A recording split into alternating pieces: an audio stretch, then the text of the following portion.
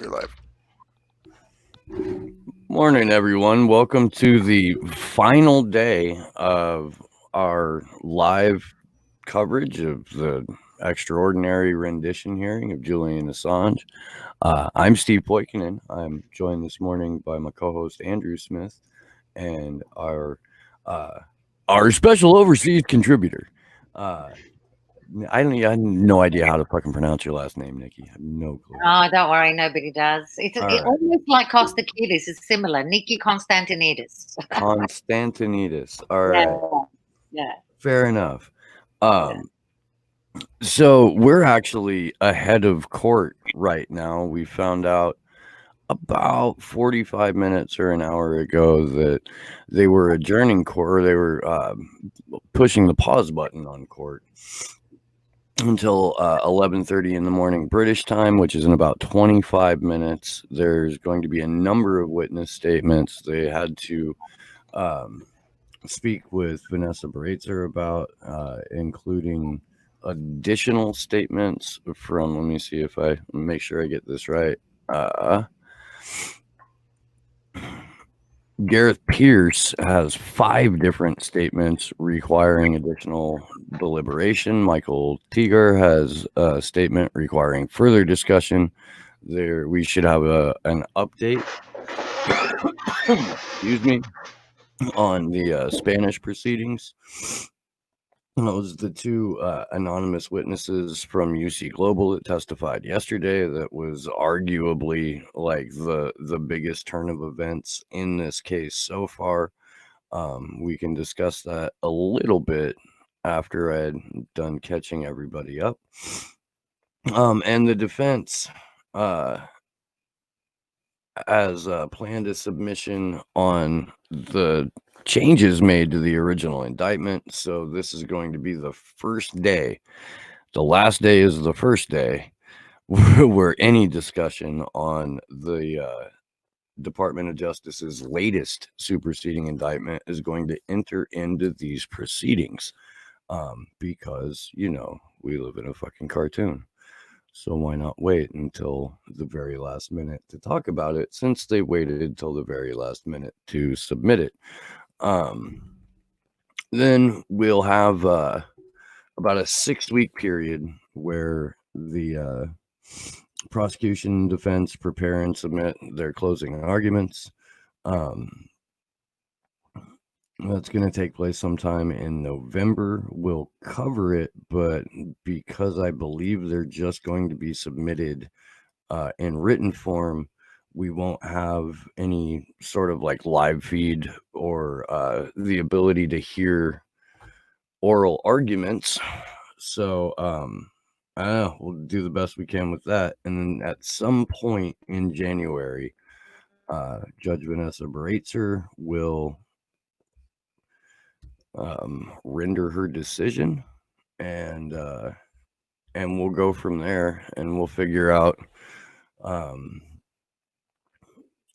exactly where our energies are going to be focused, I suppose. Whether it'll still be in the UK or whether it'll be here right around the Alexandria Detention Center, which, fortunately or not, is a facility that we're already familiar with. How you doing this morning, Sparky? Wonderful. How are you? So my body fucking gave up on me yesterday. Oh, I just fucking shut down, and I slept from okay, so it was 102 at work yesterday, and I left at 2, and it was 104 by the time I got home. And I slept till 7, woke up, ate half a pork chop, and then fell back asleep until my second alarm was going off at 5 after 2. And here I am. aside from the eating pork chops and being 104, my day was pretty similar. Yeah. I recommend that at some point in the next 48 hours, just so you can catch up, you go to the grocery store and get yourself some pork chops. Yeah, I need some. This morning's first half hour is sponsored to you by America's Pork Council. Did you? Did we get witness statements released at the end of the court yesterday? Yeah, Tarek has them. Okay, cool. So if you go to tarekhadad.com, He took down those click two. on the- He took out those last 2 witness statements. He said on Twitter. no, he said he's got them He took down the ones from UC Global. They weren't and supposed replaced to be them with did he? new ones. Okay, he Yeah. did. Okay. Yeah, there's links to him in that thread where he talks about it. Okay, because I wasn't sure if he had yanked the whole things. No. Because I didn't get a chance to put my article together last night. I was just done. Yeah. Can we download them, because there's a risk that his site might be attacked? So Yeah, I mean, you could what I'm what looking I for 'em right recommend now. anyone doing. Anyone can make a submission to the Internet Archive or the Wayback Machine. So if you get on that, yeah, that's right. Yeah. So if they take down his site, we can use the Wayback Machine to go to the site before it was taken down. Just in yeah, case. I would recommend that people do that with any reporting on this case. Like, take screenshots or send submissions to Internet Archive. Mm. All right, I'll be back in a few minutes. Don't threaten me, buddy. So I have both of the statements downloaded now. So that's super exciting. Mm-hmm. I'm actually about to just print them because they're not that long. It's only like 9 pages each. Mm-hmm. Do you want me to start reading through these? I don't know why you would want to do that at 10 after 3 in the morning. That's I fair. really don't. I think the summaries we got on Twitter are probably quite reliable. And we've had so much, well, we who follow the alternative media have lots of information. However, perhaps for those who are just discovering slow news, maybe Steve, you're good at giving really quick, short summaries, even at 3 in the morning. So, God, now I got to remember what happened yesterday. I've tried to explain how all of these occur in a blackout, right? Like, I've been pretty fucking upfront about that. I have really zero recall of what was said or discussed. Basically, what happened is the first witness statement that was read was from UC Global's co-founder, who I think it was Ed Fitzgerald who read the statement out to the court, but it could have been Mark Summers. I'm not 100% on that. Feel free to correct me in the chat or point it out in the chat if you know, which means I should probably open the chat too. I'm fucking on it. At any rate, UC Global's original co-founder, 50% owner with David Morales, said that in 2017, Morales went to a conference at the Las Vegas Sands Hotel. The co-founder was like, "Hey, I'll go with you," and Morales was like, "Nah, we're good. I'll go." So he goes by himself. He comes back bragging about a flashy contract that he had secured while in Vegas. They were going to be, the contract was for providing security for one of Sheldon Adelson's boats, which at the time was already fully staffed with security. So, a dummy contract was presented to David Morales and UC Global. In reality, what they were doing was going to work for what Morales referred to as their American friends. And when pressed, admitted to his partner that American friends meant U.S. intelligence. So the partner knew for at least a year while he continued to be the co-founder of UC Global that they were working directly for U.S. intelligence. They put in brand new security cameras, visible security cameras, changed out every single one in the embassy. And while they were doing that, They were also doing things like bugging fire extinguishers and installing cameras and microphones that were hidden throughout all of the common spaces in the embassy, as well as every part of Julian Assange's residence that they possibly could. There was a camera and microphone set up directly in front of the women's bathroom and a microphone set up inside of the women's bathroom, because that's where Julian had taken to having his meetings with his attorneys, because he, for very good reason, was concerned about the possibility of his rooms being bugged. We found out through the second witness that he was being asked to go place these stickers on every window throughout the entire Ecuadorian embassy that were like, this building protected by CCTV or some shit like that, but what the stickers really were a way for a surveillance team to break through the white noise machine that Assange had going in the embassy to countermeasure to surveillance.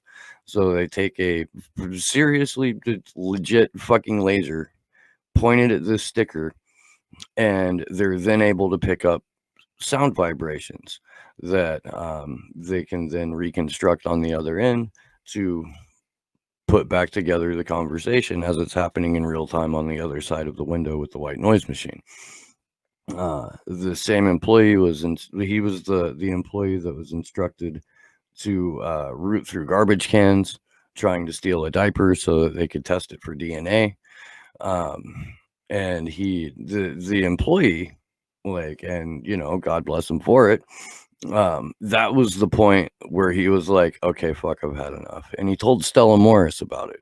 Was like, hey, the company I work for isn't just providing standard security here at the embassy. In fact, I was asked to go follow you out and root through the trash, and here's why.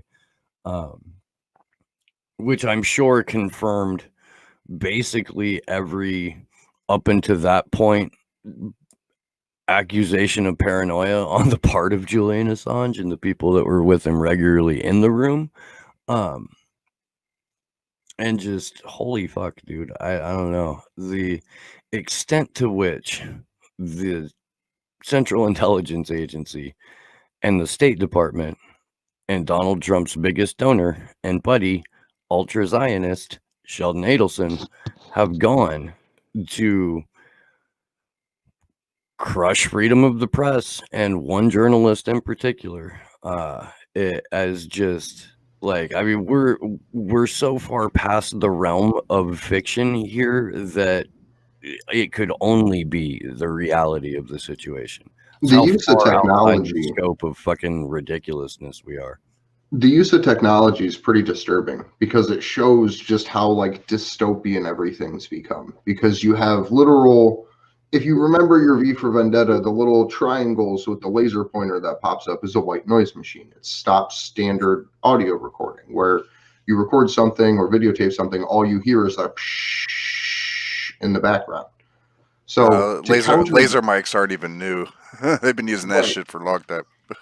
Right. So they point a laser at a window and use the window as essentially what becomes the audio device for them to be able to listen back to it. And the fact that there's this cat and mouse game inside of the fucking Ecuadorian embassy going on while the entire outside of the building is surrounded by cameras in and of itself is just this is the epilogue to, or not epilogue, the prologue to Orwell. This is, as this technology is ramping up, it's literally just in our faces that it's being used to target journalists and people that expose crimes. And that's just crazy. I mean, I agree. It's fucking, it feels trite to say it at this point. It really does. I wish I never would have started saying it in the fucking first place. My God, we live in a fucking cartoon, dude. It's bad. It's just, makes me want to fight. This is why we joke so much, because the alternative is just to scream. I don't think anybody wants to tune in to people just screaming into the microphone. There's not even like a really bad bass line behind it. We can't pretend it's hardcore. We could start beatboxing. That's not hardcore, Andrew. That's not hardcore. Shh. We need like a 17-year-old drunk kid to play drums for us, and then we'd have a proper hardcore band. Except for I don't live anywhere near the suburbs, so the chance of me finding somebody that would enjoy hardcore is pretty slim. What other witnesses did we have yesterday? Did Andy Worthington ever end up taking the stand? He didn't physically take the stand. He was feeling ill. So they just read his statement into the record. Okay. In fact, there wasn't today we're not even going to have a live witness. This is all just going to be them going through the witness statements basically as fast as they can. Is the impression that I'm getting. So this is officially then the last day of court proceedings? Yeah. Okay. Although that could change, with this. Yeah. Might have surprises. Anyway, Mary Costa-Kiedis confirmed that evidence has been given by the two convicted felons in relation to the new allegations in the superseding indictment. So I guess nothing like some credible FBI and pedophile witnesses. Yeah. Well, as I said earlier, it's a bit like the Roadrunner show, isn't it? Willie Coyote is going to get that bomb exploding in his face again. So, I mean, here's hoping. It is. People talk about Stalin's show trials like they're not happening in the West. People talk about that shit like it only happened, prior to the Korean War, and we've just moved beyond that. And then yet here we are in inarguably the biggest fucking stitch up in modern human history. Well, and it's barely receiving any media coverage while it's happening. Well, I'm sure that, the leading Soviet papers at the time weren't covering Stalin's cases either, other than a little note at the bottom telling you how many people were hanged for treason that morning. Like, that's fair. The uniformity of an obedient media when they're aware that they live under a fascist regime is pretty fucking wild to behold, Yeah. Especially in real time, trying to get them to speak up. Yeah, that's the because ultimately they know who they're working for, and certainly the people in corporate media. That's why they fucking cry like they're fucking 6 years old with a skin knee when you're like, you work for your advertisers and the people who monitor your content. You need to fess up to that, buddy. You're a fucking low rent actor and a stenographer to power. Like, I'm sure people don't want to be told that, but fuck, look at your job. Are you sacrificing anything to report the news? No, you're putting on an $8,000 suit to go read words off a screen that make people more comfortable with state violence, and make people more comfortable with surveillance, and make people more comfortable with each and every right and civil liberty that gets removed from us. It's not being a news person. It's not being a journalist. It's being a fucking salesman.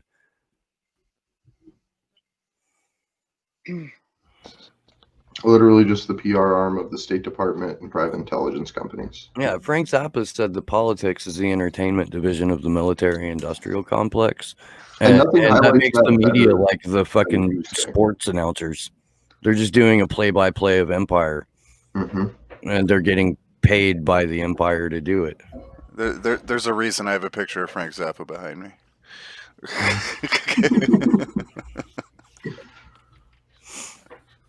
I don't think I have any current pictures of Frank Zappa up. I've owned several. My kid's mom actually drew me a really nice one Right on, right on. for my birthday one There's a year. picture of Tom Waits in my kitchen. Nice. Yeah. So this is as of yesterday, and I don't know if this is new news or not, but this is just in the thread talking about the witness statements from UC Global.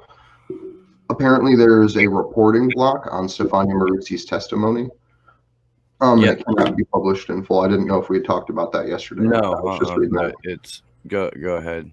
Yeah. Tarek says, Stefania says, no, apparently it can't be published in full, referring to her statement. Tariq Haddad replies, the matter has been discussed with Mark Summers and the barrister, and I was told by the clerk of court after asking that permission has been granted, and I have an email to that effect. So Stefania says, if you checked with them, it's just fine with me. So apparently that is cool to go through now. So I'm glad to hear that. I will try to get all of the witness statements. I know Tarek has them in one place. I will try to put them in another place for everybody and then make a downloadable archive. So We should ask Patrick Anderson, who built the WikiLeaks bibliography. yes, I would love to do that. Yeah. Reach out to that kid. Could I ask a question about Julian's categorization in the prison? Because I was under the impression from the information out there that he was always a category A prisoner. And somebody told me yesterday that he wasn't always, that he was a category B prisoner. Does anyone have information on that? At which stage he was A or B, or was he always A? I'm not sure. I know that he's been treated the same since he got into Belmarsh. Yeah. So I don't know how they do their categorizing over in the UK, though, unfortunately. Yeah, I did an FOI on that, and I was told that in the interests of respecting his privacy, which was never respected before, so they invoked privacy laws and said that they can't tell me what category he. I mean, I don't see why that's private. That's not private information. I mean, it's just about his administrative categorization. Well, if this case has shown us anything, embarrassing information is private information. So they may not want the public to know how they've miscategorized or categorized him and then acted in ways that are against their own categorization processes. Yeah, and I was speaking with somebody yesterday as well about solitary confinement in the healthcare unit after that video came out with him fraternizing with the other inmates. And that was embarrassing for the governor and the prison. So they stuck him in the healthcare unit. And I was talking with Nina Cross, actually. She's written some excellent articles about Julian. And so we had a short discussion about the formal segregation rules and the formal segregation reviews. And it seems that she brought up Rule 45 of the prison rules, and apparently there are very strict protocols about when and how you get to segregate somebody from the rest of the crowd. So it seems that at this stage we want to find out how that was done, because it seems that there were problems with the segregation review procedure. I'm going to try and get in touch with somebody called Professor Marcello Danoli, who wrote a book called The Indicter. And apparently that book is quite informative on aspects like that. I think. I haven't read the book. I found out about it yesterday. What so was yeah. that website that you were using for Freedom of Information Acts that we had talked about on What it's Tuesday? called, What Do They Know? The good thing about that website is that I just dropped the link into my chat. Yeah. I can do that in the other two. Sorry. the good thing about that website is that once you do an FOI, it's public. So even if you don't succeed in getting the information, if the questions are good, it gets other people thinking about the questions. And sometimes the questions are just as important or more important than the answers. So better to have intelligent questions than stupid answers, right? So they're, I think, very useful in getting the message out. And I think it's whatdotheyknow.com or something like that, Gov UK, something like that. Yep. I just dropped it in chat for everybody. Yeah. Well, I've got one that's public. Most of my FOIs I've done via email, but it's a very useful site. So I used it for my FOI on the ministerial briefs of ministers dealing with the Assange case. So Martin O'Connor has a question. If the UC Global case hasn't reached a ruling by January 2021, does it mean the Berater cannot include this evidence into Julian's case as it hasn't been proven yet? It doesn't matter because I even didn't think it did. it doesn't, because the evidence was given in her court in the UK. She doesn't have to take, in any case, a ruling from a foreign country, a court from a foreign country, is not binding on any judge in the UK. So this was done the proper way. The evidence was, examined in the UK court. See, now that's interesting because the UK prosecution, the prosecution team for the US in Vanessa Berater's UK courtroom is using evidence from previous court cases in the US and using like US rule of law as their sort of guidelines for. Yeah, that's different though. Different. That's different because they're discussing, they Because are having discussions about the US law, and they're having, and they're not using the US rulings in the sense of in a binding sense, trying to bind her to a particular precedent. They're using it as, in many cases, as question of fact. It's different. It's relevant to bring up the US law in this context before Berater, but it's not necessarily, she could take into account a foreign ruling, but as evidence of fact rather than as a ruling that binds her as to the law, as to the way she must decide under the law, under the UK law. But the best way to do it is the way that the legal defense has done it so far, is to bring the evidence directly into Berater's court. So we have a minute ago an update by the Defense Assange account. They say, back from recess to say that the parties are making progress but are still working. We'll be back at 2 p.m. London time to finish the testimony phase today. Right. Okay. So it doesn't look like much will be happening. Because I think that's 11 o'clock your time, Steve? 11:30 in London right now, yeah. Yeah. And so it's an hour and a half from now, so it'd be 5 a.m. my time. Yeah. Yeah. So you probably could have slept in today. Now they tell us. Later. Yeah, that would put us at 8 o'clock my time. And then they're probably going to go to lunch, would be my guess. They're going to be like, okay, we're back. We figured it out. Now it's time to go to lunch. We'll see everybody back at 3. Oh, dear.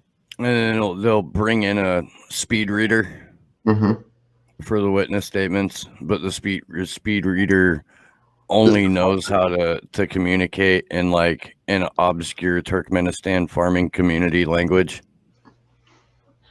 And then that'll just be the transcript for the witness statements. Oh, about the transcript, Mary Kostakidis tweeted something on that, saying that she was told she can't have what was she told? She can't have the transcript. Let me just find it. I don't want to misquote her. Transcript, where is it?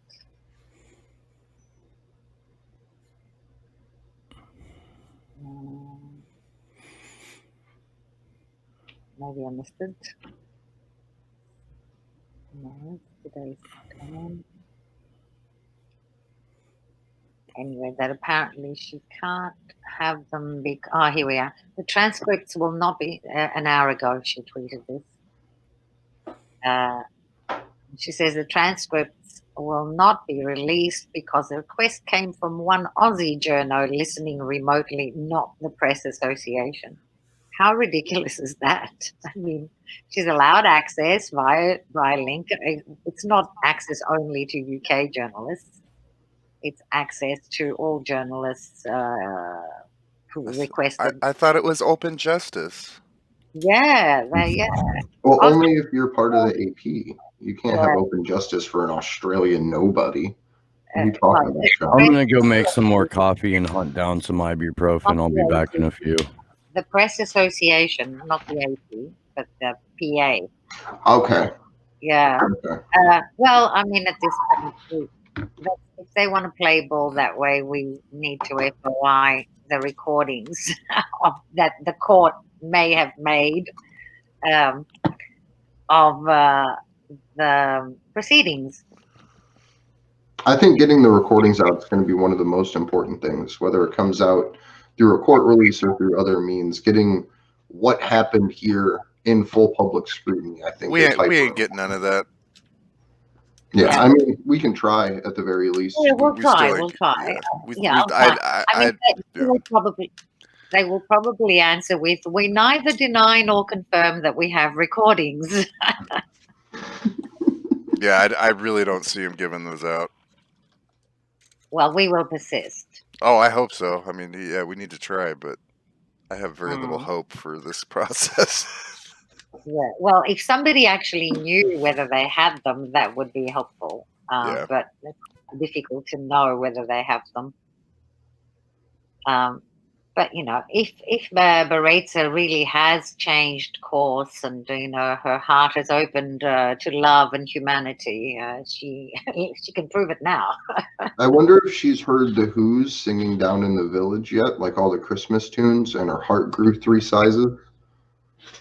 Oh, I don't know anything about that. Oh no, she did not. It's a reference to a Christmas movie called The Grinch. Okay, I don't think I've seen that one. It's not really worth watching. Are you talking about the newer one? I mean, all of them. That's the old one's good. Hey, that old one's classic. It's a very old movie. I mean, that's fair. The original Dr. Seuss version one. Yeah, it's not so the Jim good. Carrey one. No, the Jim Carrey one's stupid. The old school one is way better. And I'm just looking to see if there's anything new up there.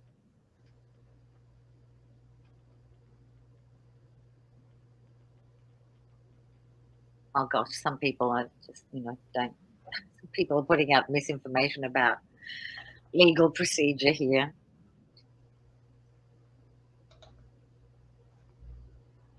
Yeah, totally wrong, this tweet.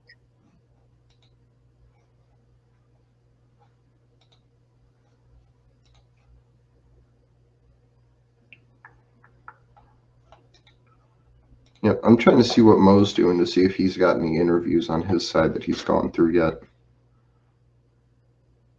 They're doing a panel, I think, on Saturday morning too. Okay. With apparently a bunch of them. Apparently, QC Lewis, this is 4 minutes ago, just as an update for the court adjourning till 2 p.m. QC Lewis tells the judge, we fully anticipate that we'll finish the evidentiary hearing today. You mispronounced Mega Brain. Sorry. Mo spelled it wrong. Well, I'm just wondering, at what point did they tender the affidavits or witness statements of the 2 convicted felons? Because did anyone come across those statements before today? I know that they were talked about in court. I don't know if the statements were fully released. That may be something that's coming out today at the end of court. Okay.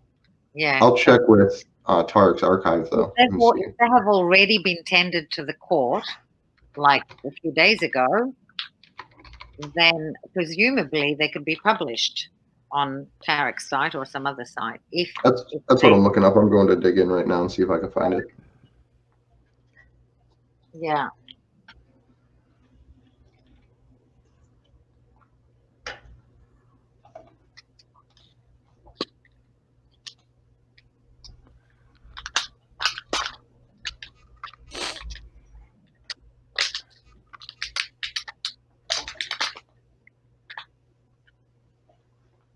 Let's see.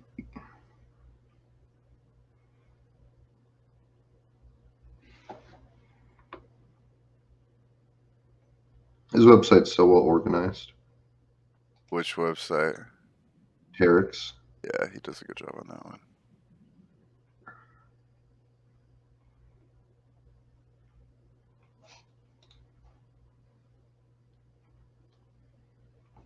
All right, I gotta go grab more coffee. I'm dragging ass. I'll be back in a minute. Okay. I don't see them up here yet.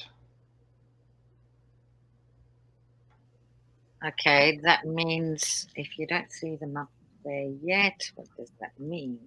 I'd love to know. Can we find out from Mo when those I'll message him right now. Yeah. I'm going to mute real quick so you don't hear me typing furiously. Okay, yeah, sure.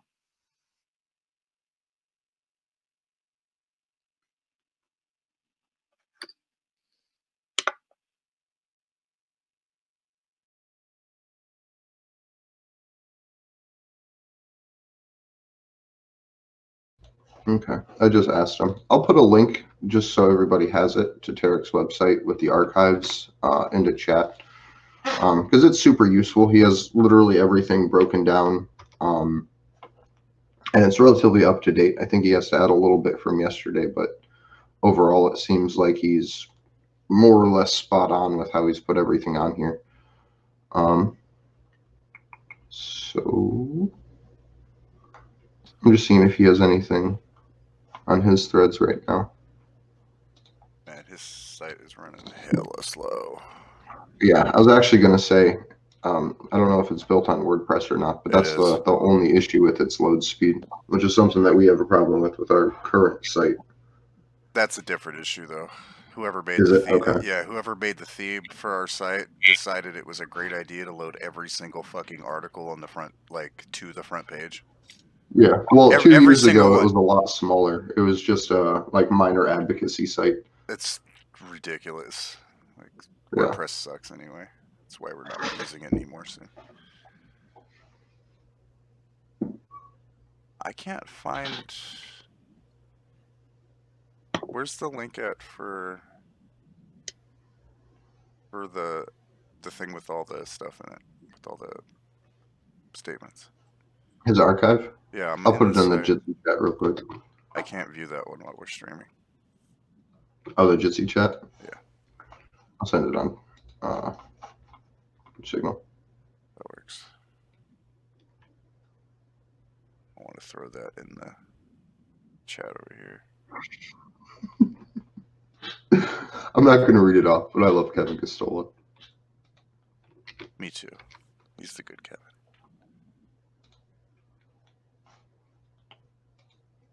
So again, for everyone just hopping in right now, we have about an hour and 15 minutes till court's back in session. This morning, they immediately went into recess to discuss witnesses. They came back from recess and said, we need more recess. So they're back out playing kickball and figuring out who's up, what's left. But they said they should be done by the end of today with all the witness statements.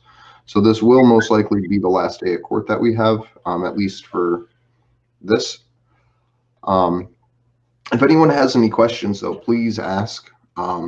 We'd like to help get everybody on the same page about this. We're going to be putting out information and content over the weekend.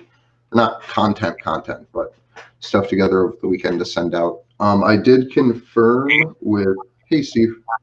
I did confirm with Ray McGovern that he will be joining us not next Tuesday, but the Tuesday after, October 13th, for our vigil. So that's super exciting. I always love having Ray on with us. And I'm sure he has a million things to say about this too. So while we're waiting, because it's an hour and 15 minutes before they're going to start coverage again, or they're going to start court again, I was thinking we could maybe go through and roll the end of day statements from Christian Hampson, and maybe look at the Reporters Without Borders statements and stuff like that. And maybe if there are chat questions. There's really no point going away for an hour and coming back. Yeah. Yeah. If there are questions in the chat, even from yesterday, perhaps today. And my coffee's still, going. So I'm going to get back up and then I'll come back, and I should be, seated for the duration. So we did have a question in chat. Did Nikki say they're going to be reading the statements from the pedophile and the FBI informant today, Siggy and Sabu? As far as we know, that is the plan. Well, Mary Kostakidis says in her tweet, all statements expected to be dealt with after lunch plus update on Spanish case. Yep. So perhaps she's referring to the pedophile and the FBI, the convicted felon's statements. But I'm just wondering whether these were tendered into the court file today or earlier. I'm just curious. But anyway, yeah. So apparently it looks like that's what's going to be happening, that they will be dealing with those statements today. Any other questions in the chat? Not. I think that's the only one so far. I'm not seeing any in ours. If somebody, perhaps, if somebody could look at yesterday, because yesterday we were so, we were going through so quickly that we didn't really look at the chat.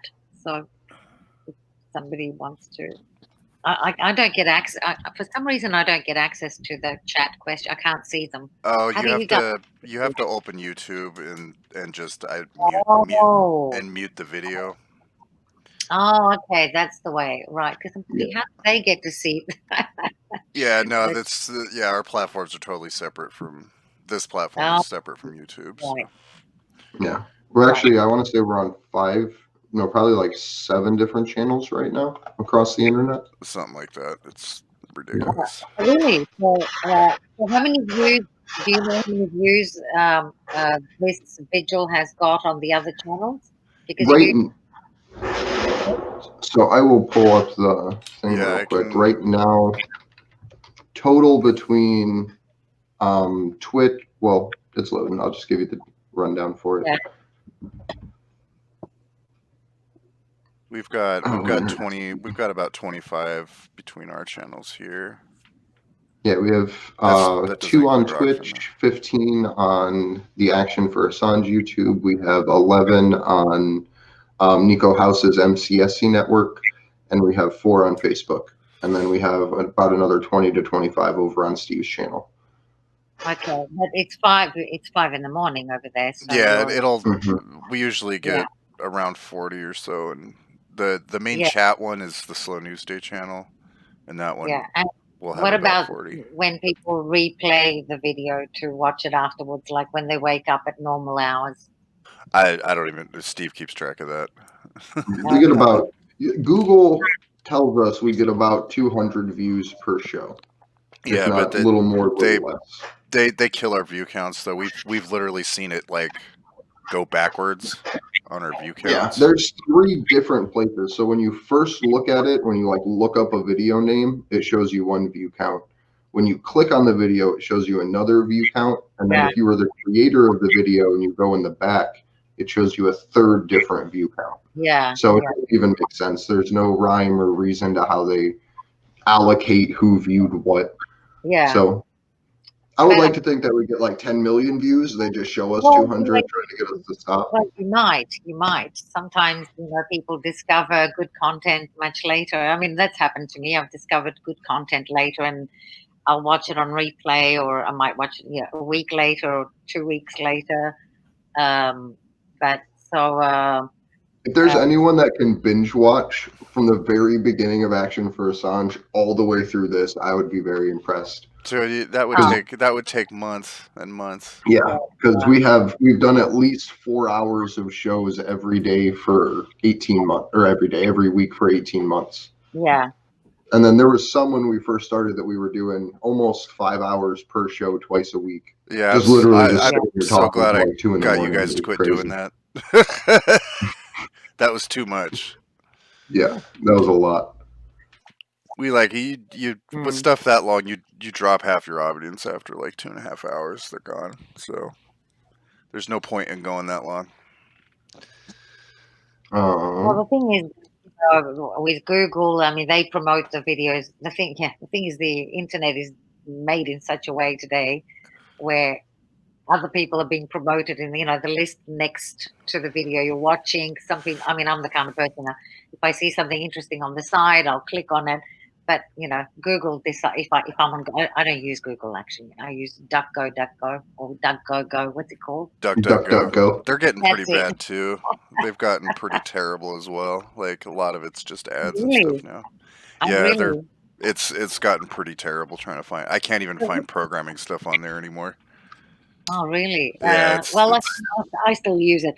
But what are good browsers these days? What are the good ones? Firefox is all right.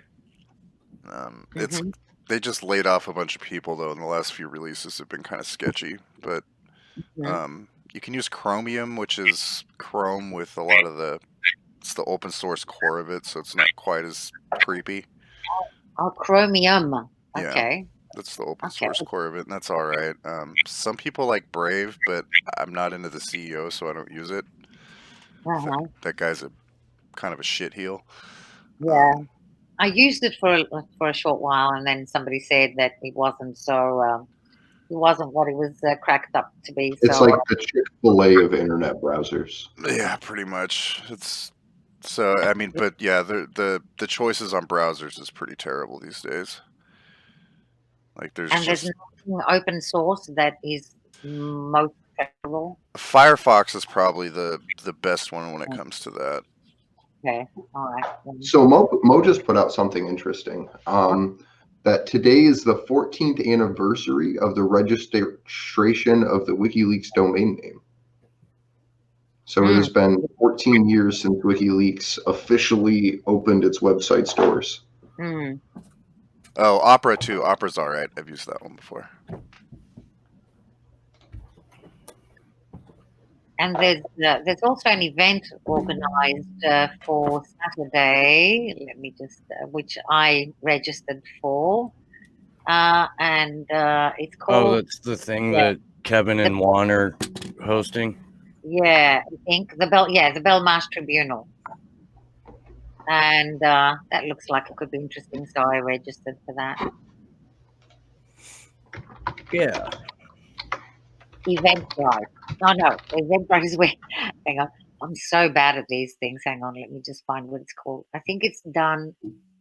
It's organized by the DEA campaign, the Don't Extradite Assange campaign, and they're doing it to mark the 14 WikiLeaks years. And I'm just trying to.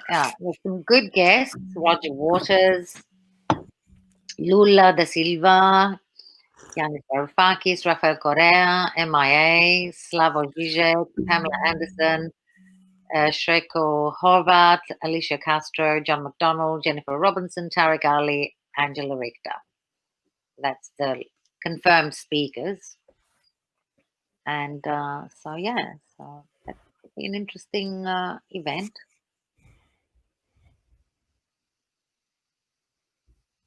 Andrew?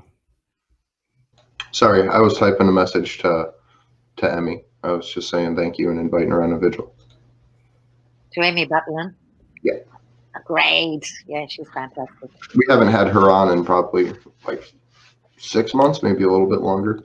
It's been. Really I don't think she's been on since I've been around. Has she? Was on pretty early. She was on back when when Gordon opened the Vigil with Oh, like a 35-minute rant.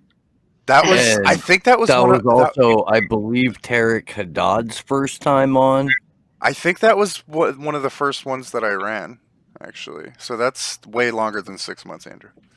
Yeah. Is it? Okay. Yeah. We're It's like put- December yeah. of last year or something like Okay. that. I have no sense of time November, anymore. maybe. I apologize. Yeah, it was right after I got involved. Like, right after. Yeah. Well, the really good crowd of activists in London, definitely Emmy Button, who's been on this for about 20 years. Deepa Driver, who is, We love Deepa. yeah, she's great. Do a little panel vigil with all of them. Nina Cross, who I spoke with yesterday, would be really good on these questions about the doctors and the formal segregation review. What was it? The formal segregation reviews, because it'd be good to dig into that a little bit further. Alex Mercouris, whose name you can't pronounce and who reminds you of Mr. Bean. He's excellent. There's some really good activists on the ground in London at the moment. Yeah, we should try to get For a Deepa on while, again. actually. It's been a For- while for since a we've long had time. Deepa. I think she's always a really awesome guest. Deepa was on a couple months ago. Yeah, it wasn't that long ago, but it's been a minute. Yeah. Yeah, she did an interview very recently with Max Blumenthal, which is nice. up on Twitter, which is I'll have to I check watched that it out. last night. Excellent interview. Oh, if you're ever looking for content, Steve, we have a live stream thing in our Discord. We have a bot hooked up to there that like scrapes a bunch of stuff. Yeah, that bot's awesome. Hell yeah, dude! I've been able to I get notified there before I get notified on Twitter I don't get YouTube. any notifications for the YouTube channels that I've subscribed to. So somebody in our Discord server was like, we need this. So they went and made it, and it's a bot that basically like scrapes the most recent videos published to YouTube or the most recent live streams started. And if it is at all Assange related, then it'll pop up in the Discord channel. Because we have the coolest fucking people on the planet who like hang out in our Discord. That's where all the Mega Brain memes are coming from and shit like that. Like it's good time fucking Saturday in our Discord pretty much all the time. actionforassange.com/discord. That's actionforassange.com/discord. The only problem with Discord is it keeps beeping all the time. I don't you can mute Turn that off. you I can muted it and it was still beeping. Even the little thing, the little symbol showed If me. that's your biggest problem with the site, it's okay. you can okay. mute specific channels, you can mute like the whole server, like it's Okay. the interface is just funky. Yeah, if you're not really I'm not very high tech, right? So if you're not really high tech, I don't know. I was on the UPJ Discord for a while in the beginning, and I just got lost in there. And the thing was beeping all the time, and I thought, okay, I can't do this anymore. That one's actually hard for me to keep up with, just because it's so split out. Ours is too, to an extent, but most of our stuff happens in like the general or the timeout channel. Yeah, pretty much. Yeah. But yeah, it's a good replacement for like old forums if you were ever on those a couple years ago. Yeah. And it's designed to work the same way.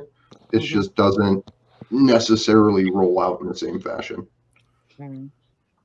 It's been pretty good though. I'm glad I set that shit up. It's been super helpful. If you're interested in joining the Discord, actionforassange.com/discord. And that'll take you into it. Well, you're going to get all of MI6. Oh, we don't do any planning in there really. We do all we do all that on crypto community, more or less. Yeah, the furthest extent the planning goes is in private channels where we've already met everybody. Okay. Yeah, and most of it's, hey, we're doing a call. Yeah, and most of Yeah. that. Here's the link to our encrypted phone call Or that DC sent me you 500 show fucking your traffic face in tickets. before you get on it, and you can tell if somebody else pops in. Yeah, but even with encrypted phone calls, are they really encrypted? I've had bizarre experiences on Signal, really bizarre. Oh, I Fuck Signal. We I know don't- from I don't Vault trust 7 Signal. Signal is fucking compromised. Yeah. Okay. So what's Wire. It doesn't Wire, require you to use a phone number to sign up, and Yeah. it's Yeah. free. But apparently anything that's vocal can be intercepted. It's better to do Sure. check. Apparently. Yeah, I don't make phone calls on Wire. Yeah. no, Element's for the Element's Actually, that's pretty not good. true. I talked to Taylor on Wire like 2 days ago, but I try not to make phone calls on Wire. But Yeah. Taylor called me, so I felt compelled to answer. Yeah. It more Yeah. just Rather because it's either answer or then I get my fucking phone blown up with like, why aren't you talking to me? Yeah. So hang on. So Signal is compromised. it's fucky, and then now they have this thing where they want you to like put everything on a cloud and enter a PIN so that you can back up your shit onto the cloud, and I don't want anything of mine on a cloud. I would much rather have like a Sean O'Brien constructed fucking physical storage unit.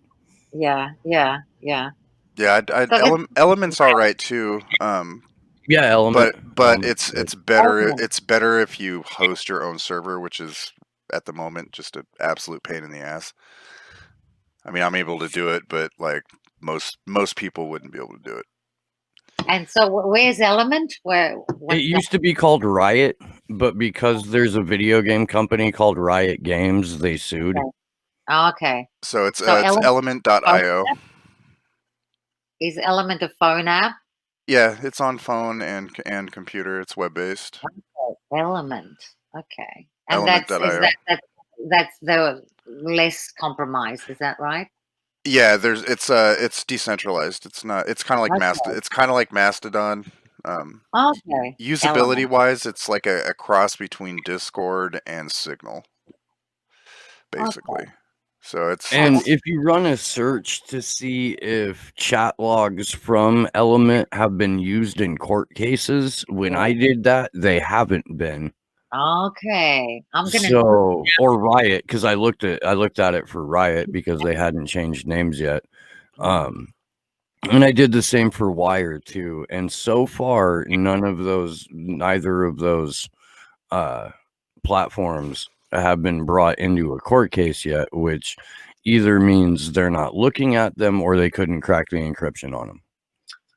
And is it on element.com? Where does .io. .io. Okay, I'm noting.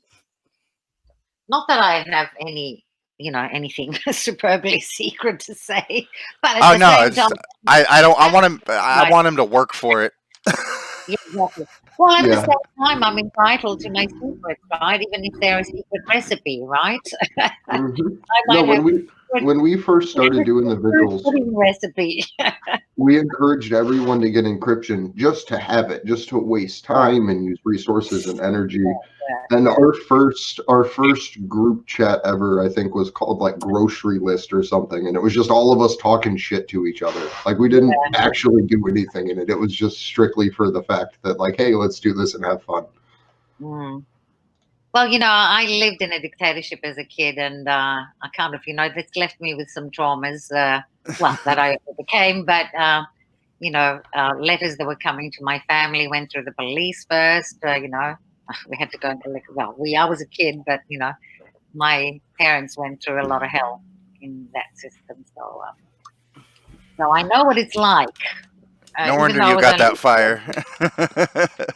I said, no wonder you have that fire. I take a somewhat perverse pleasure in naming our Signal groups, our Signal chat groups. Because we know Signal's kind of blown, but like people haven't caught up to that yet, and we can't get Andrew in the fucking Element chat ever. So we still use it, but we don't say anything like compromising or vital on it. It's mainly just for like, hey, we need to get a hold of you if we're talking to somebody that we're trying to schedule for a vigil, or we'll do some, like, I mean, just regular routine communications. But again, like, you still have to, they have to work to backdoor into Signal still. Like, it's not automatic. Like, it takes a person. Yeah. So you have to then assign a person to that and ways, spend the resources on it, and just to find out that, like, we're posting Mega Brain memes constantly. Fucking smart asses and fucking. Yeah, pretty much. It's just us venting most of the time. Yeah. Yeah.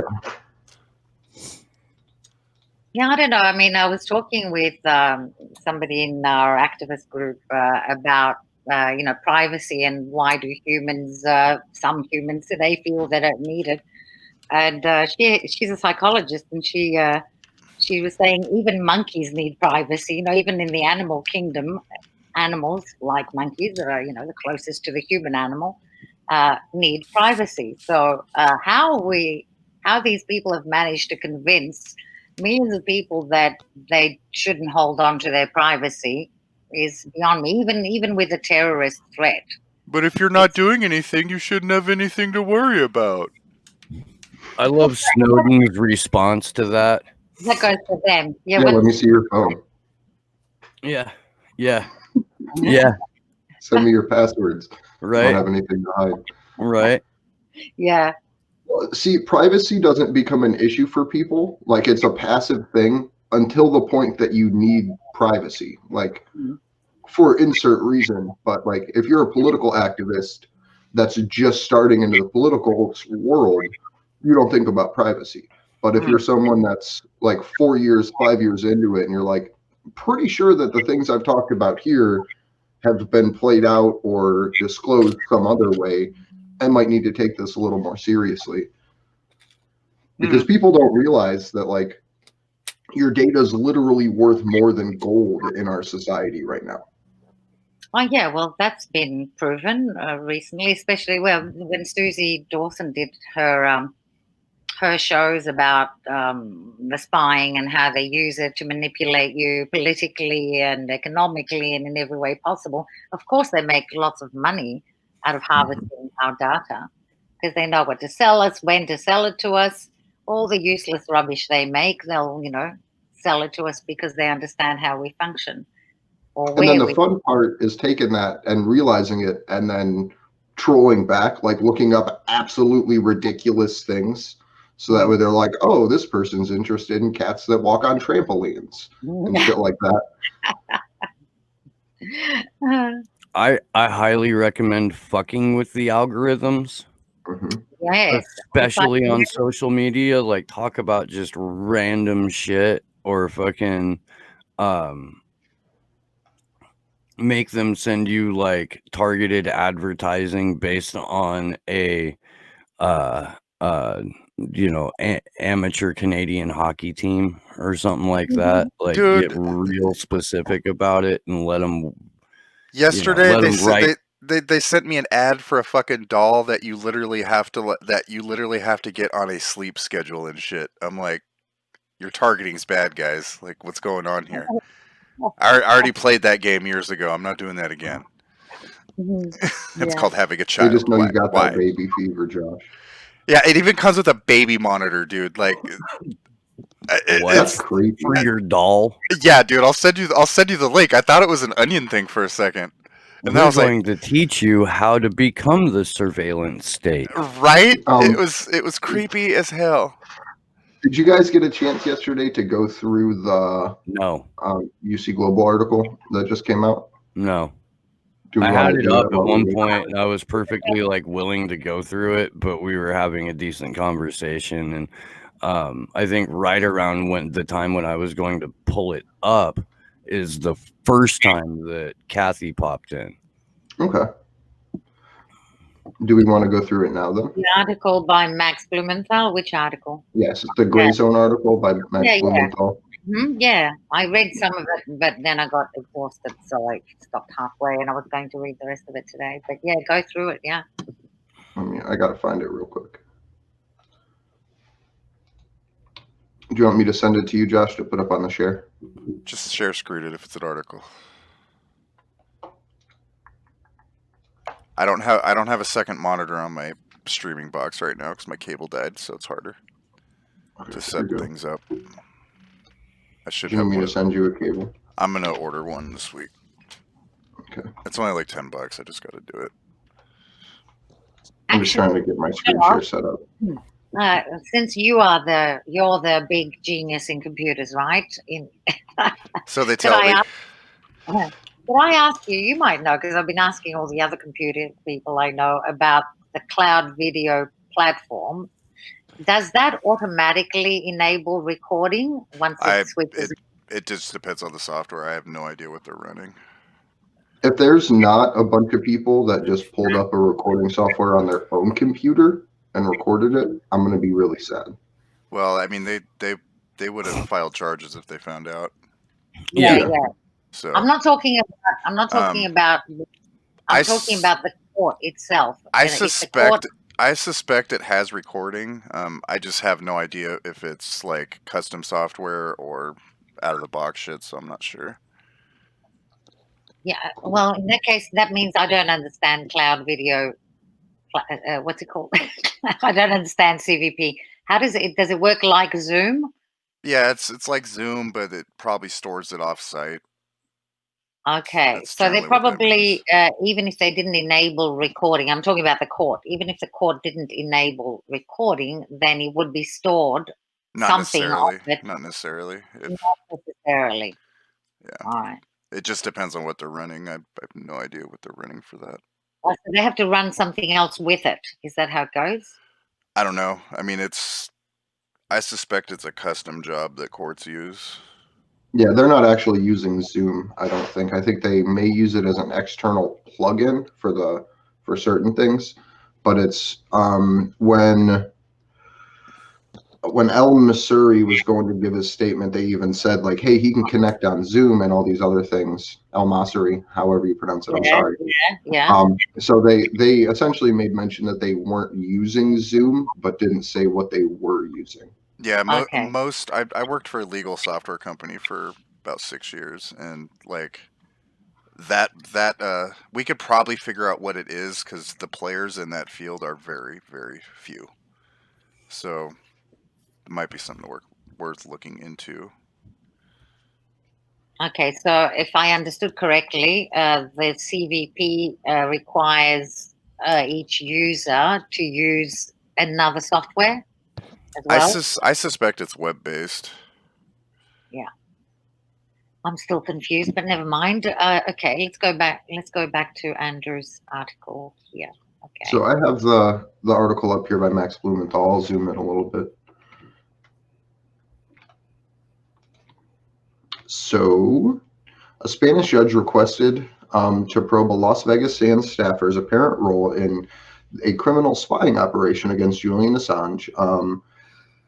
Indicates the investigation is homing in on U.S. intelligence, telling the Department of Justice it was stonewalling the application. And this is by Max Blumenthal. I think this came out 2 days ago. I don't have 29th, 2 days ago. The Spanish judge presiding over the trial of the security firm owner apparently hired to spy on the jailed WikiLeaks publisher Julian Assange has sent a request to the U.S. Department of Justice for an interview with Zohar Lahav, an Israeli-American vice president for the executive protection at Las Vegas Sands. Sands is owned by the ultra-Zionist casino tycoon Sheldon Adelson, one of the largest donors to Donald Trump's presidential campaigns and the Republican Party. According to court documents reviewed by the Gray Zone, the judge seeks to probe Lahav's relationship with the disgraced UC Global CEO David Morales, who was indicated, is that right? Indicated, not indicted? Indicted for an array of crimes after allegedly presiding over a spying operation targeting Assange while he was confined in the Ecuadorian embassy in London. The request follows the previous attempts at securing witness interviews that were effectively blocked by the U.S. Department of Justice. The judge outlined 4 objectives for the interview with Lahav. Determine Lahav's relationship with Morales. Determine the occasion that Morales and Lahav met in the United States and Spain. Determine if Lahav had communications with the meetings with Morales regarding the alleged illegally obtained information under the investigation, and determine if Lahav and his superior in Las Vegas Sands, Sheldon Adelson and Brian Nagel, had access to the alleged illegally obtained information under investigation. The judge's interest into Nagel indicates that the Spanish investigation is now probing the suspected role of U.S. intelligence in the guiding hand behind UC Global's criminal spying operation. Before he was hired by Adelson's director of security, Nigel had served as a top cybercrime investigator for the U.S. Secret Service, a role which he earned the Medal of Commendation from the CIA. Oh, that's a great medal. Together with Lahav, he was likely to have played a central role in coordinating with SANS, UC Global, and U.S. intelligence.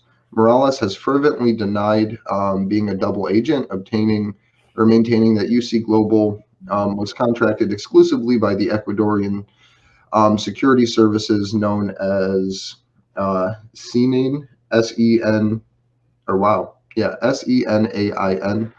to protect Assange while he was trapped in the Ecuadorian embassy in London. By the way, that's a load of horseshit. What? Morales has claimed that UC Global was contracted exclusively by SENAIN instead of the CIA. Yeah, so let's pick that apart real quick and just stop here to kind of expand, because we know through this court case that UC Global, at the behest of David Morales, built a essentially whole new platform for the Ecuadorian intelligence services to use to monitor the embassy. And there was supposed to be no audio recording at all, from what I believe. They built a new system in and of itself and edited the way that the Ecuadorians would connect to it to give users higher levels of permissions than what the Ecuadorians were able to get access to. Essentially using the Ecuadorians' money to build a system to allow the CIA to spy on Assange. I'm pretty sure I have most of that framed right.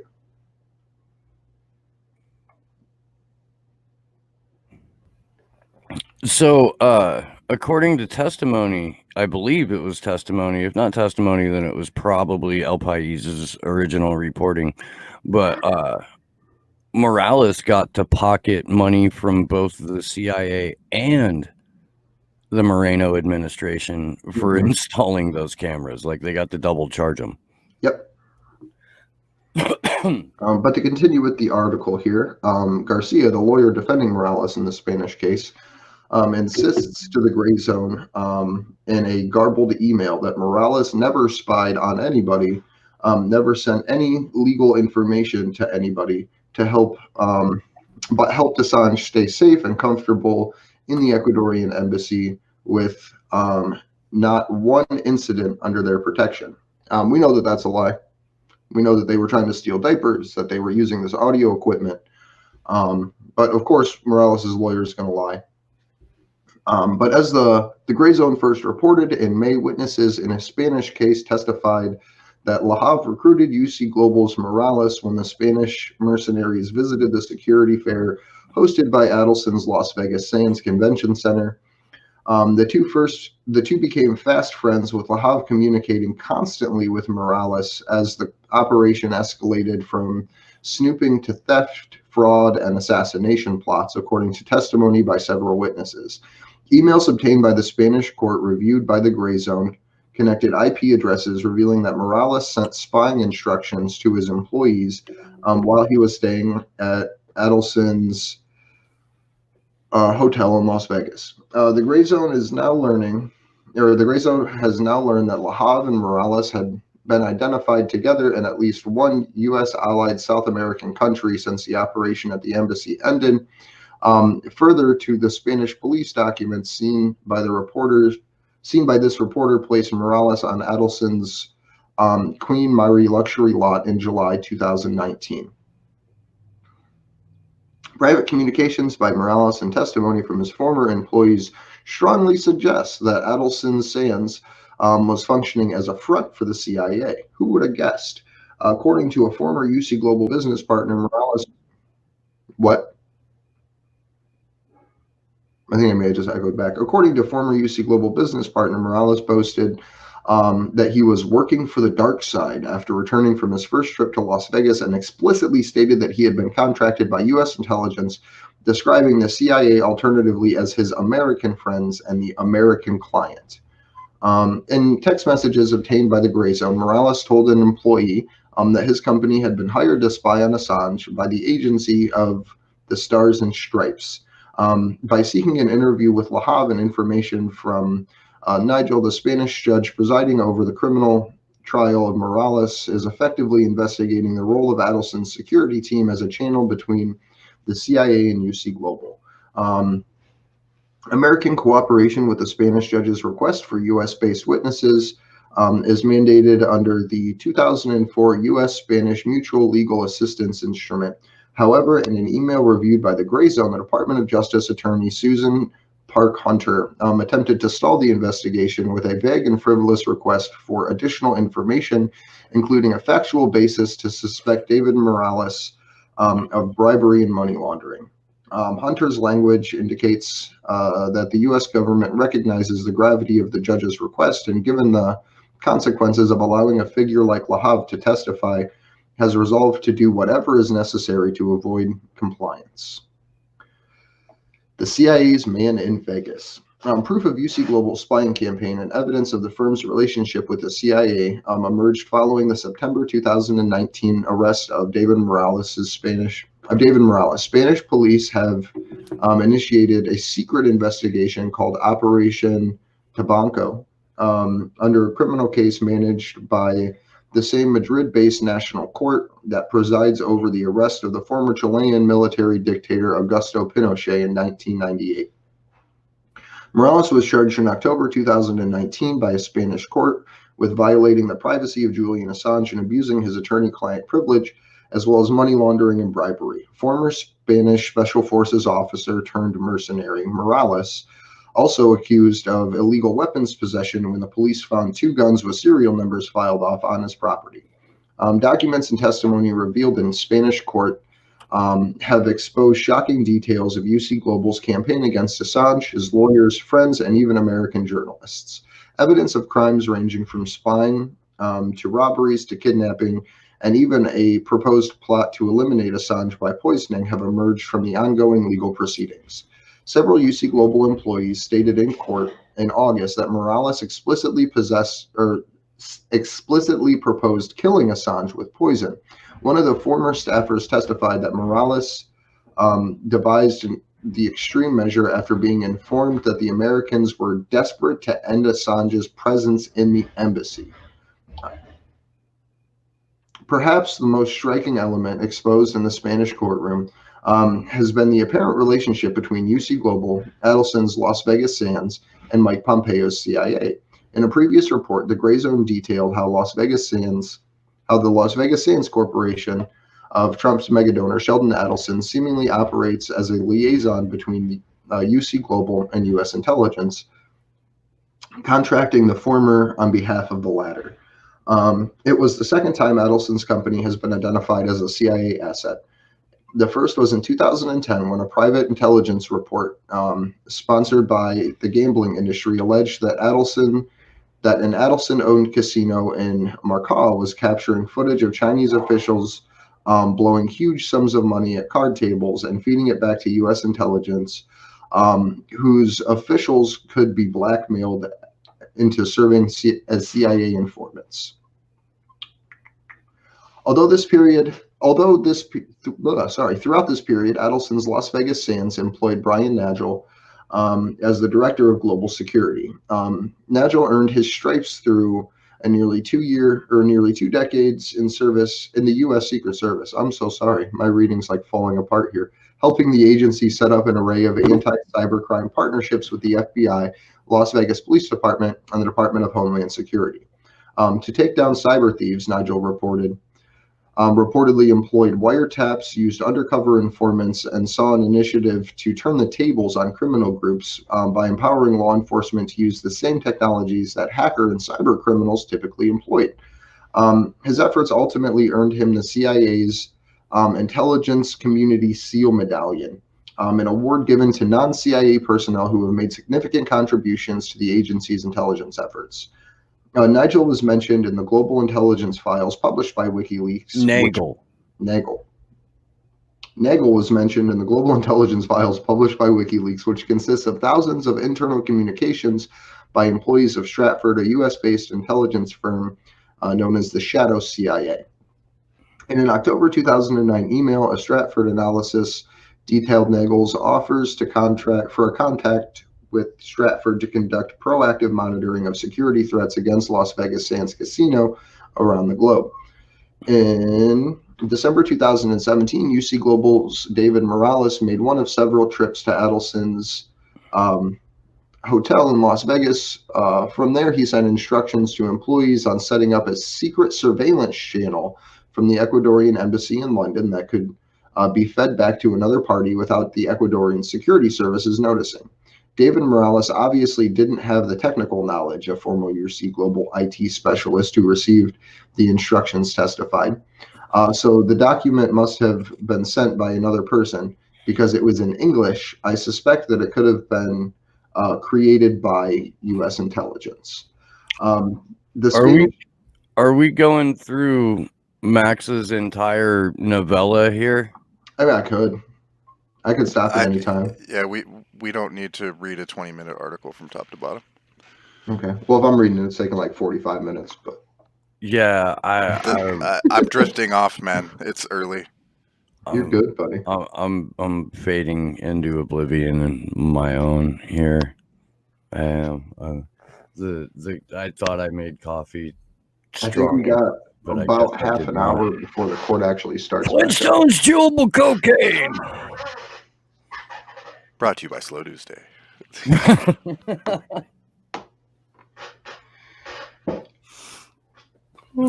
It is a good article because, like, there's a very, very old Simpsons episode where Marge has a bit of a breakdown, and when one of her hallucinations is Bart asking for Flintstones chewable morphine, and that is just stuck in my head for, I guess, the better part of 20 years. Okay, I won't hold it against you. Yeah.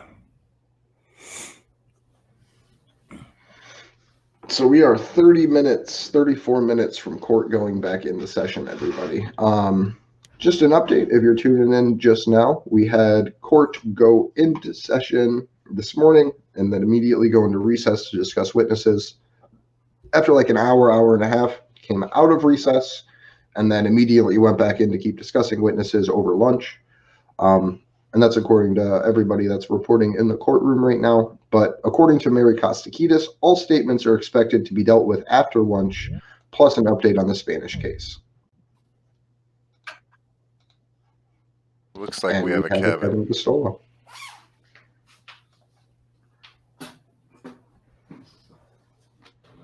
Hey, buddy, how are you? Hey, how's it going? Good. Good morning, Kevin. Good morning. How you doing, my friend? Doing pretty good. It's would have been nice if they could have just started at 2. Right. But whatever, it's the last day. Yeah, I kind of feel like they're having some whatever, it's the last day, fuck it about it, you know? I think they're kind of like, we're here anyway. We might as well take the whole day. I thought they would just do it all in the morning and then leave, but apparently they're maybe they're kind of feeling like it's the last school day and they want to hang around a little longer. You can't bill for a 4 martini lunch if the hearing isn't, if you're not going to return to the hearing. Yeah.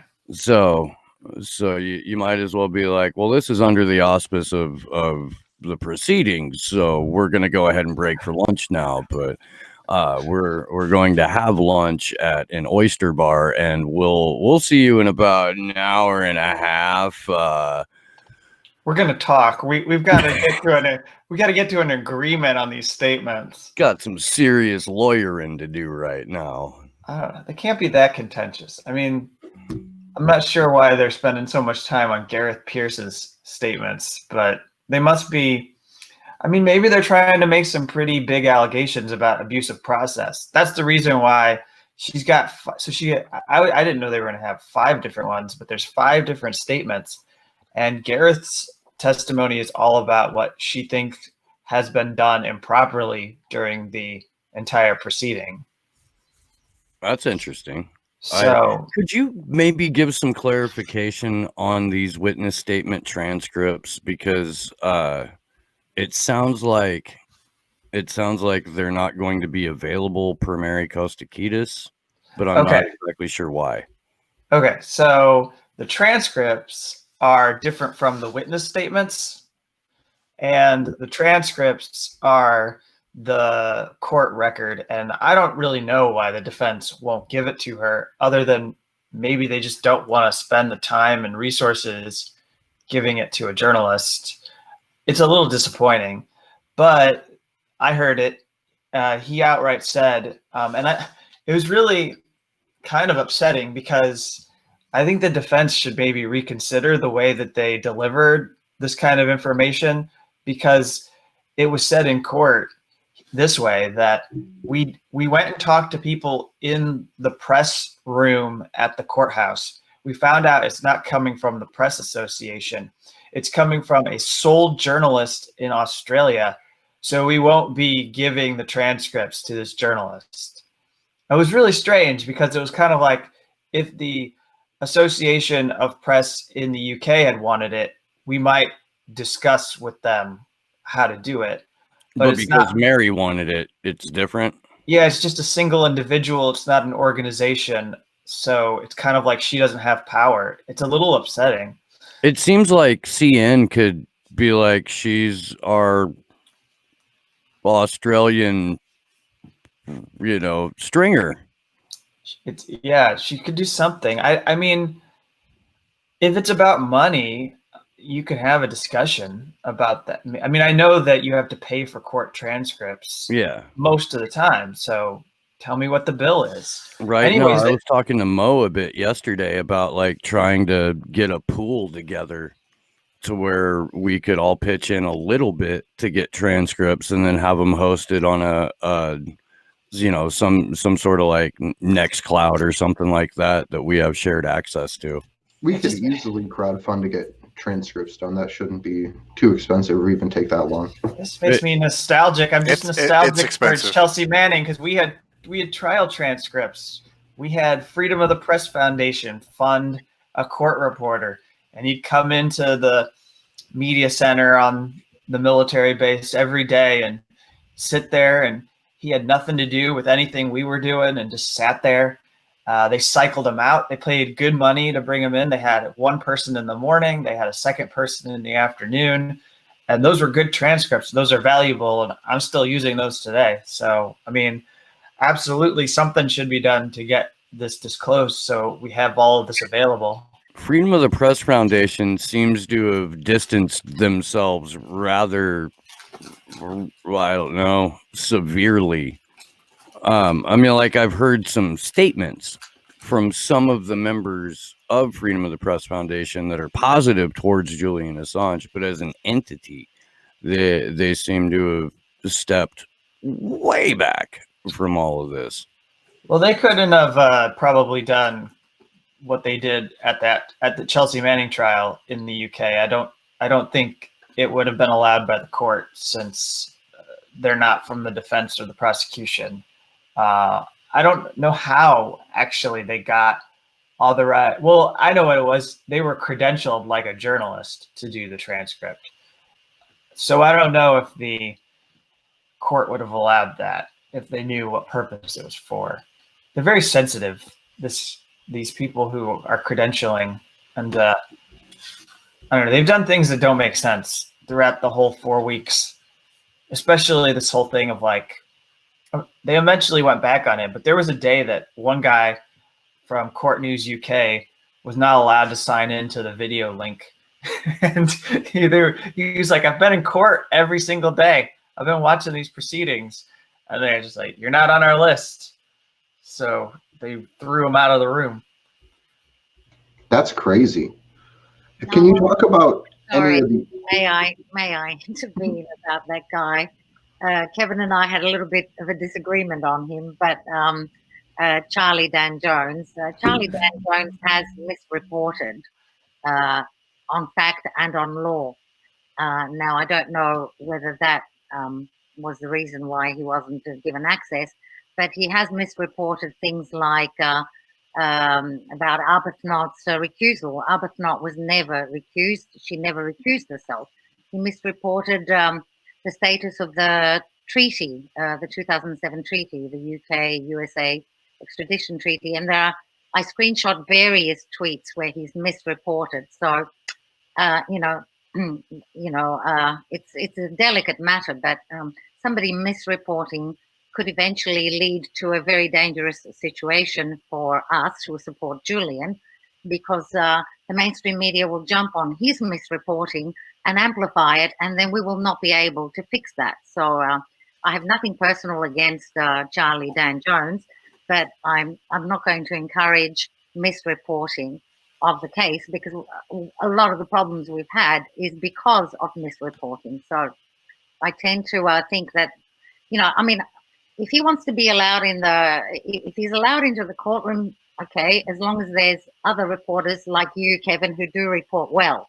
You and Tarek and Mary Kostakidis report with care, and you report truth. So if you can balance him out, I just think that if he's the strongest voice in there because he's attached to a title called Court News, that the mainstream media will jump on it and just make things really, really bad for Julian. So that's why I've taken that stance against that kind of reporting that is either careless, deliberately or not. I don't know. It doesn't matter. It's either careless or it's not good reporting. So sorry to voice that in that way, perhaps not as diplomatically as I could have, but I think that we've had enough misreporting to do with Julian, and I prefer, Kevin, for you to report and for Tarek to report, but not for Charlie. Yeah, that's fine. I'm not going to support the court throwing journalists out of certain video links, or because I don't want to be the one. I know that I had a day where I was trying to get access, and so I think everyone who's all in on free Assange can pile on to Charlie and let him know that he's wrong.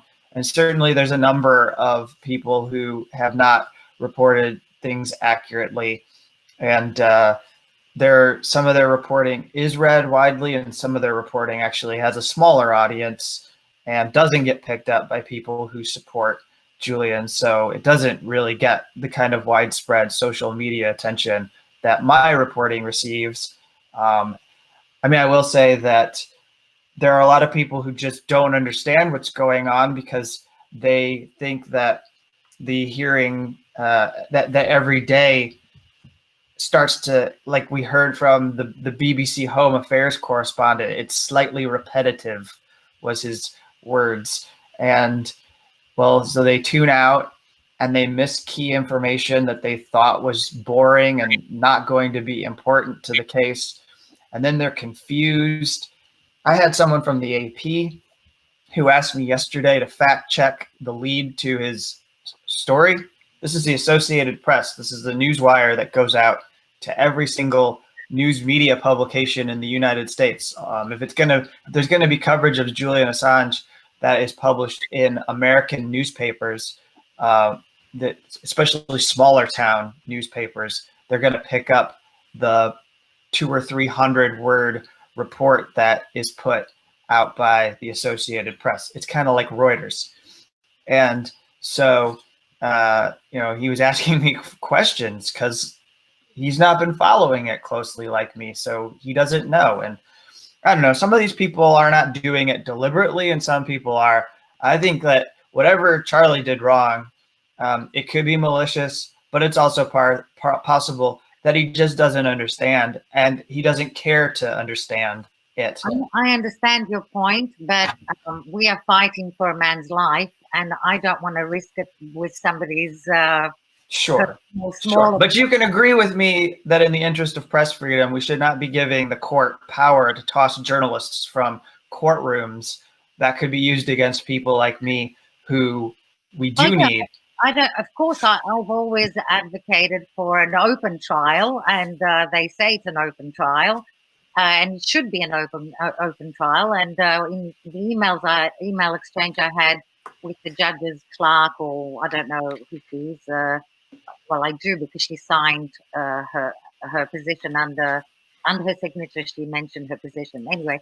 So I was assured by this woman that the judge confirmed. Now, if a judge confirms that there's going to be an open trial and that all these monitors, observers will be in the courtroom on a Friday, and then on a Monday I'm told that there's been an error, and I say, well, I asked her, where was the error if she confirmed? She must have thought about the question before she confirmed it. So there are problems with what the judge confirms, and her changing her position 2 days later over the weekend. Of course, this should have been open to every single journalist that would be interested in following the trial, just like it was in 2012 or 13, and 90 journalists were allowed to follow the extradition trial regarding the Sweden extradition trial. So this should have been, even with COVID, should have been accessible to every single journalist on the planet that wanted to join in the proceedings. And then we would have had a plurality of voices, and Charlie would have been drowned out, hopefully, with his misreporting. But anyway, if he's not malicious, if he's just careless, I did respond to him, and I said to him, that this is wrong, that Arbuthnot never recused herself. He never responded. That shows something to me. If you're saying to somebody, oh, you might have got this wrong, check it out, Arbuthnot never recused herself, he should have checked it. You know what I mean? And he didn't.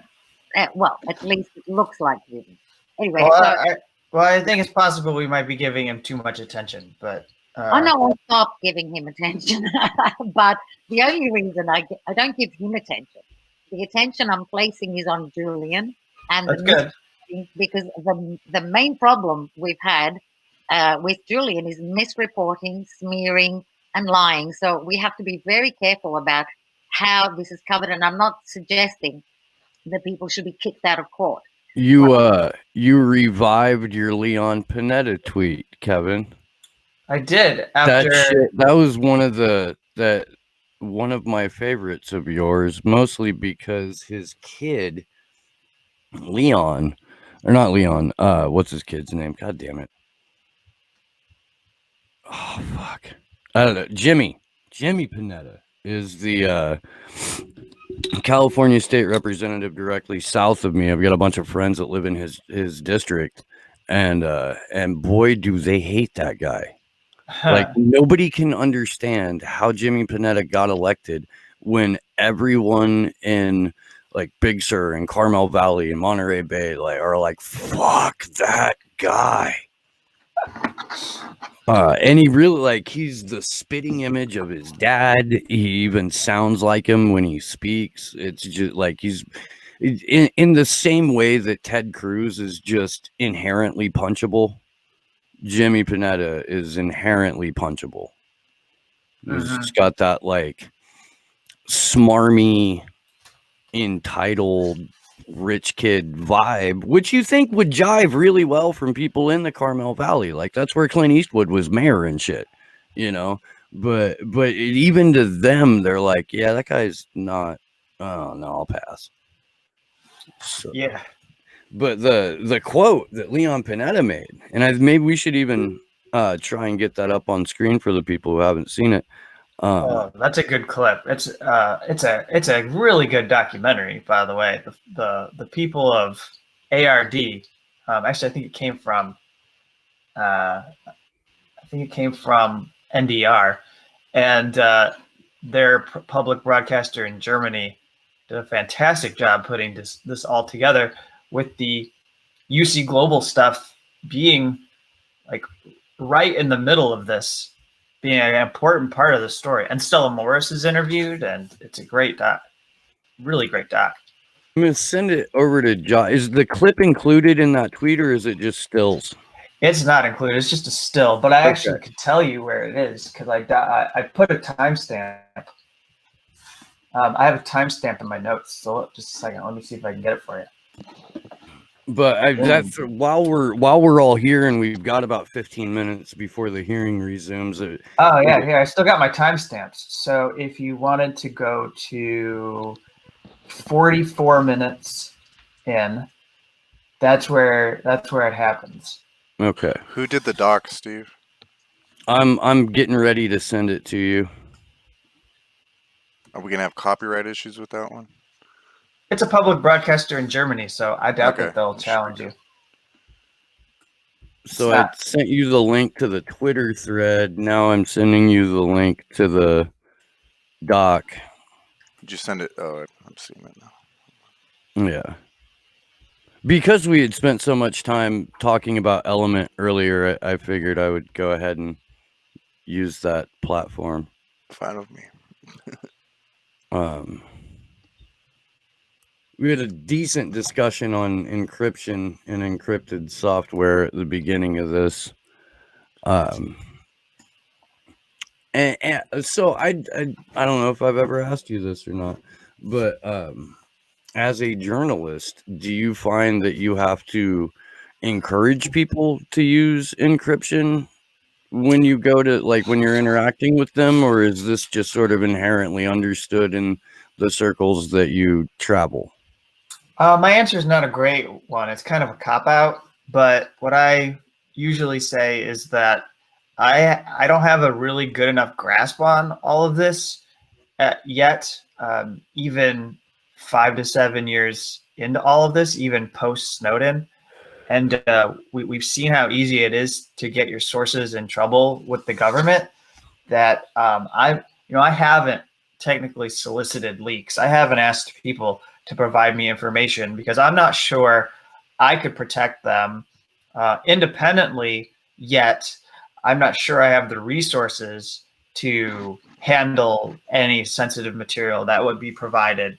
So thus far, most of the work that I do has only been on whistleblower cases and covering them post-leak, post-publication of the materials.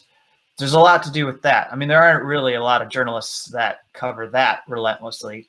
And then there are on the other side, I think, those organizations that can support accepting leaks. I let them do it now. And maybe sometime in the future, I'll set everything up and figure it all out so that I can do it independently. But, at one point we were going to have... I feel like Sean should have a class for this. Sean should totally make a class for journalists on how to do some of this stuff. Yeah. That would be great. Are you familiar with Sean O'Brien? No. He's a cybersecurity consultant and lecturer at Yale. He ran the Yale Privacy Lab. He's got a company called Privacy Safe. He's a friend of ours and a friend of the Vigils, and going back to the Unity for J days. Really, he's a wonderful human being, and he holds seminars for journalists and activists on how to be more anonymous online, how to be more private and encrypted in their own lives. He does really, really good work. I am more than happy to connect you to, if this is something you want to follow up on. Just holler at me at some point and I'll get it together. I'll let you know. This is kind of a full-time deal right now. And no shit. I wouldn't want to, I guess I wouldn't want to be helping the government find their next target before we're all done with Julian. Right. It's still good to know, like, the basics of the encryption stuff and all that. Like, yes, true. Yes, sure. The guy breaks it down really well and understandably. And I should have. I will say, for people who are alarmed by what I said, I do some encrypted communication. I mean, I'm having sensitive conversations over Signal, and I'm not letting people provide that over Gmail, you know, and so it's not like I'm totally reckless.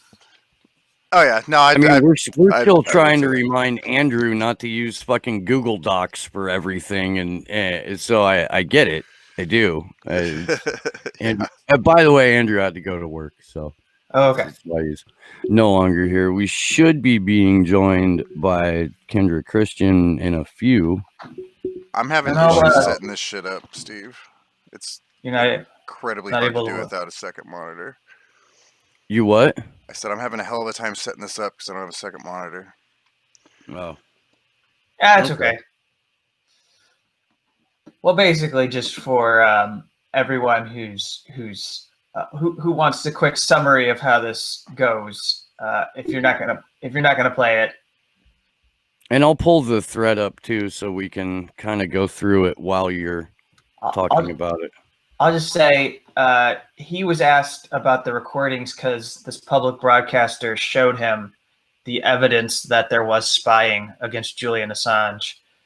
And he goes, "It doesn't surprise me." And then he's laughing. It's a belly laugh too. He's really happy, or he's really like, I guess he's laughing at the journalists that they don't know that this is what intelligence people do all the time. So then he goes, "That kind of thing goes on all the time." And he says, "In the intelligence business, the name of the game is to get information any way you can. And I'm sure that's what was involved here." Which now we know after the testimony yesterday from the two witnesses that it got really crazy. And it could have been worse.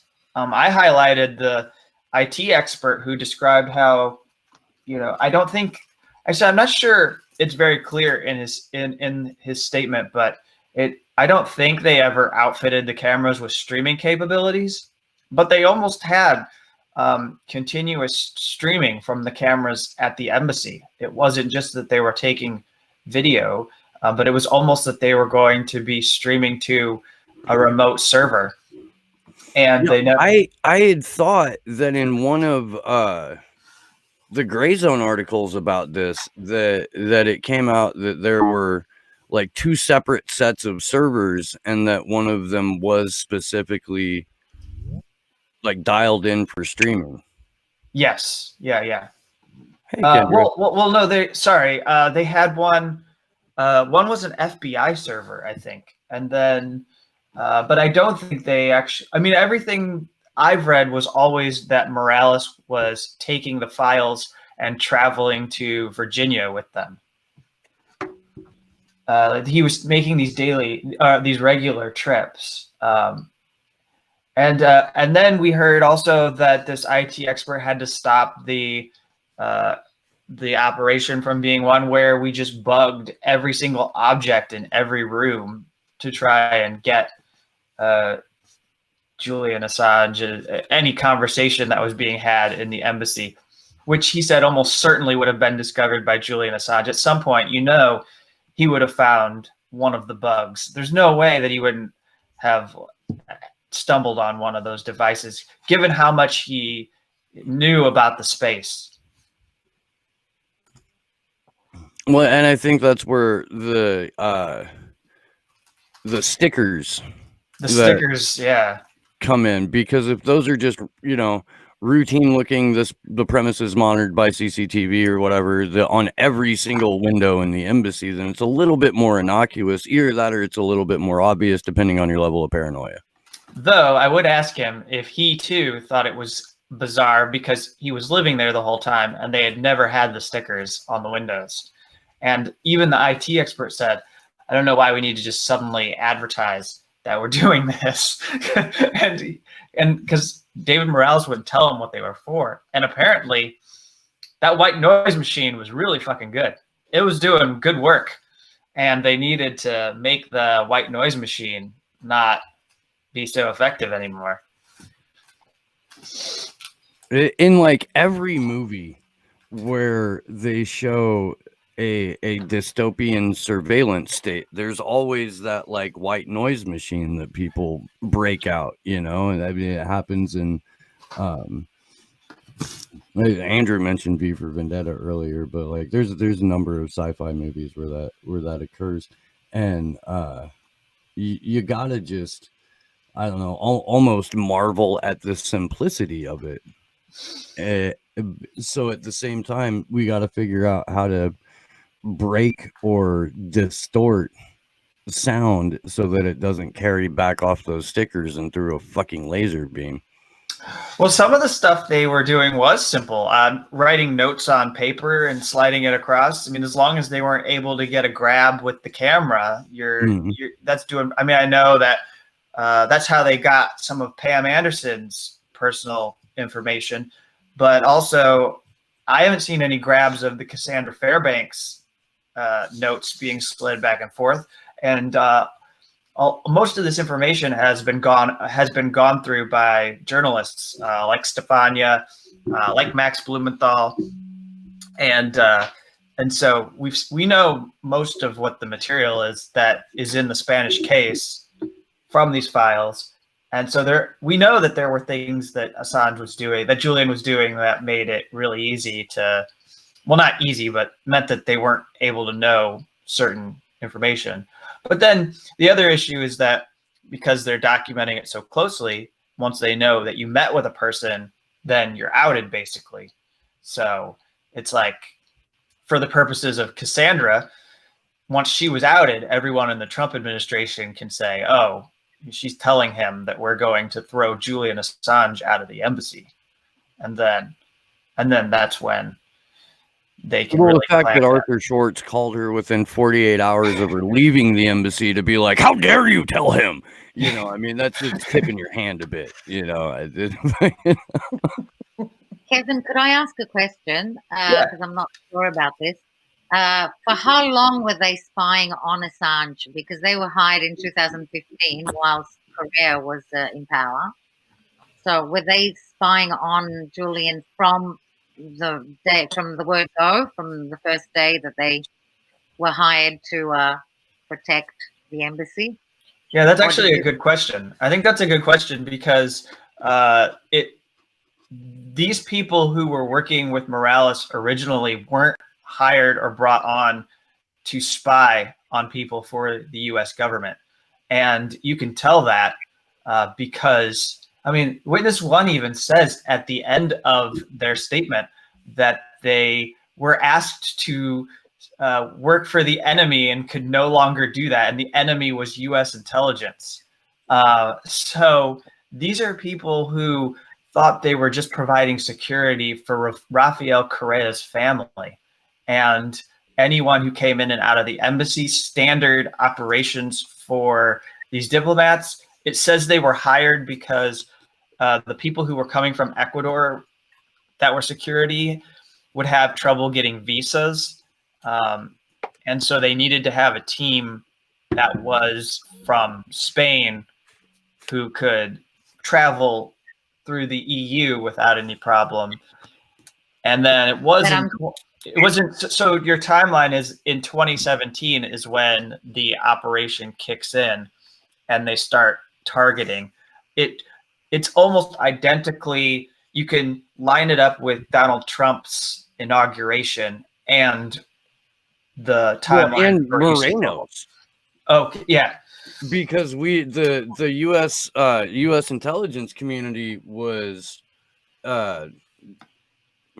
pretty active in getting Moreno elected. Mm-hmm. Or at least that's my understanding based on other reporting. So let's see. When did Julian realize that, or suspect? When did he suspect that that UC Global was actually spying on him? Well, I don't know that he ever knew who exactly was spying on him, but what he did know is that, you know, their U.S. intelligence was going to be pointing all these devices, and that, you know, anything he did, he needed to guard against. All right, so Moreno assumed office on May 24th in 2017. And so that's about the time that he was, and he won his victory in April of 2017. So this is pretty much lines up with what we saw with UC Global. So Moreno gets in, Rafael Correa isn't president anymore, and now UC Global can basically make and form any alliances with U.S. intelligence operatives that they would like in order to target the embassy. I have a quick question. So with that timeline, because wasn't it 2017 also, wasn't that when Trump made the offer for Assange to give up his source? Does anybody know where that fits in with that timeline? Yeah, so the meeting, and that's actually mentioned, there's they refer to Dana Rohrabacher as a California politician who the U.S. intelligence was actually really distraught over. They were worried about what he was going to talk with Julian about, and they made sure that that was intensely monitored. There isn't more detail, and we don't really know if Rohrabacher was hassled or what kind of what he may have had to go through when he went to the embassy. A lot of these visitors have told their stories about dealing with the security checkpoint, but that happens in August 2017. And I think what's also really fascinating about the well, not fascinating, but important about understanding the timeline is that in December 2017, right about it comes right after they do the installation for the cameras so that they're now recording the audio. So they do that in December early. And this is the same time that Julian Assange gets Ecuadorian citizenship.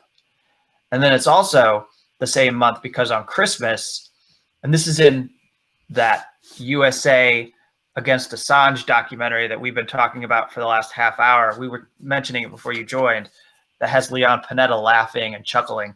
And they're talking about UC Global, and Stella Morris is in it. And in that, we see the story unfold of what was going to happen on Christmas Day in December 2017, where they were going to use his citizenship and also and spring him from the embassy on Christmas Day in 2017.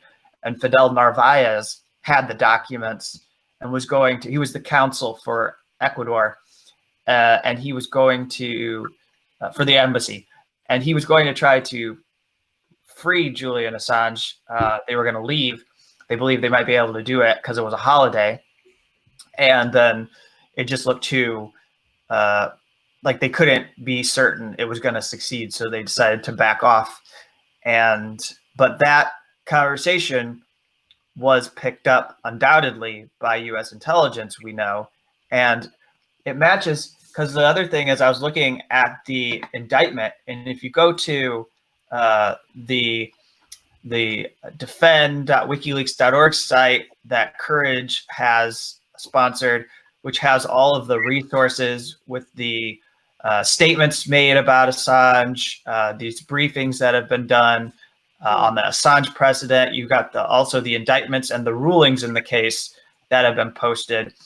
And you see that the FBI agent affidavit in support of indicting Assange is dated December 21st, 2017. So about the time that the cameras are turned on with audio capability is the same time that they initially indict him or start to draft the charges against him. So it's pretty clear that the operation wasn't just to pressure him and force him out of the embassy, but they were also using this illegal surveillance. And that's actually what the UC Global employees call it, this illegal surveillance they were using to collect evidence for charging Julian Assange. Wow. Well, Lenin Moreno's role in all this is intriguing, because it was under his government that Julian was given Ecuadorian citizenship. But now, under the Ecuador constitution, you cannot extradite somebody who has Ecuadorian citizenship. It's Correa's government that gave him citizenship. Yeah. No, I don't think so. No, it was Rafael Correa's government that gave him citizenship. He got citizenship ahead of Moreno becoming the new president.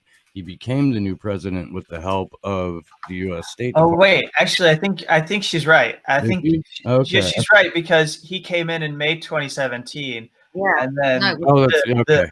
and then the timeline is that he was granted his citizenship in December, but did he lose it in 2019? Was that revoked? It was revoked the day he was removed from the embassy. Okay.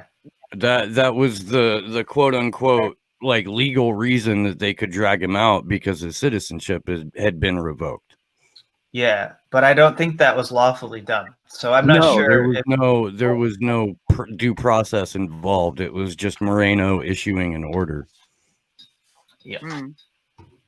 Which raises another question, but I will say we haven't heard any evidence about the Ecuadorian citizenship, so I don't know. But I also don't think that the EU has anything they have to follow when it comes to Ecuador. I think, this is how the West treats these lowly global South countries. We could do whatever we want to them. It doesn't matter. Well, and the UK is no longer part of the EU, so it doesn't even matter what the EU laws are. No, actually, they still follow a lot of the legal procedures because this is what I was. So I was correcting the Associated Press journalist because he was a little confused. He said, "So Judge Baretzer recognized that the witnesses from UC Global have a fear for their safety," and I said, "No, actually, she really didn't. All she said is the Spanish court granted them protection from David Morales." So she was going to do that too because she didn't want to go against the Spanish court. In fact, I watched her and she seemed to question that these witnesses could be attacked by David Morales. It was like, okay.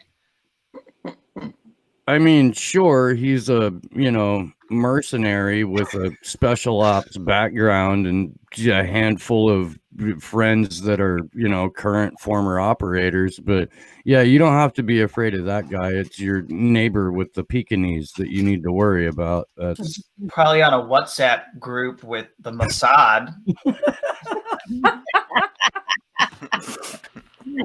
But hey, it's cool. I mean, that what do you call his name? I want to get this right instead of butchering it, but the guy from Las Vegas Sands who does security. I just was tweeting about him. I think his name's Zohar. His name is this guy's Zohar Lahav. Yeah, at the Las Vegas Sands. This is one creepy dude. Max Blumenthal's done really good reporting on this angle, the part of Sheldon Adelson. He's always been good on Israel, but yeah, just the fact that character is involved. I mean, I wouldn't trust anything. I wouldn't want to let a court. I wouldn't let a court deny me protection if I knew that guy was involved. No, not even a little bit. And he's one of the witnesses, right? No, he's just. No, he wasn't subpoenaed. Okay. Well, if he was, he would probably cooperate. So I don't think he wants to be giving evidence in this proceeding. Oh yeah, but that's when you subpoena somebody. If they don't want to, you subpoena them and you make them give evidence. Yeah, and I bet he would flee to Israel and try not to participate in the case, which is something that actually I think has been done before. And our government doesn't extradite people from Israel, so that would be a problem for the defense. But naturally, he would make a good witness. I think the defense should try to call him if Julian got to trial in the United States. But the prosecutor should probably say he was irrelevant. Right. Because, Sheldon Adelson's head of security who, if not was the person orchestrating these events, the person overseeing their success, is irrelevant to the case. Have you said it to your streaming audience that they basically have Glomard the UC Global evidence? And if people don't know what Glomar is, it's this thing that the CIA does where they neither confirm nor deny that something has happened.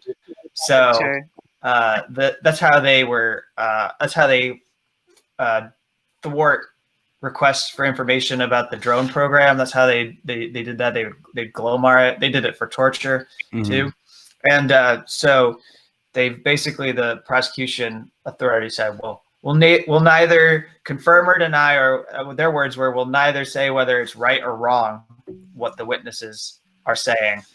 And apparently, I don't know, I wish I could see this in court, but apparently privately away from us, they're going to be making arguments to the judge about what evidence is relevant and irrelevant. And then she'll be making findings in her decision about whether certain evidence would matter to the extradition. I kind of wish we could hear what she thinks is relevant or irrelevant. Yeah, this goes back to that in the interest of open justice thing that Baraitser seemed to be so keen on during the first week. She did. She used to. Of course, that was back when Julian Assange wasn't a journalist, and then he was a journalist, but that was okay because the U.S. can prosecute journalists. And now that we've moved on to, well, we really don't have anything to extradite him on except for the fact that we really, really, really want him here. Like, it's no longer in the interest of open justice to have these conversations. So, good night, folks. You know.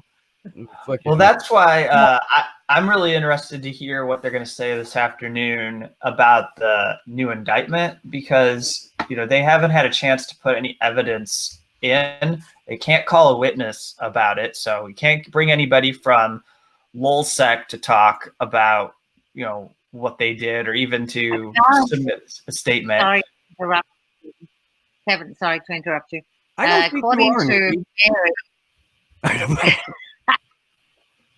According to Mary, because according to Mary Kostakidis on her tweets, there has been evidence tendered by the two convicted felons that under the new allegations. So I don't know. I assume that the evidence is in the witness statement or affidavit form. Maybe. We'll hear from the submission. If she knows something that I don't, it's possible. We haven't had any witness submissions from them. Now, their names were mentioned in court because they went through there's at least two individuals. Yeah. I'm not going to remember their names because I'm not in the UK, but wasn't there like Ryan Aykroyd and there's another person? Two convicted felons. So I assume the two convicted felons that are part of the prosecution's team are Sabu and Siggy. Oh, okay. Okay, those are the two convicted felons that she could be referring to. Yes, that's my understanding of it. I mean, I could very, very easily be wrong about that, but according to the second superseding indictment, the only two convicted felons who are mentioned in it, as far as like providing testimony on behalf of the prosecution, are Sabu and Siggy. Sabu, of course, the paid FBI informant who set up LulzSec, and Siggy, convicted pedophile, certified sociopath, also convicted of impersonating Julian Assange and embezzling from WikiLeaks. That's their other star. Well, would you like to buy a shirt?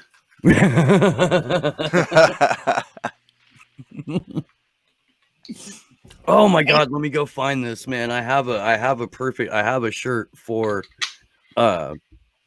Ziggy. No, it's a Sabu shirt.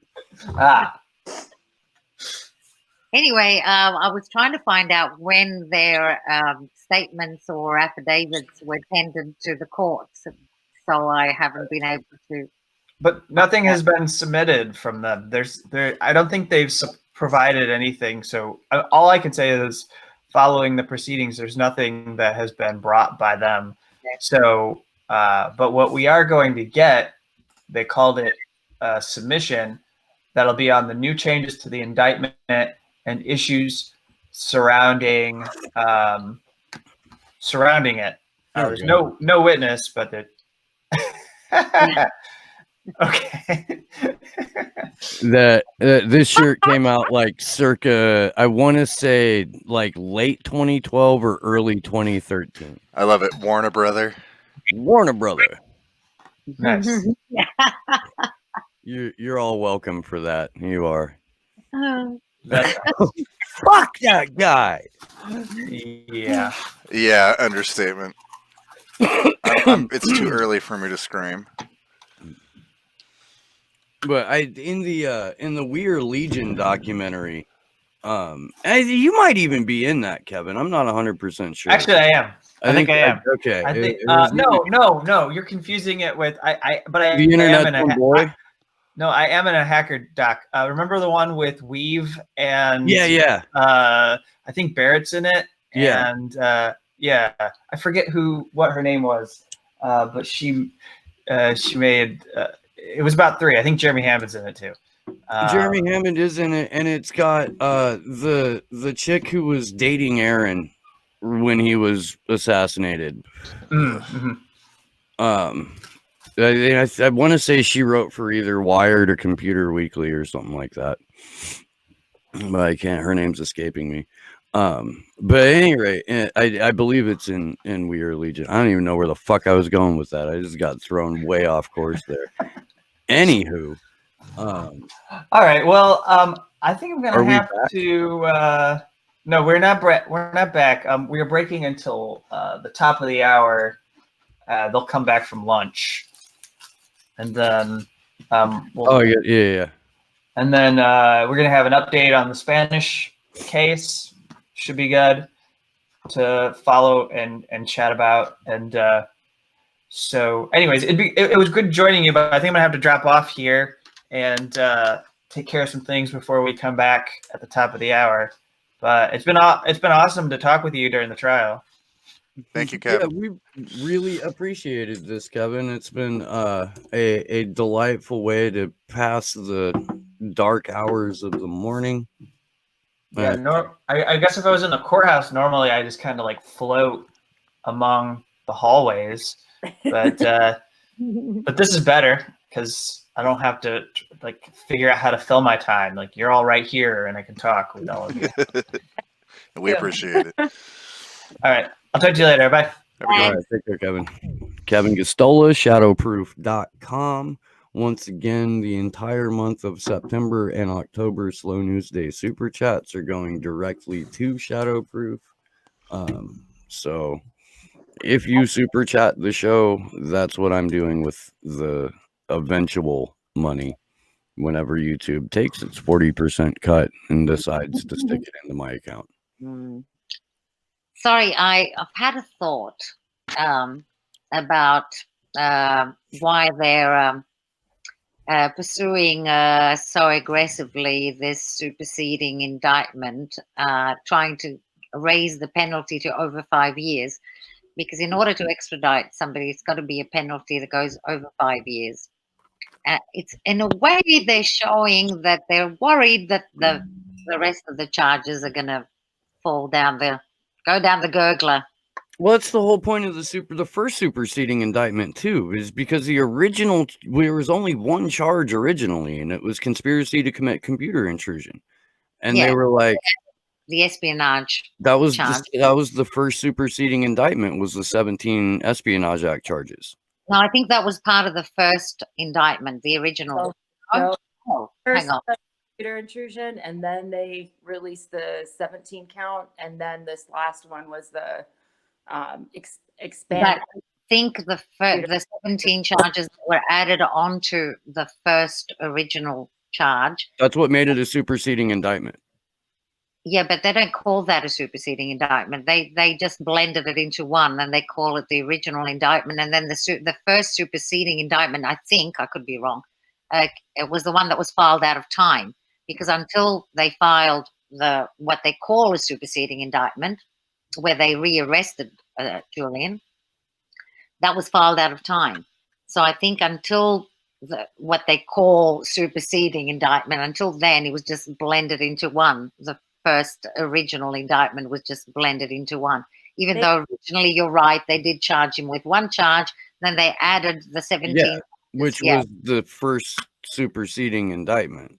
They are, and just so you know, Nikki, they are calling it that, the one from May 2019. I just looked at it on the Kendra had her research face on, so I took a step back and all right. look it up Go myself. on. So they are calling. Yeah, go on.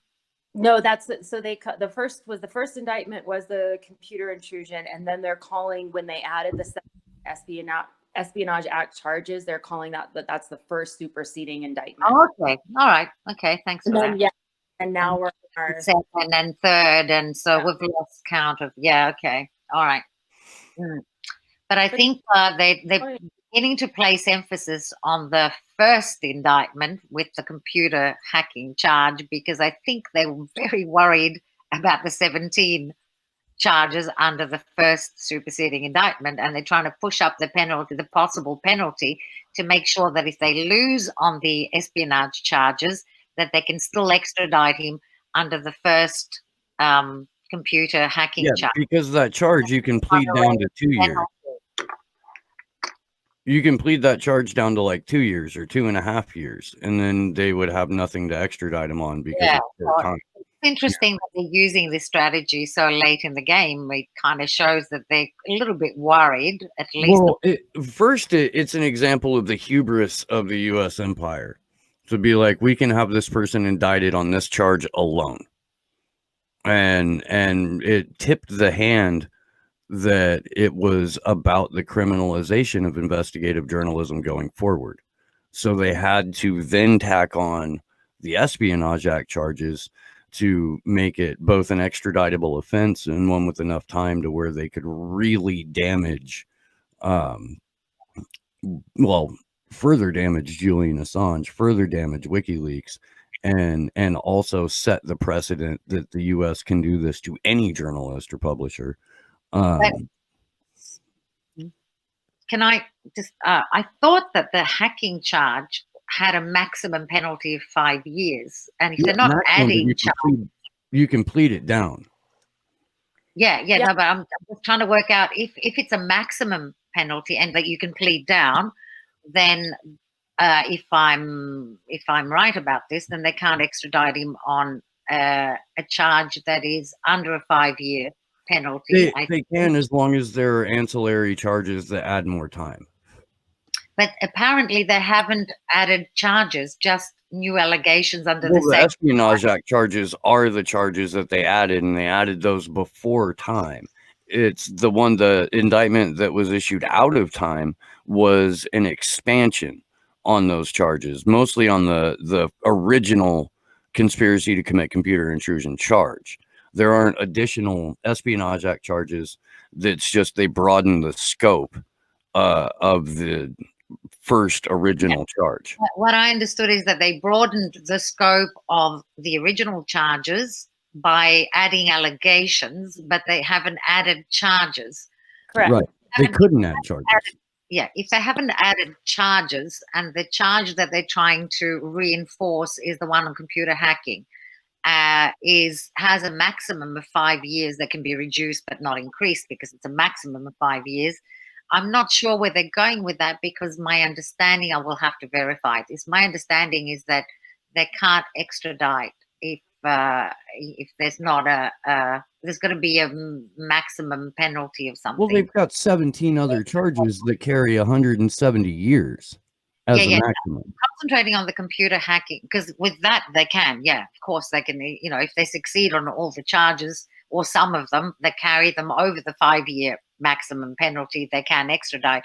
I need to verify the minimum maximum penalties and at what point they can extradite, because there's got to be a minimum penalty attached to the charge. A minimum penalty. So it's going to be 5 years and more, I think. I think it's going to be 5 years and more, and then they can extradite. So if they're worried about failing on the espionage charges, then they're left with one, and they're going to have to make it look like it's going to be a minimum of 5 and more, I think. Can one of our research prone wonderful chat crew members go look that up? Yeah, that's an interesting point. I mean, they must have a lot, like, to your point, Nikki. I mean, at the 5-year mark, you would think that that's what they're going for with the expanded indictment. That would make sense because the Espionage Act charges, you know what I mean? Most likely. Yeah. Well, if they fail, they're probably thinking now, well, not now, as of recently, as of when, May, June, they were probably thinking, we're doing shit at this and we may fail on the espionage. So we need to really reinforce that one charge that we have on computer hacking. Well, I've said that's like, it's like a do-over. It's like you're in a card game and you play a card and it's the wrong, and then someone plays another card that beats your card and you say, wait a minute, I take that back. I'm going to play this one. I'm never playing cards with you now. You know that, right?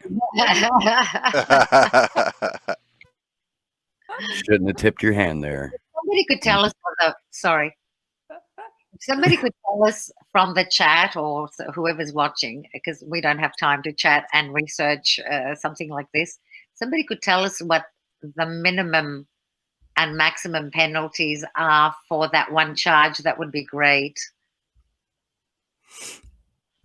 That one computer hacking charge, whatever it is, I can't remember.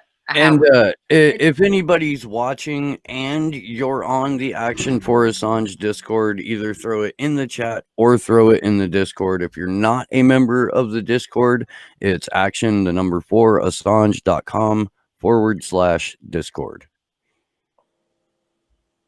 And now it's time for traffic and weather. The other thing that I think they have great difficulty with is the dual criminality.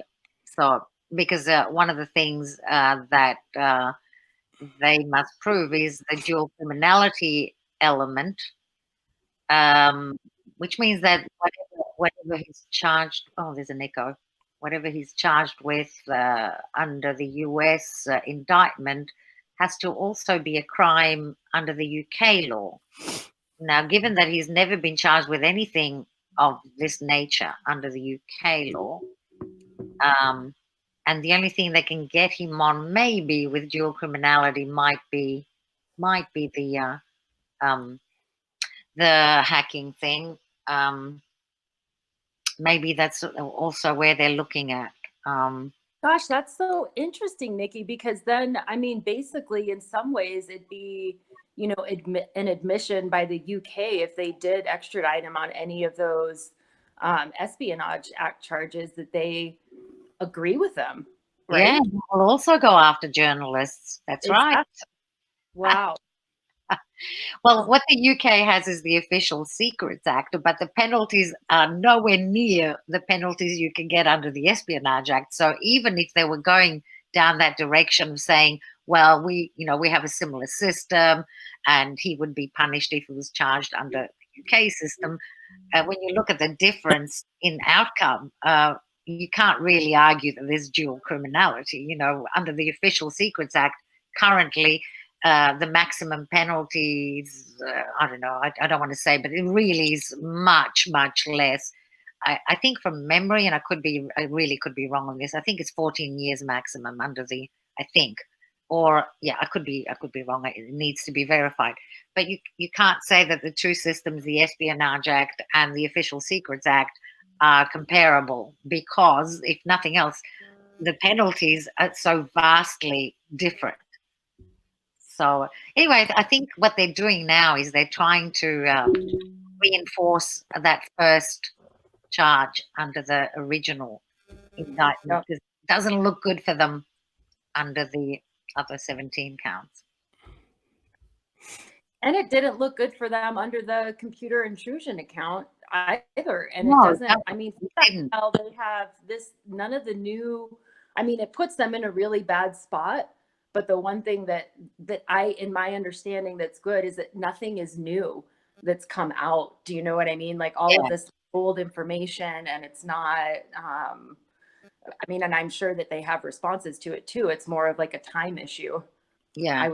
Except that this isn't the actual trial of the hacking charge. This is but they need to be able to prove that what he did violated enough of the law to warrant his extradition. And in terms of that, I don't think that there's been any prosecutorial bombshells that have gone off inside of that courtroom.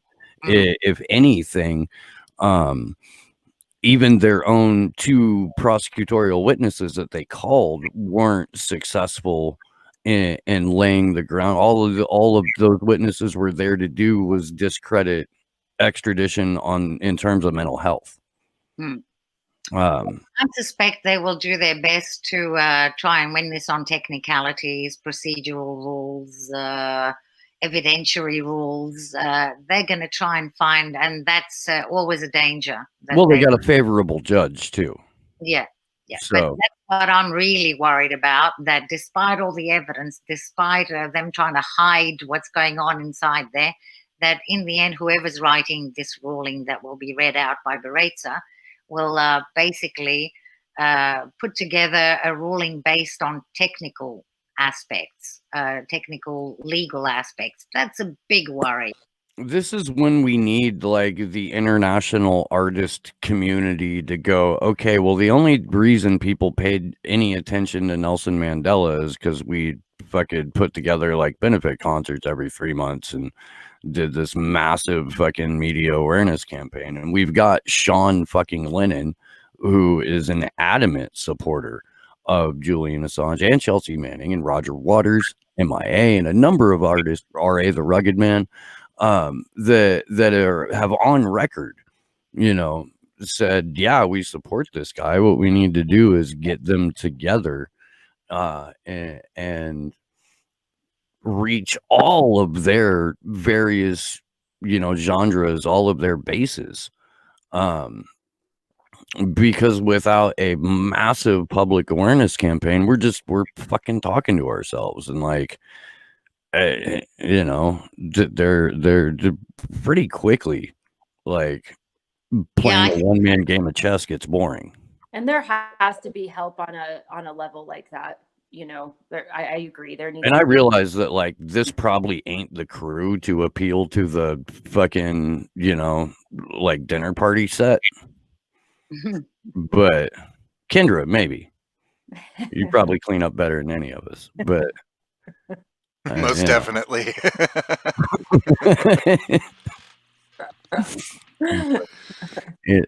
We'll make Andrew shave again. All Kendra has to do is throw on that blazer and she's good. You had me at shoulder pads. You're on to me. Oh boy, I'm so glad people don't have access to our fucking signal. Yeah. Although at the same time, you would see that we're like mostly wholesome, well-meaning individuals that are full of love and occasional spite and bitterness and anger and frustration, and get a little stabbed once in a while. But we're fucking. We do curse a lot. A lot, but no less than we do on air. Well, for the more than we do on air. Religious crowd out there, and I'm not religious, but for those who are religious, the Bible says that perfect love casteth out fear. So for all those who are fearful cowards and go to church, they should think about what love means and love Julian. Yeah, well, I mean, there's a fundamental role that the religious community has played in liberation movements and civil rights movements and human rights movements historically, and I've talked to a number of people who are members of an organized religion, who cite it as one of the reasons. My faith is why I am in support of this, and to that, all I can really say is like, thank you, bless you for it. I don't attend my church inside of a building, because I go to the church of Bill Hicks and George Carlin, and that it's my spirituality is centered around like a 2.5 hour long stand-up routine, as it should be. Well, I actually think though, Nikki, I mean, even, you mentioned that's one thing that I've wondered about, where I think we have seen some, was it the Archbishop of Canterbury? There was somebody that did come out in the church with a letter in support of Julian. And I don't think it was him because people, well, if he did, then yeah, I don't see the papacy being too big on press freedom. No, he's well, there were the Vatican leaks. They're never going to support Julian because of the Vatican leaks. The Pope is not, well, I don't know. Let's just say I did tweet to the Pope a few times, and I was papally and thoroughly ignored. So I think that there are people who have tried to appeal to the sense of mercy of the Pope, but we haven't seen it yet. It's not Cardinal, or it's the Pope. It's still Pope Frank. It's no longer Pope Hitler Youth, which is encouraging, although barely, because Pope Frank was instrumental in pedophile priest cover-ups. Yeah, unfortunately, yeah. Anyway, so unfortunately, we haven't had much support from any religious leaders, as far as I know. The only religious leader that I know that fully supports Julian Assange 100% is the Reverend Andy Chambers, who in 10 days' time will be on Slow News Day again. When I introduce my new co-host, I can't wait for that one. Okay. I'll never tell. Y'all just gonna have to fucking watch. Misty's gonna harass you today. Huh? Misty's gonna start harassing you again today. Oh, I told Misty. Oh, okay. Are you kidding me? I don't want to fucking put up with that kind of beratement. Just real quick, I was going to say, what it was somebody made a plea to the Archbishop of Canterbury, but I don't know if he's actually come out in support or not. Yeah, I don't believe he has, but if he has, he hasn't been heard loudly. I mean, he didn't say it loudly and he hasn't been heard, but that doesn't mean he hasn't said anything. With the media blackout, maybe he has, and we don't know. And so if somebody knows anything about other religious leaders that may have spoken in favor of truth and press freedom and freedom of speech and in support of Julian, it'd be great to know. And I was going to say that, as a non-religious person, interestingly enough, every time they crucify him, it's around Easter time. He was arrested around Easter time, 2019. Last Easter, there was more stuff. So it's quite interesting, the way the British criminal system adheres to the Judeo-Christian ritual calendar. I don't know, but the parallels with the Jesus story are quite strong. I mean, even for a non-religious person, the timing, especially around Easter time. But the timing is quite interesting. So I was thinking, I wonder if it's done deliberately, for this to make it parallel, make this story a little bit parallel to the mainstream in the West, I guess, not the mainstream religion. I don't think Christianity is the mainstream religion, is it? I mean, there are more people that believe in other religions, I think, in terms of numbers. I think there are. Anyway, getting away from religion because it's not my thing. I love talking about that shit, dude. That's like my favorite thing to talk about when I have Ryan Christian, the Last American Vagabond, on the show. Like, we've had some of the coolest conversations I've had in a good long time on just spirituality in general. And while I'm not a fan of I don't know, I guess dogmatic organized religion, I am a huge fan of developing a personal and intimate connection with something larger than yourself. Oh yeah, I mean, there's nothing wrong with leaving the question open. I just don't want somebody to tell me what it's about. I mean, it is a private, personal decision. Exploration. But I don't think through the thousands of years that we've explored this subject, nobody's come to any conclusions really. Even the greatest philosophers, you've got some that say there is a God, there are 12 gods, there's no God, or there are gods but they're not interested in us. I kind of like Epicurus's approach, which is he doesn't deny that there are any gods, but he says they're not interested in us. I kind of think that's a good way of looking at it. And why would they be? The only person who's actively religious is silent. That's fucking hilarious.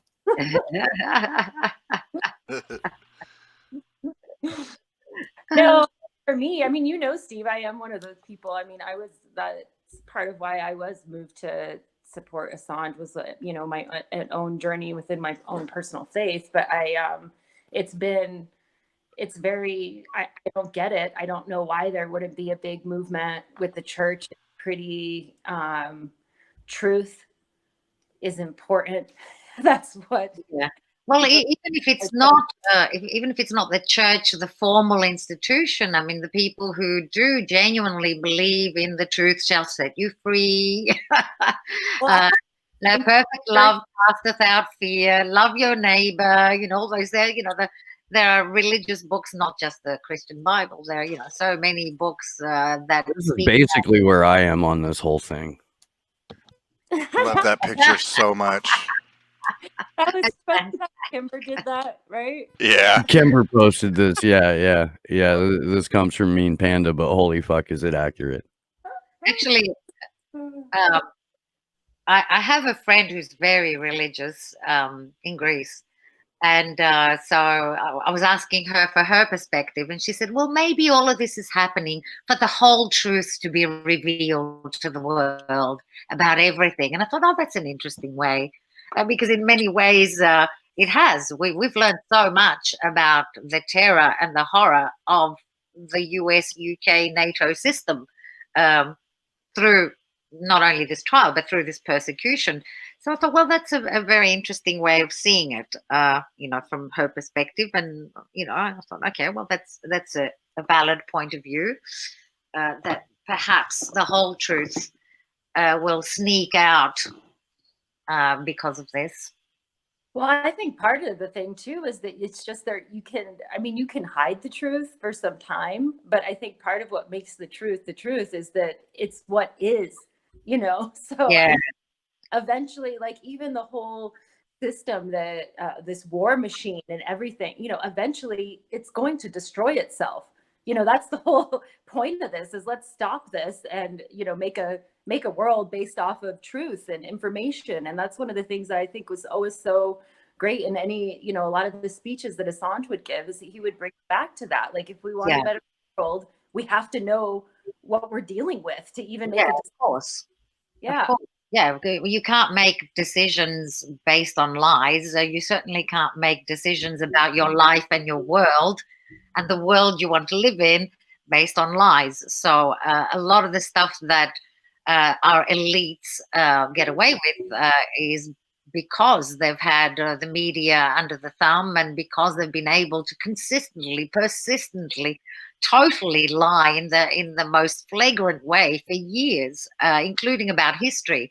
I mean, a lot of people, a lot of the stuff we talk about that's supposedly historical fact needs to be looked at again, because, who's telling us these historical facts? So a lot of the stuff we think is historically factual is not.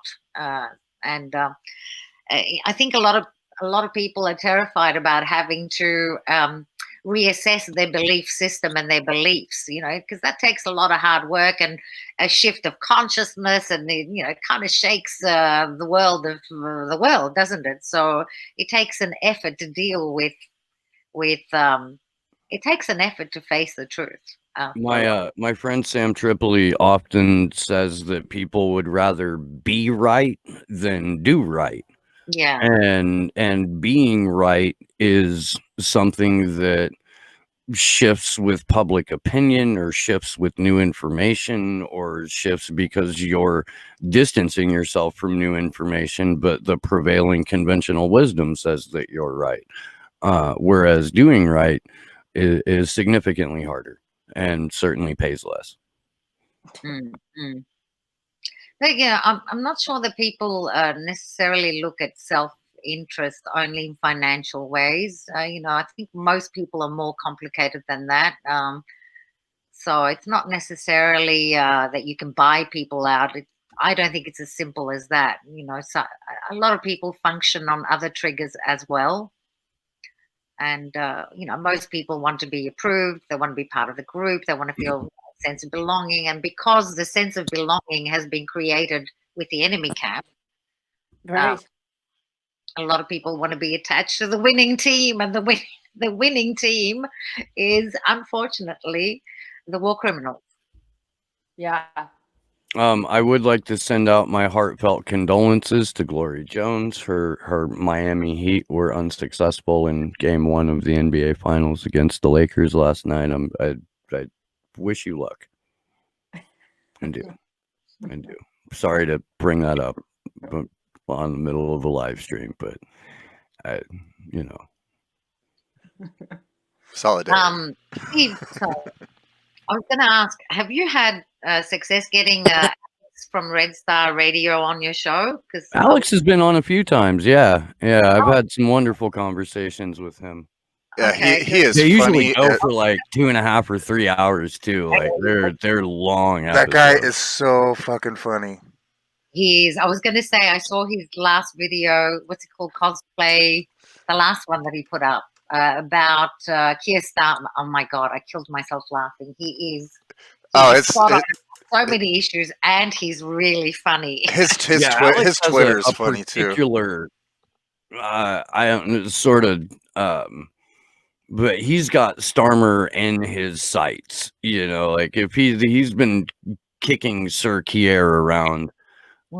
He calls him like the IKEA prime minister or something like that. Like he's just this very pre-assembled, fucking he's Alex is a good dude. I enjoy him. I do. Yeah. Well, maybe you could get him back on the next panel or one of the panels that you have. Oh, and I was going to suggest for you. I should bring him on Sunday. Pasta's coming on. You can. And Whitney Webb on a Sunday. Can you bring her back on? I mean, yeah, but I usually bring her on to talk about what she's researching. Okay. Has she done? She must have done some research on. Sorry, I don't have time. I haven't had time to follow, even though there are people I follow because I think they're fantastic. I followed her on the Epstein stuff, but she's been doing amazing work lately. She's been digging. She dug into Ghislaine Maxwell's family. She's done a bunch of stuff on some more simulation crap that the government's done. The Maxwell sisters are just as horrific as Ghislaine. Like, if you don't know this,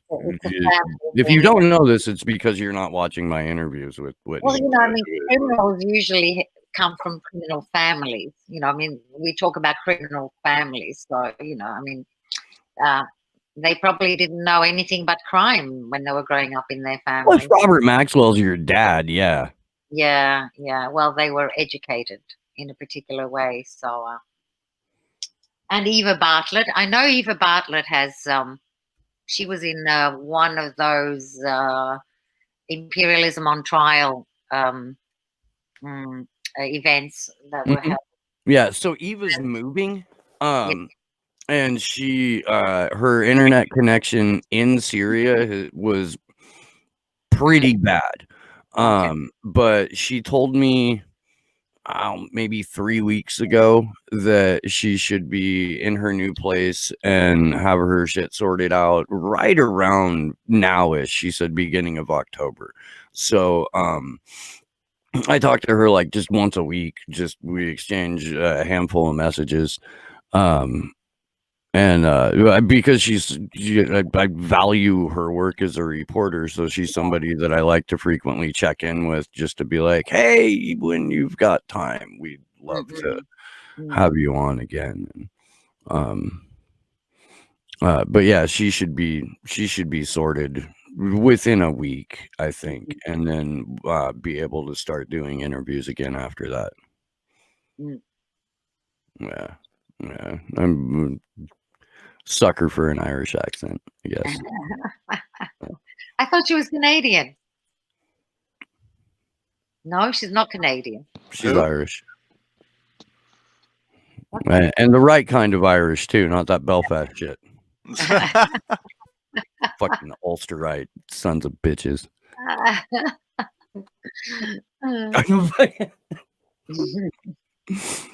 Fucking the black and tans are on their way to my house now. That's a joke out of 1918, folks. If you're unfamiliar with that, I'd recommend you start reading an author called Tim Pat Coogan. He writes books that are about this small. Incredible writer in terms of Irish history and what happened during the Easter Rebellion. Yeah. There's yeah. Did you guys see this? I know we've read it before. I mean, I know she's come out with other statements, but the statement by Rebecca Vincent today, I don't know if you already read it, but No. it's just another statement. Yeah. It's just powerful to me. I am not exaggerating when I say I have felt more welcome, respected, and able to do my job as an NGO observer in more professional conditions at a prison campus in Turkey than I have at Woolwich Crown Court or the Old Bailey Court in London. I am embarrassed. Yeah, that is powerful. And now they just have to downrank the UA to position 135. Well, and this is something Rebecca told us too, right before the hearings began, or right after the hearings began. I think she brought this up on a live stream where like it was easier for her in a number of countries that are supposedly worse on press freedom than the US or the UK. And it's been significantly more difficult for her at this particular hearing. The fact that they're still shutting, they successfully shut out basically every observing watchdog agency on the planet. And why that doesn't have all of those organizations releasing at least statements or having their directors go on whatever TV show will have them to just, rant about it is fucking beyond me. It's certainly a forest of red flags. Yeah, gotta love that phrase. Thank you, Helen Beniski, for coming up with and allowing me to steal the phrase. That raised a forest of red flags. It was just a beautiful turn of phrase for me. Yeah. It is. Do you know if the Council of Europe sent any observers? Don't. I wonder if somebody could tell us if that might be. I'll text Deepa right now and ask if she knows. Because I'd like to know if there are there any legal observers, trial monitors from these big institutions like the Council of Europe that put Julian on a list of protected journalists? Shouldn't they have? What gallery would they be in? Because I think Gordon was in the public area, or was he in the journalist area? But I think we know a couple people that were in both at some point, I think. So they might have seen someone too. I don't know. I mean, my impression is from the snippets we get on Twitter, my impression is that there isn't anybody in there really, but I could be wrong, of course. But I would be really interested to see if anyone is there from the Council of Europe, not the European Council, different institution, the Council of Europe.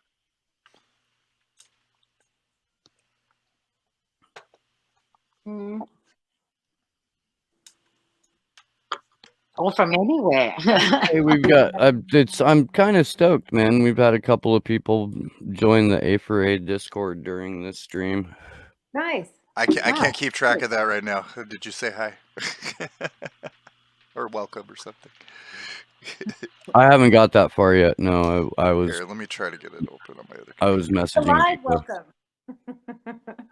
I'm just going to get coffee, so I'm going to mute and turn off my. Sure. For those who just joined the A4A Discord, your sorry about that. your instructional literature will arrive in your inbox short. I'm kidding. There's none of that. There's a couple rules, but they're very simple. Yeah. It boils down to don't be a shitheel, and we don't care who Right. you vote, and we don't care who you vote for. So keep it at chat. Yeah. Right. We got more important things going on. Pretty much. It just causes everyone to fight. I just don't want to deal with this shit. Well, I think that's been, that was such a great thing how Unity for J started with that. Like, look, people, this is that's where I got the rule from. Yeah. Same. We did Denver the same way. It was really helpful. And we've had I would say that from this, I don't know if you guys would agree. I mean, I think you do. We've talked about it before. I mean, people with differing, views, we've actually been able to have conversations, reminiscent of a decade ago, where you can actually talk to people that you don't completely disagree with on everything. It's nice. I don't like fucking agreeing with everyone I know. I mean, most of my friends, honestly, a lot of them are right wingers. And I don't fight with them over that shit, And we agree on probably 80% of shit. So it just when you're talking to these people, most of the crap you disagree on doesn't even fucking come up, because it's all periphery shit. It's all dumb shit. So it's people Gordon really nailed it on the head, man. We got to start talking to people more, plain and simple. It's everyone's so stuck in this fucking team sports shit. This is the worst election I've ever seen for that. Even 2016 was bad, but Jesus, you can't even say something on Twitter to a right winger that you don't agree with on a lot of shit without being like, oh my God, you interacted with somebody, we're canceling your ass. I'm like, I don't fucking care. Go fuck yourself. I'll talk to whoever I want. Right, exactly. I'll talk to whoever I want. I don't. That's why we put so much emphasis on this thing being a post-partisan deal. I really don't care what your personal politics are, because that's an evolutionary process. I mean, Rev Annie, if she can go stand up to the fucking KKK to try to make an alliance on one issue, we can fucking do that for press freedom. Right. That's the only way we're gonna get it. You're not gonna get it with one side or another. You need everybody on board for that shit. So thank you, Rev Annie. Shout out. You give me inspiration. I love you, Rev Annie. But yeah, it's crazy to me. And we've had some vigils, I know, at least that when I've been a co-host, where we've had people, that are far right, pretty far left. And you know what? They've been great vigils. Yeah. And people know when to, respect people, and, maybe they don't, just because you disagree with something someone's saying too, it doesn't always have to be a fight, or always, make it, every conversation doesn't have to be around that. Yeah, it's like, hey, if hey, you want press freedom, cool, we can work on some shit together. Right. That's where I'm at with it. We're not, electoral politics is not going to get us out of this, and it's not going to get us press freedom. It's just not. Right. Electoral politics is going to get us brand new shiny leashes and chains every 2 to 4 years. Hey, now, no kink shaming. Yeah. We've constructed this beautiful prison for you to live in, where you're monitored 24/7. With mass surveillance and television. That is the chain. I forgot which one of my friends, but this was a long time ago when cell phones started becoming a thing. He's like, no, I'm not getting a cell phone. It's a fucking electronic leash. And that motherfucker was so right. And this was when we had flip phones and shit. This was before we even had smartphones. So shout out to whichever one of my friends said that. I held out on getting a phone until 2001. I had one, actually. I didn't have a personal phone until after that, but I always had one for work, usually. They give me a fucking phone because I was on call a lot. So, but like, yeah, that was it. Until smartphones came out, I was like, oh, hey, I don't have to have 8 devices with me, like, to listen to music and shit while I'm on the train. So that's when I went the smartphone route. I like what I saw with what is her name? Shoshana. Steve, you had recommended the book to me. Zuboff. Yeah, The Age of Surveillance Capitalism. I just heard her say something where she, we should have a right to all of these technologies and be able to have our privacy as well. I mean, I remember imagining that, one day I'm going to be able to, just look up where this street corner and find out the history, and here we are there. And, but then we have all of these other things going on. And everything is suppressed as shit to, like, herd us into these little boxes. It's ridiculous. Mm-hmm. Google is evil. And watching Millie Weaver's documentary, I still haven't watched that. I need to watch it. I grabbed it before it got yanked. And again, I mean, like the questions they didn't ask in that documentary to me are much more important than what's actually covered in the documentary, because it's there to paint Donald Trump in a sympathetic light while exposing some of these things. And I don't necessarily trust that either really of the subjects of the documentary are good faith actors. But what they demonstrate and show is there's my alarm. I should wake up now. What they demonstrate and show is that there's a tool called the Shadow Net that allows for group targeting or individual targeting.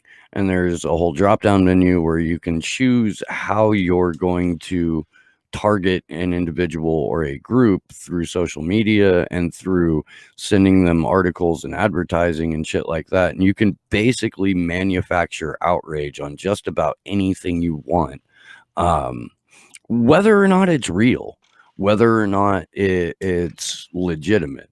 And people are such fucking willing victims of this. Like Kendra and I were talking about this yesterday, like the amount of times you don't say shit on Twitter, what you don't put out. And like the first thing I do, at least in my case, is like, am I being steered to have this reaction? Am I giving my own real reaction to this, or is this something that I'm being like pushed to do? And my initial inclination is that, like, if I don't routinely talk about something that I'm about to get upset about, maybe it's not being organically induced. And maybe I should just go ahead and delete this and fuck it, or like stick it into my drafts and do a little bit of, give it a think up as to whether or not I've been manipulated to have this reaction to it. Well, and I think I actually had a friend tell me who just, despises Trump and is more of a, listens to NPR and, just saying like, I am not a hateful person, a very sweet person, and just like feeling this rage. And I think so much of that, to your point, Steve, that's a really good point, to check yourself and say, wait a minute, why am I feeling this way? Like, is this correct? Is this legitimate to what's going on? Would I normally be pissed about this? Right, exactly. Yeah, and if I can remember to ask myself that question, like at least 7 times out of 10, it's like, no, you wouldn't normally be pissed about this. Like, why, fucking stay in your lane, homie. Like, but you already yell about enough shit, dude. You don't need to pick up extra things to be angry about, One thing to be happy about, I will say, is I'm looking on my screen right now at all the supporters out in front of the Old Bailey, and that's just so awesome. I mean, thank you so much to everybody that's in the UK. I know nobody's listening because they're all out there right now, but that's just it's just wonderful. I feel like we've seen it grow and grow every day, and that's just thank you to all of those people.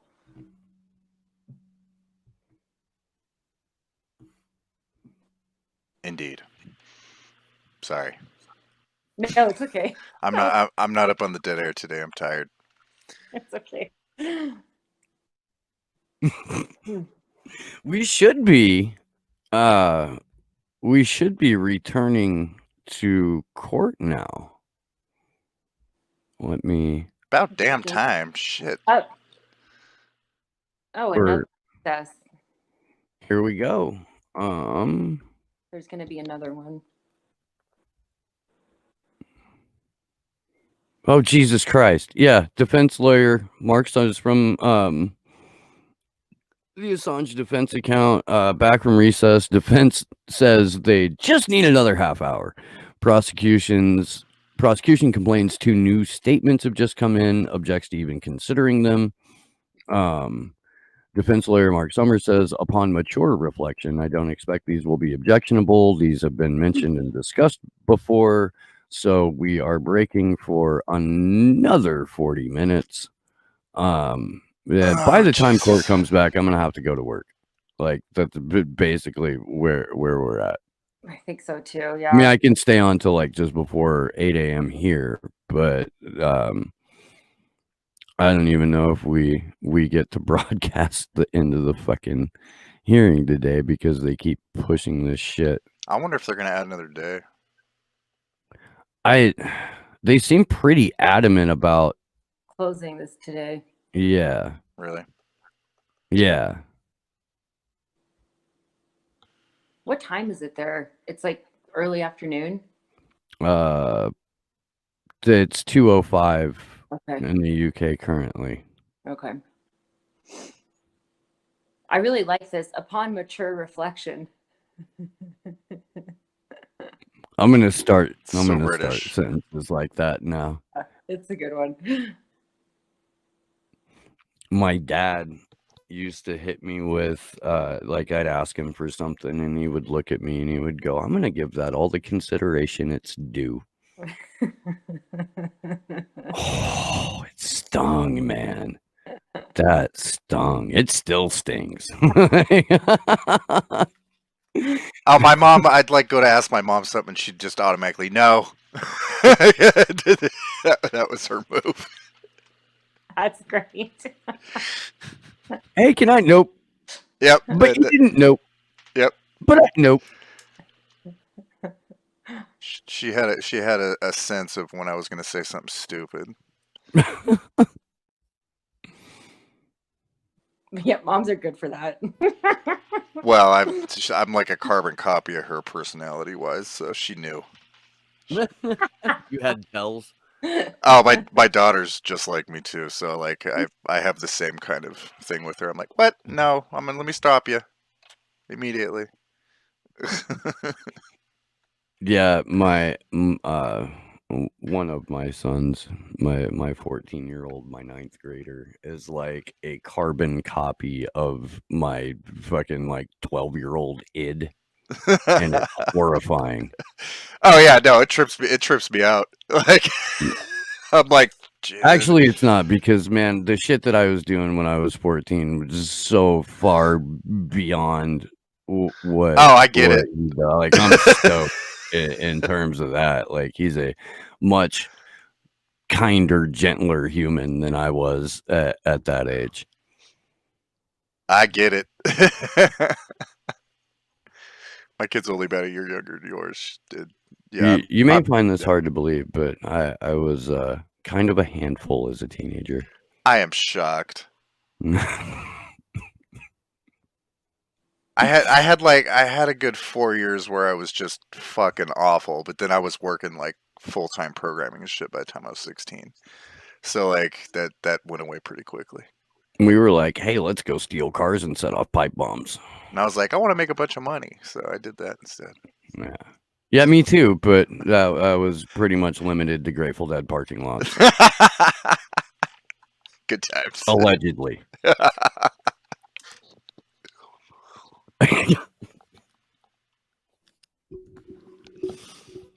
Wow.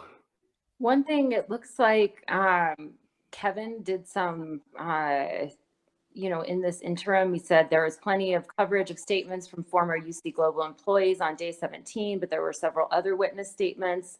I'll use the time during this break to highlight some key testimony that perhaps has been overlooked. Do you guys want to? Yeah, sure, because he's got Coburn's testimony, and that was something that didn't really get fleshed out much during the hearing yesterday. Okay. Here's one. I don't know if I'm pronouncing this right. Aitor Martinez. I'm sorry. Lawyer whose firm filed criminal case against UC Global Director David Morales in Spain, outlined for court why witness number 1 and witness number 2 needed protected status. They feared repercussions from Morales as a result of accusing him of serious crimes. I'm sure that they did.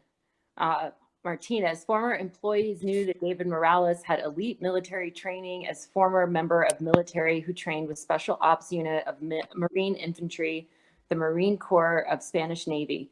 As a result of this, they feared that he could possess firearms. Did you guys already go over this earlier? I don't think so. All right, I'll keep going. On the 17th of September, police raided Morales' home. They found guns with serial numbers rubbed off, as well as ammunition. Morales didn't have ownership license for the guns. That raid broadened the charges to include illegal possession of arms. Wow, that's interesting. Martinez, David Morales has access to the personal information of the witnesses, including their home addresses. As a result, one of the witnesses is currently living away from home in another location for fear of reprisals. You know, I mean, that's just one thing to think about, is so many. I mean, you see what's happening to Julian Assange. I just, you know, I hate using the word shout out, but it's just so many brave people coming forward, I guess, is what I would say. And I really. What do you have against shout out? I don't know. It's overly used. Okay. So, but I can't think of another thing to say. Fair. Okay, I'll read this next one. Also Martinez, the potential for retaliation or actions designed to prevent witnesses from continuing to give evidence extends far beyond David Morales, not only to organization Las Vegas Sands, but also to individuals such as Zohar Lahav. Lahav, an individual identified by witnesses as former head of security for a company who is a close associate and friend of David Morales. Zohar Lahav is believed to have security background and extensive contacts worldwide. Do you want to pick up on any of this, Steve? Sure. I'm on. What? You're on his thread. I'm right after it. Yeah. 1 hour. So another statement from day 17, September 30th, was attorney Robert Boyle's statement on the abuse of the grand jury in the case against Julian Assange. As Boyle notes, prosecutors are not surprised to use grand juries to gather evidence for use at a subsequent criminal trial, but the burden is on the person subpoenaed to show that they are being called solely for preparation for the trial. Boyle says because of the secrecy that attaches to grand jury proceedings, witnesses and or already indicted defendants will ordinarily lack proof that a subpoena was issued for an improper purpose. A grand jury subpoena cannot be used to discourage a witness from testifying for the defense at a trial or to otherwise interfere with the defense.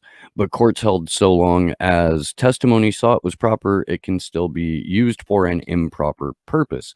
All of this relates to Chelsea Manning, who resisted a grand jury subpoena, and Assange was indicted on March 6, 2018, around a year before Manning was jailed for contempt. The government did not need her testimony to charge Assange. Manning's continued confinement was punitive and an abuse of the grand jury process, which will likely adversely affect the defense of Julian Assange. Her subpoena was used to get a preview of trial testimony if she were to be called as a defense witness. Several statements from journalists were read in court on day 18. Patrick Coburn, longtime Mideast correspondent, provided testimony on the Iraq and Afghanistan war logs. He was in Kabul when he first heard the WikiLeaks revelations. The quote from Coburn about the Iraq war logs: "These reports are the small change of war. but collectively, they convey its reality far better than even the most well-informed journalistic accounts. Again, with the quote, or with a quote from Patrick Coburn, the WikiLeaks documents expose the way the U.S., as the world's sole superpower, really conducted its wars, something that the military and political establishments saw as a blow to their credibility and legitimacy. No shit. Well, that's an understatement. The early attempts to discredit Assange focused on trying to prove that the WikiLeaks disclosures had led directly to the death of U.S. agents and informants. The Pentagon put a great deal of effort into substantiating this allegation. The Pentagon set up an information review task force headed by senior counterintelligence officer Brigadier General Robert Carr, which studied the impact of revelations and sought to produce a list of people who might have been killed because of the info the cables contained. Carr later described the extent of his task force failure in testimony given at Manning's sentencing hearing in July of 2013. After long research, his team of 120 counterintelligence officers had not been able to find a single person among thousands of American agents and secret sources in Afghanistan and Iraq who could be shown to have died because of the disclosures. Carr told the court that at one point his task force seemed to be getting somewhere. The Taliban claimed to have killed a U.S. informant identified in the WikiLeaks cables. It was a sign of desperation on part of the counterintelligence officers that in seeking evidence against WikiLeaks, they were reduced to citing the Taliban as a source. And as Carr admitted during defense cross-examination, the Taliban turned out to be lying. The name of the individual killed was not in the WikiLeaks disclosures. In 2010, WikiLeaks won a great victory for freedom of expression and against state secrecy, and the U.S. government is now making every effort to reverse it. And that's where it may have, and that's the end of that thread.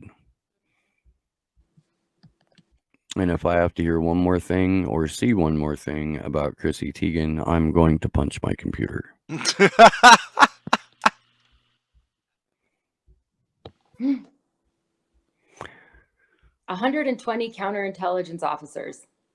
I mean, come on. Yeah. Yeah, and yet the U.S. government is still trying to make the case that the release of Cablegate and the Iraq and Afghan war logs caused people to come to harm. Like, even though in their own fucking military court-martial process, they threw over 100 paid counter intel officers at it, and they came up with nothing. Like almost a decade later, they're still trying to say that this happened. Like it's so I'm wondering, because the allegations, at least that relate to the release of the name of informants, because they're built on absolutely nothing, and they've had so long to be aware of this. Does the Department of Justice, like, are they just kept in such a fucking tight bubble where they don't even know what happened in this case? Or are they just hoping that not only is the judge sympathetic, but the defense is inadequate and ill-prepared enough to where they'll just let that bit slide? Like, why would you make that one of the cruxes of your arguments? I don't know.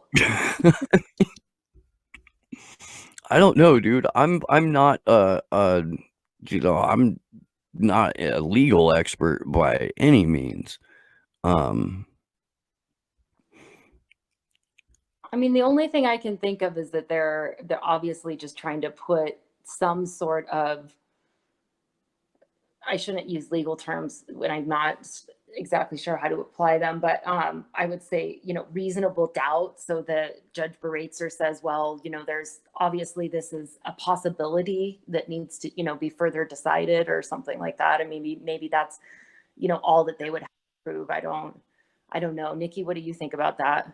Yeah, well, because it's not a criminal trial, like the actual trial deciding anything on the merits of the charges, and it's an extradition hearing. I think it's a different standard of proof. I think it's a lower standard of proof.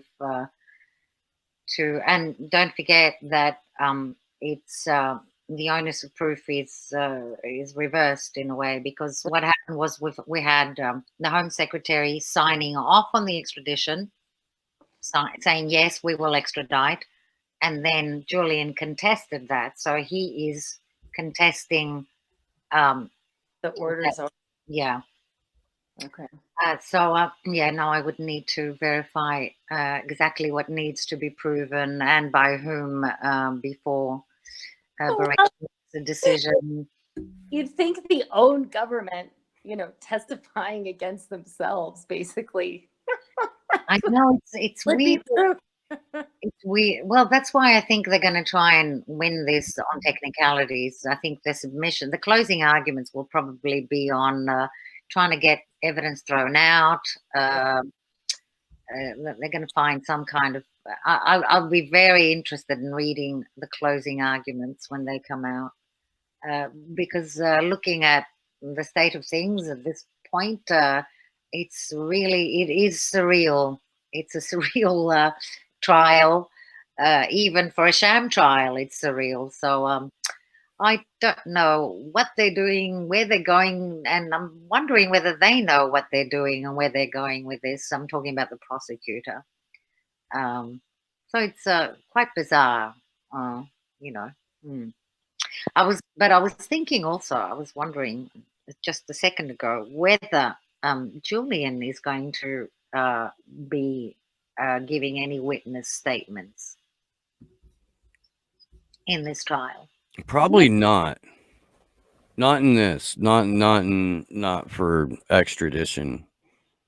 We haven't heard anything. I would think we would have, you know what I mean? That we would have. Yeah. Well, because they certainly haven't allowed him to talk to anybody, including to his lawyers. So I'm just wondering. Well, I don't think he's, prohibited from putting in his own witness statement or affidavit. But in criminal trials, often the lawyers will not call their client to the stand to give any witness accounts. But that's in a criminal trial. Now, in an extradition hearing, would it be advantageous to have your client giving a witness testimony? So I don't know. Something to think about.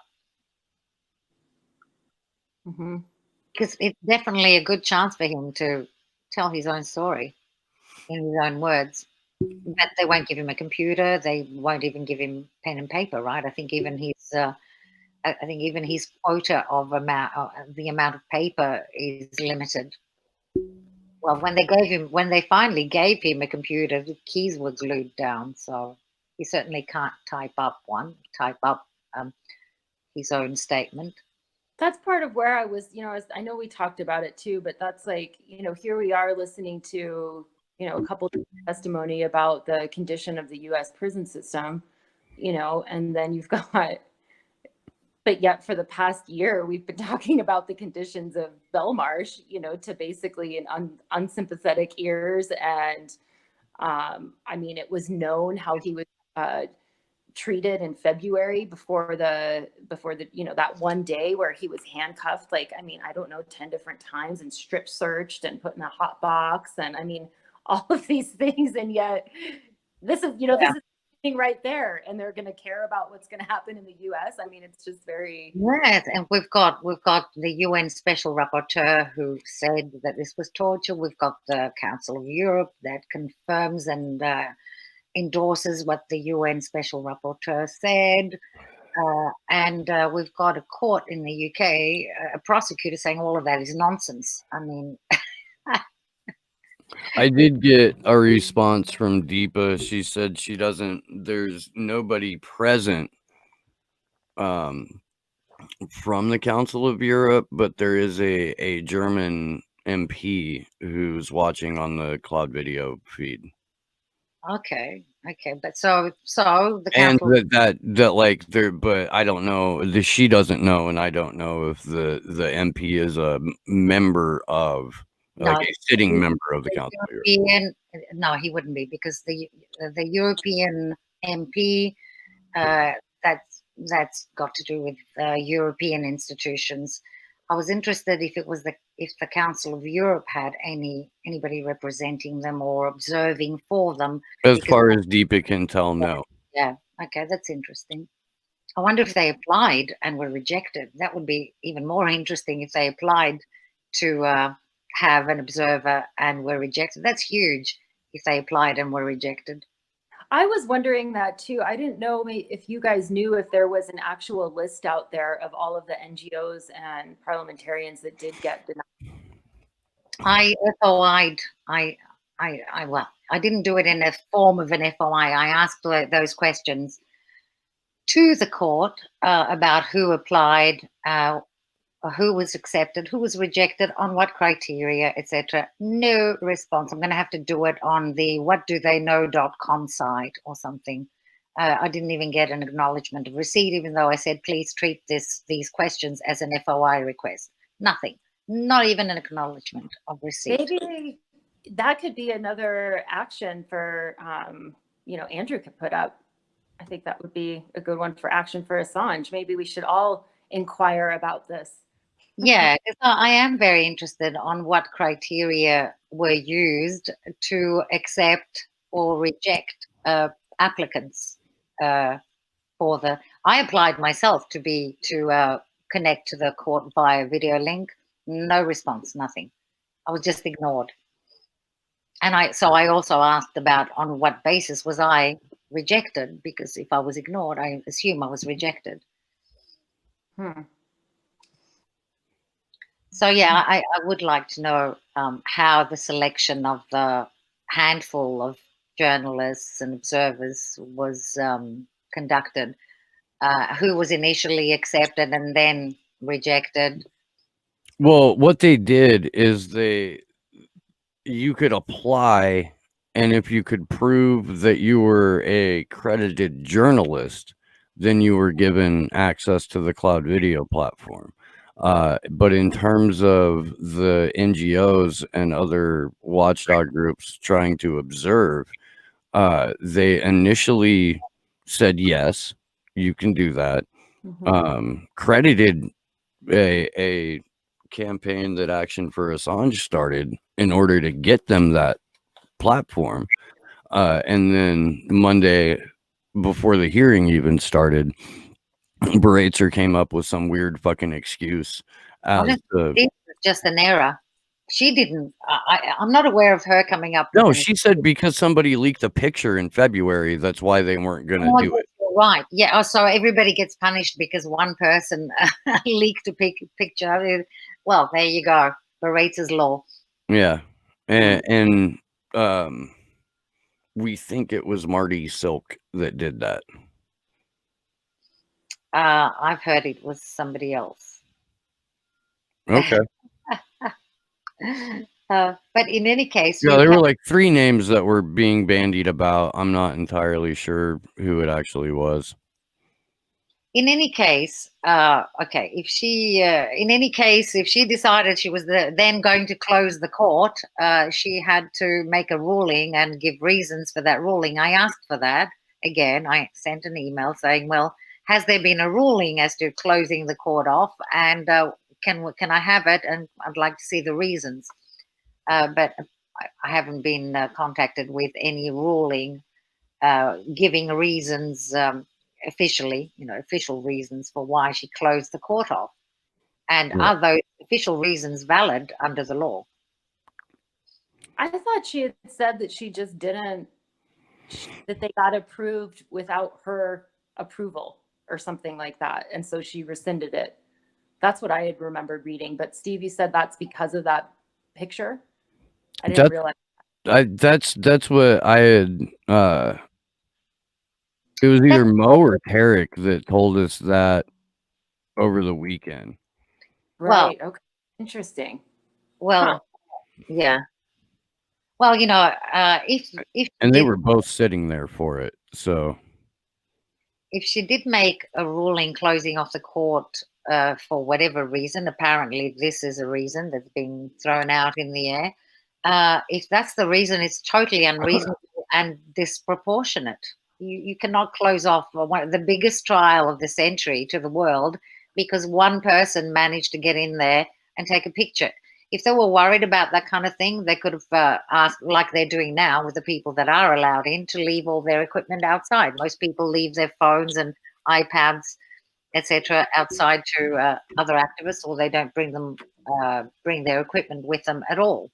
I thought I thought the journalists can have their laptops and shit.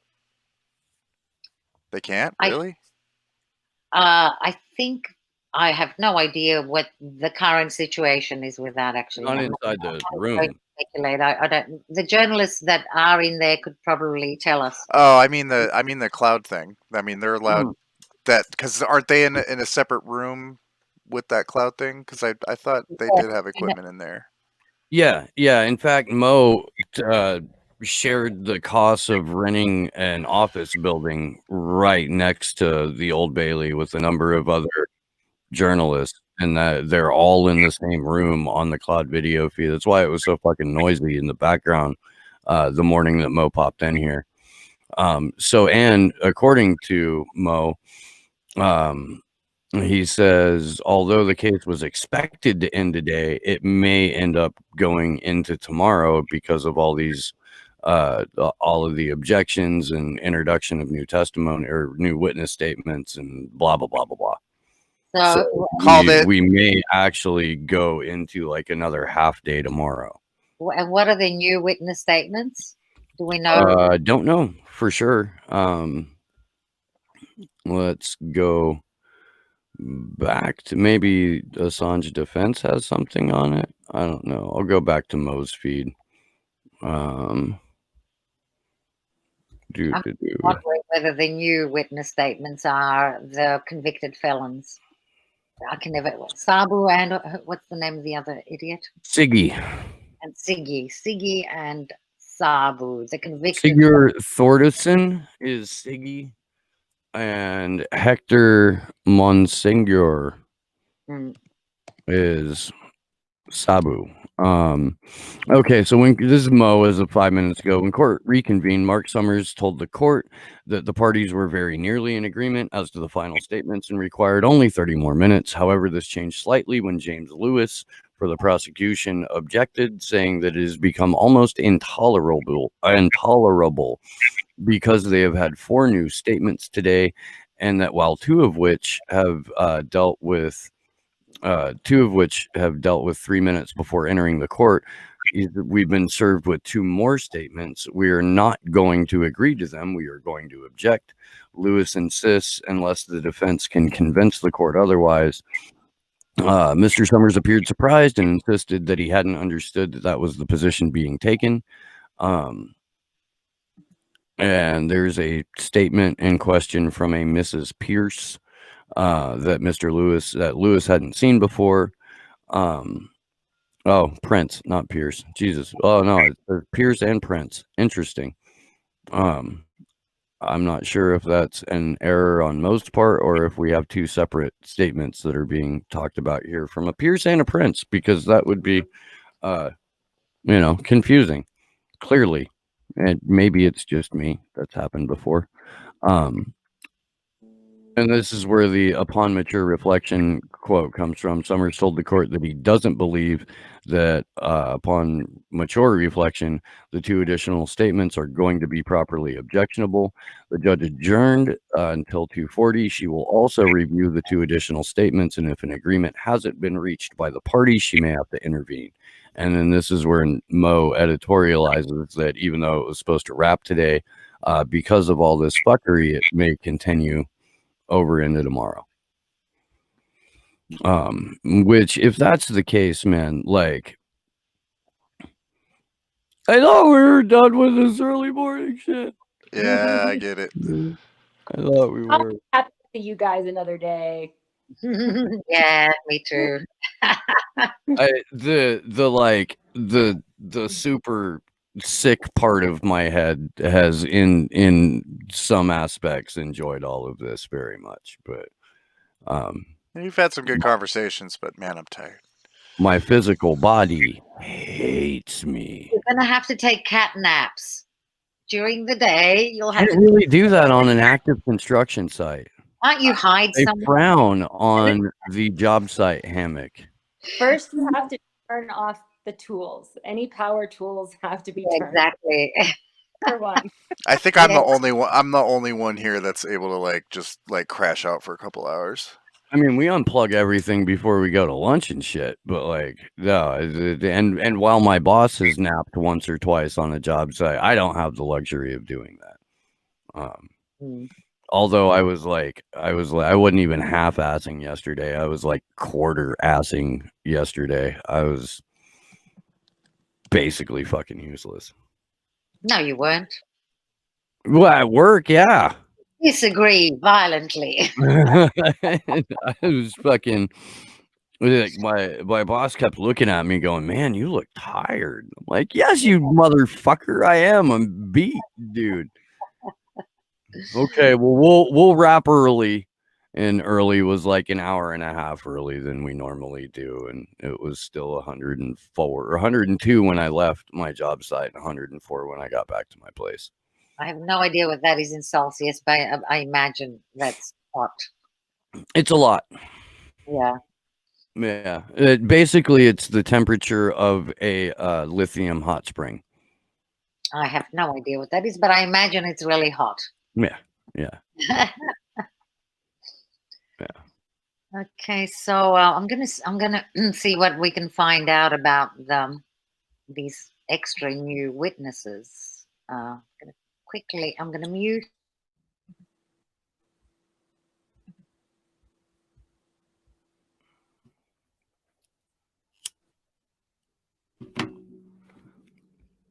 How much longer can you stick around for, Kendra, before you've got to bounce? Honestly, probably pretty soon here. That's what I thought. I was looking at what time it was.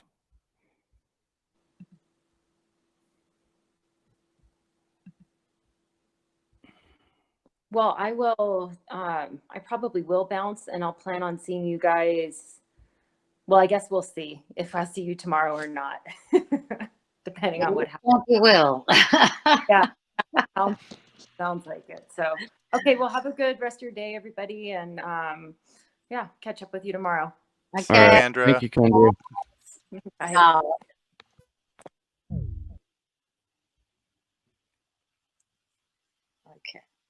Okay. So, right. We still don't know who these witnesses. They're still going through the objections. Is that right? Yeah. I wonder who. Maybe Mary knows. I'll go to Mary's thread.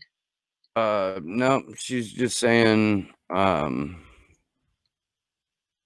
She said Lewis is objecting to 2 new statements. That was 33 minutes ago. And Summers says they need another half an hour, another break. Okay, so they're on another break, I guess. All right, I'll be back in about 5 minutes. I gotta go make some more coffee. I'm like nodding off. Okay. Sure.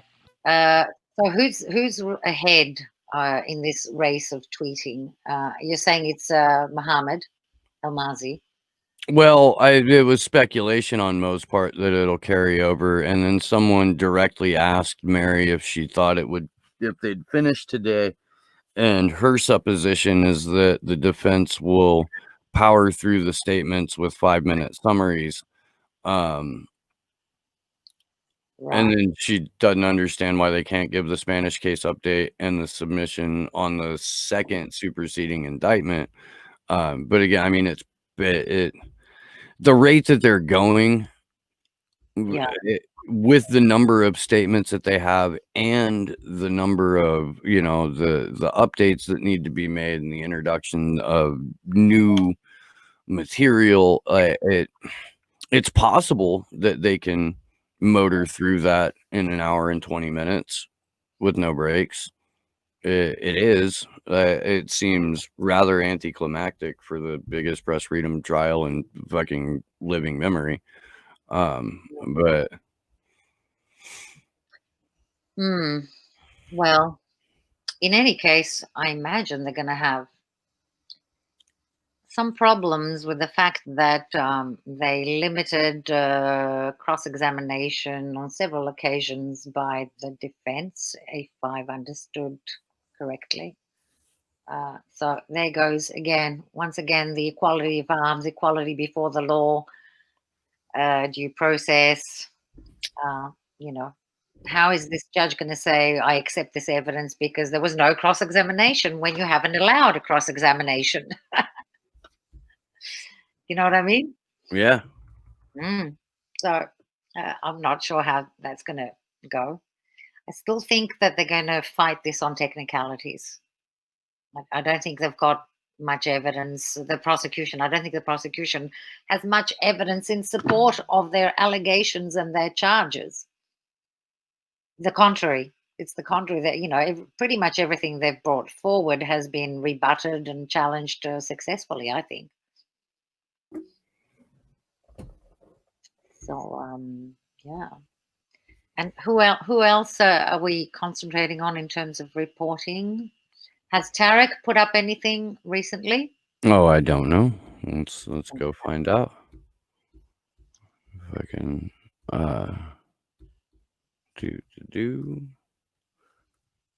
can't type. Okay, 2 hours ago, I see. 2 hours ago, 30 minutes. Yeah, no, he's just updating the adjournment schedule, or not the adjournment, but the recess schedule. Okay. What about Juan Passarelli? Because he said he's not going to bother with the updates, but he's going to give us commentary, analysis. What is he saying? 39 minutes ago, he put on. Okay, we know that's day 18. What is this? 3 hours ago. Well, what he said was that he was done. He was done trying to make sense, relate. You know, give a moment by moment update of what the prosecution was saying, and rather than give any airtime or thought to their arguments, he was going to take a stick and poke them. Well, good. No, but he says in a tweet of 3 hours ago, the judge did not allow 40 political and human rights organizations to monitor the case remotely the same way I do as a journalist. No open justice.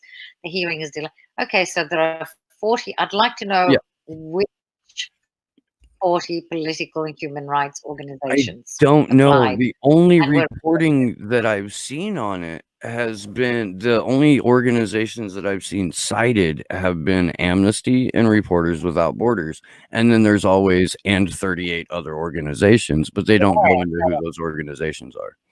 I wonder if there's a journalist that can tell us who the other 38, or is it the other 38, or is it 40 on top of Amnesty and no, 40 total. 40 in total. I'd love to know which organizations are in the 38. And how many of them are not connected to Naomi Klein? Yeah, whatever. Yeah. I'd love to know who they are. Court adjourned. So maybe somebody could tell us who they are. Well, I mean, I'm imagining that some of the journalists that are following this very closely would know who the 40 political human rights organizations, sorry, the 38, who the 38 remaining ones are. Yeah, definitely agree with Juan on this. No open justice, definitely no open justice. Oh, to answer your question, Rob Juno, sorry, I'm just now scrolling up the chat and looking. And by the way, if anybody else has questions, please throw them in here while we've got a little bit more downtime, although they should be coming back relatively soon. Yeah. But no, it was my first go round with an extradition case, Rob. So I don't have anything to compare it to other than what I already know about, like Laurie Love's case. So whether or not it gives me more or less faith in the justice system, like I didn't have much going in, and I haven't at this point been swayed to build more. You know, I'm going to remain cynical by default, yet cautiously optimistic. Mm. I guess that's. Yeah, I'm going to note down to do for myself to do a little bit of research on the onus of proof in extradition hearings in the UK, if I can find. I thought the assumption was in favor of extradition, and it was up to the defense to prove otherwise. I'm not sure I would call it an assumption. Well, presumption, whatever. Well, yeah, I won't comment on that only because I'd like to, you know, do a little bit of research on how the UK, well, you know, what the onus of proof is in and the standard of proof in the UK extradition hearing. So I'll try and find out something about that, just so I can be more sure about what I'm saying about it in case somebody asks. And just to verify that for myself before I open my mouth on it. So, so I've made that note. Onus of proof, standard of proof. Just from memory, you know, because we're not in a criminal trial, it's much easier to get this through the door. Onus of proof, standard of proof. And I'm going to see if I can find out which organizations were rejected by Baretza. What was she afraid of? So the Canary, has an article up. So somebody sent it to me on Twitter, where this is about the lack of the reporting that the BBC is engaged in on this case. And it says people have been talking about the BBC's lack of coverage. News monitoring group Media Lens has been all over the issue. Media Lens directly asked a BBC journalist where the coverage was. And they call out specifically Daniel Sanford, who is the Home Affairs correspondent for BBC News. And he said that the case is being covered by our World Affairs unit. I've been in a few hearings, and it is slightly repetitive at the moment. It will return as a news story.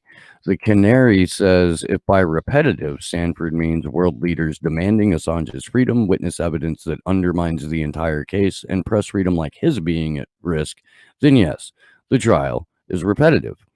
But a comment on social media by another journalist makes for a more damning reading.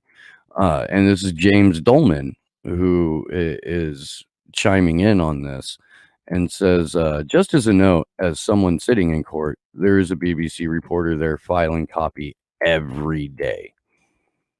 So blowing a hole in that. Well, the BBC, as far as I can tell, has not put out one, not even one, truthful or balanced article. And Tarek said as much. Wait, because the cloud video platform that he's on, he said there's people from the BBC in there. He said there's people from other, like, you know, the AP, Reuters, you know, other massive international news organizations. But if the reporting that they're giving is flawed on purpose or, you know, on accident, then it doesn't matter how many outlets are in there.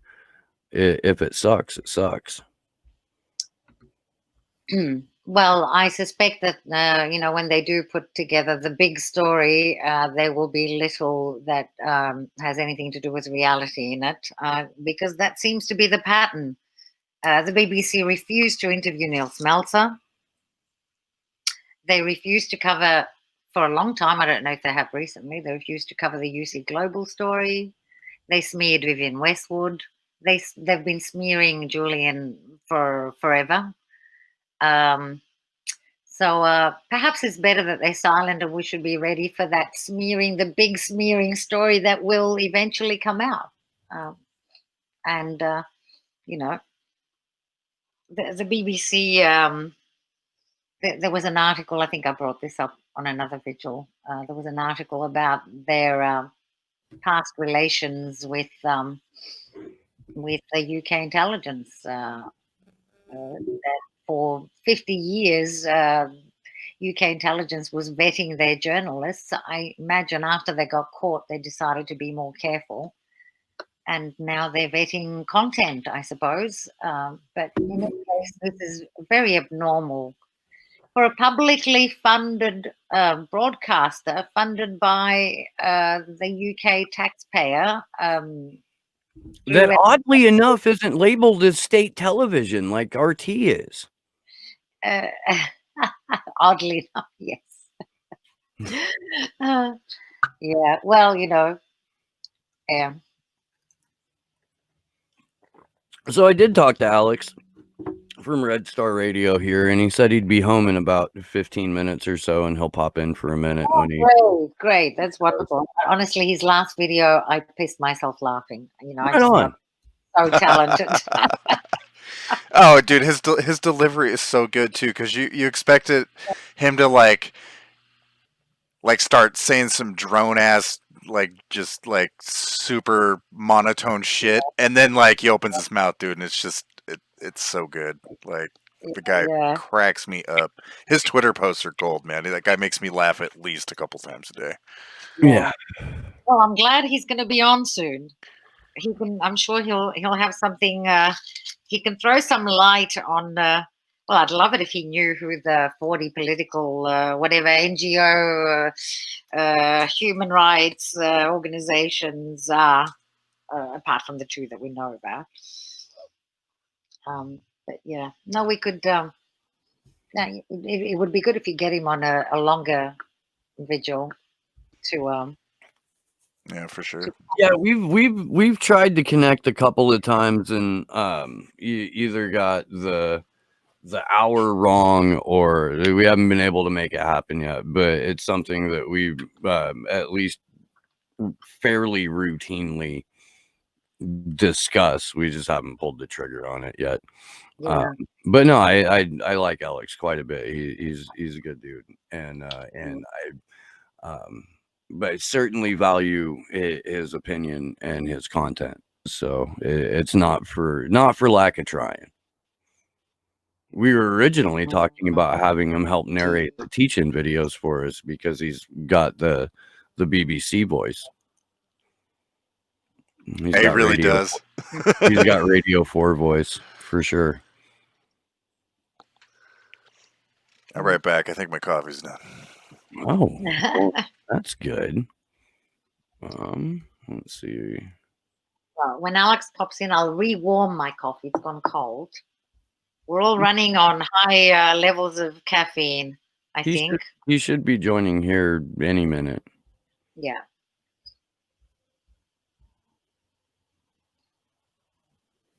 Oh, hang on. I'm just going to look at an email about the cloud thing that I asked. I'm just going to mute myself and see if I get in.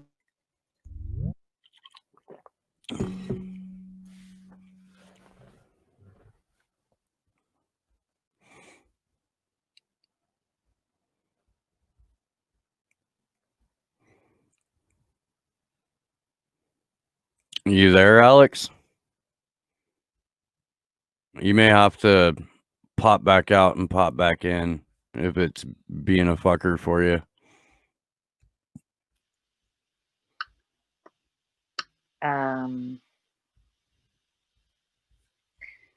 Can I quickly say I got an email about the cloud, the CVP?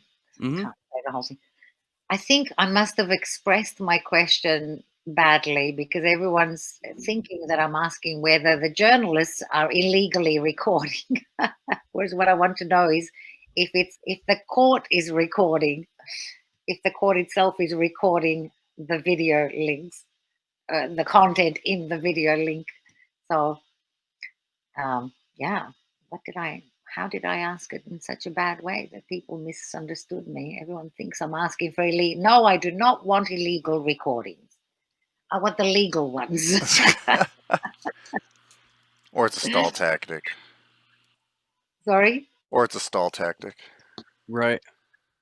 No, because this was from another journalist. I asked a bunch of journalists, and they're all answering. Gotcha. No, we're not allowed to record. Yeah, I know you're not allowed to record. What I want to know is if the court is allowed. Well, obviously the court is allowed to record, but I wanted to know if they were actually recording what's it called? Live streaming video. What's the name for it? Cloud video platform or something, I think they're calling it. What's the process called? Is it called live streaming? What is it called? I'm assuming so. I don't know. I don't know how they're doing it. But. Are they recording the content of what streams or connects or whatever the word is for? It's terrible when one is high-tech challenged. I'm not very good with the language in that field either. Anyway, I will eventually find out, and if no journalist gives me the information, I'll just straight up do an FOI to the court, and they will say we can neither deny nor confirm. Means I'll have no information at the end. Yeah, when I asked Mo, his immediate reaction was submit an official request for access to it. Well, the best chances of anybody getting that is if all the journalists get together and say that they want access to whatever recording was made by the court of the CVP communications. They've got better chances of getting that than, an isolated member of the public. Do you have any advice for Alex here, Josh? He seems to. What browser are you using? If it's Safari, it might not work. Need to be like Firefox or Chrome or something. Okay, but he's on, right? We just can't see him. If he's on mobile, he needs the app. Okay. Can he send us a message via chat? Do you think? I think Steve can DM him or something. Mm.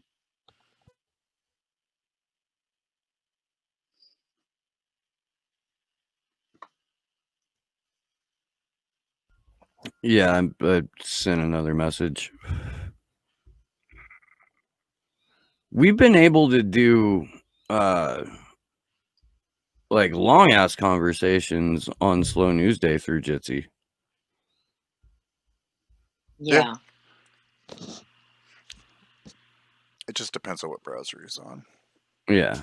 Yeah, because I was thrown out yesterday from a couple of them.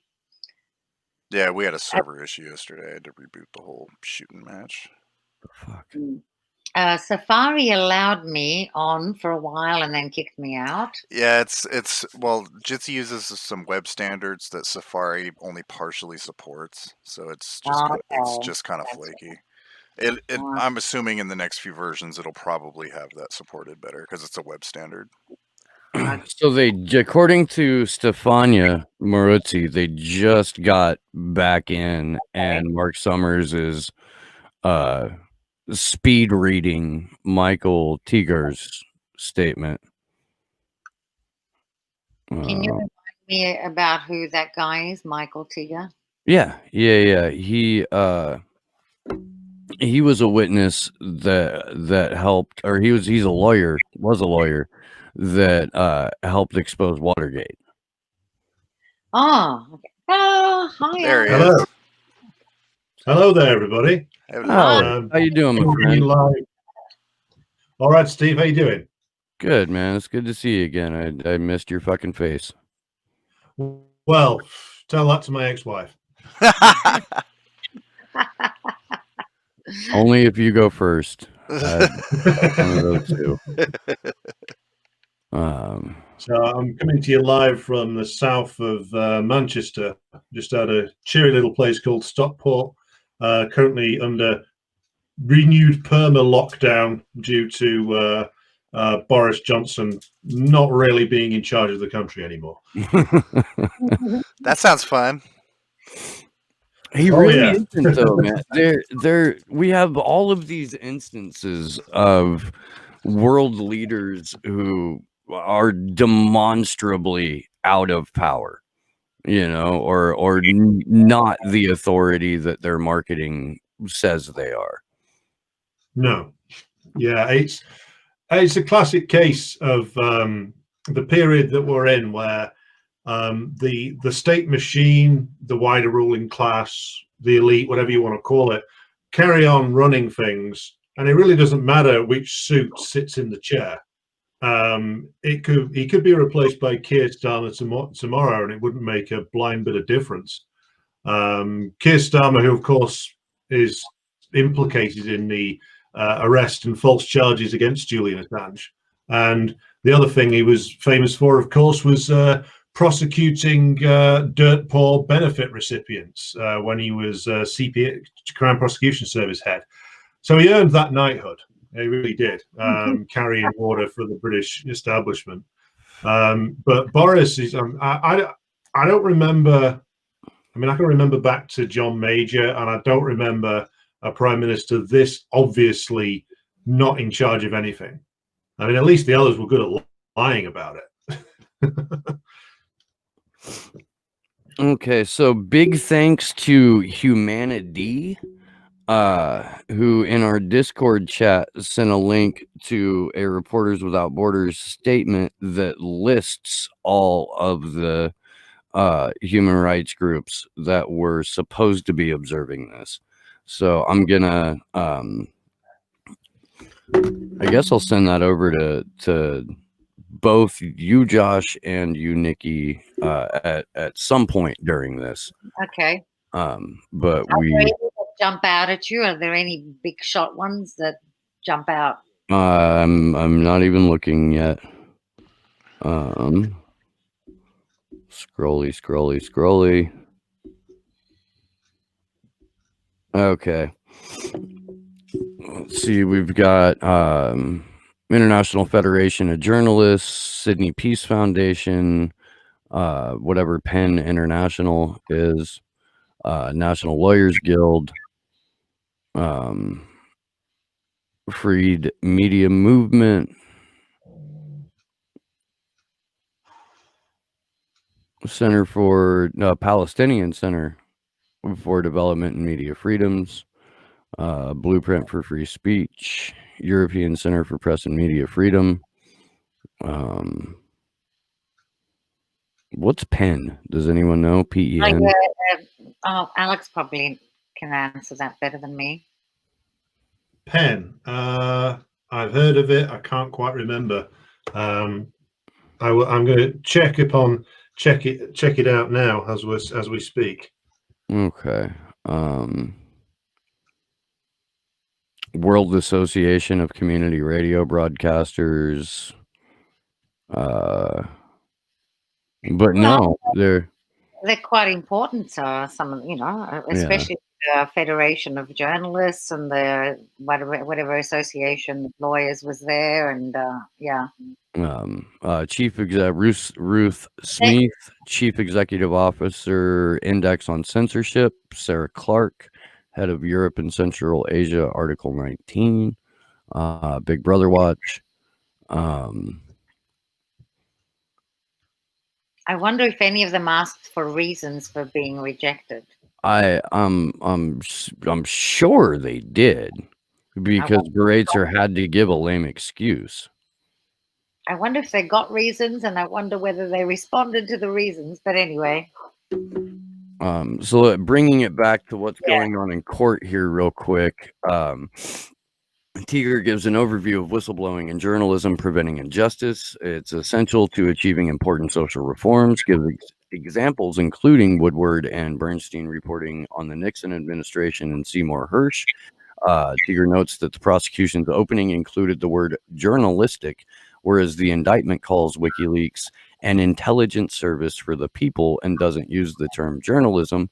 Tiger talks about how common and routine it is for journalists to work with sources and solicit information. The reason that the indictment calls WikiLeaks an intelligence service for the people is because they are directly quoting Julian Assange,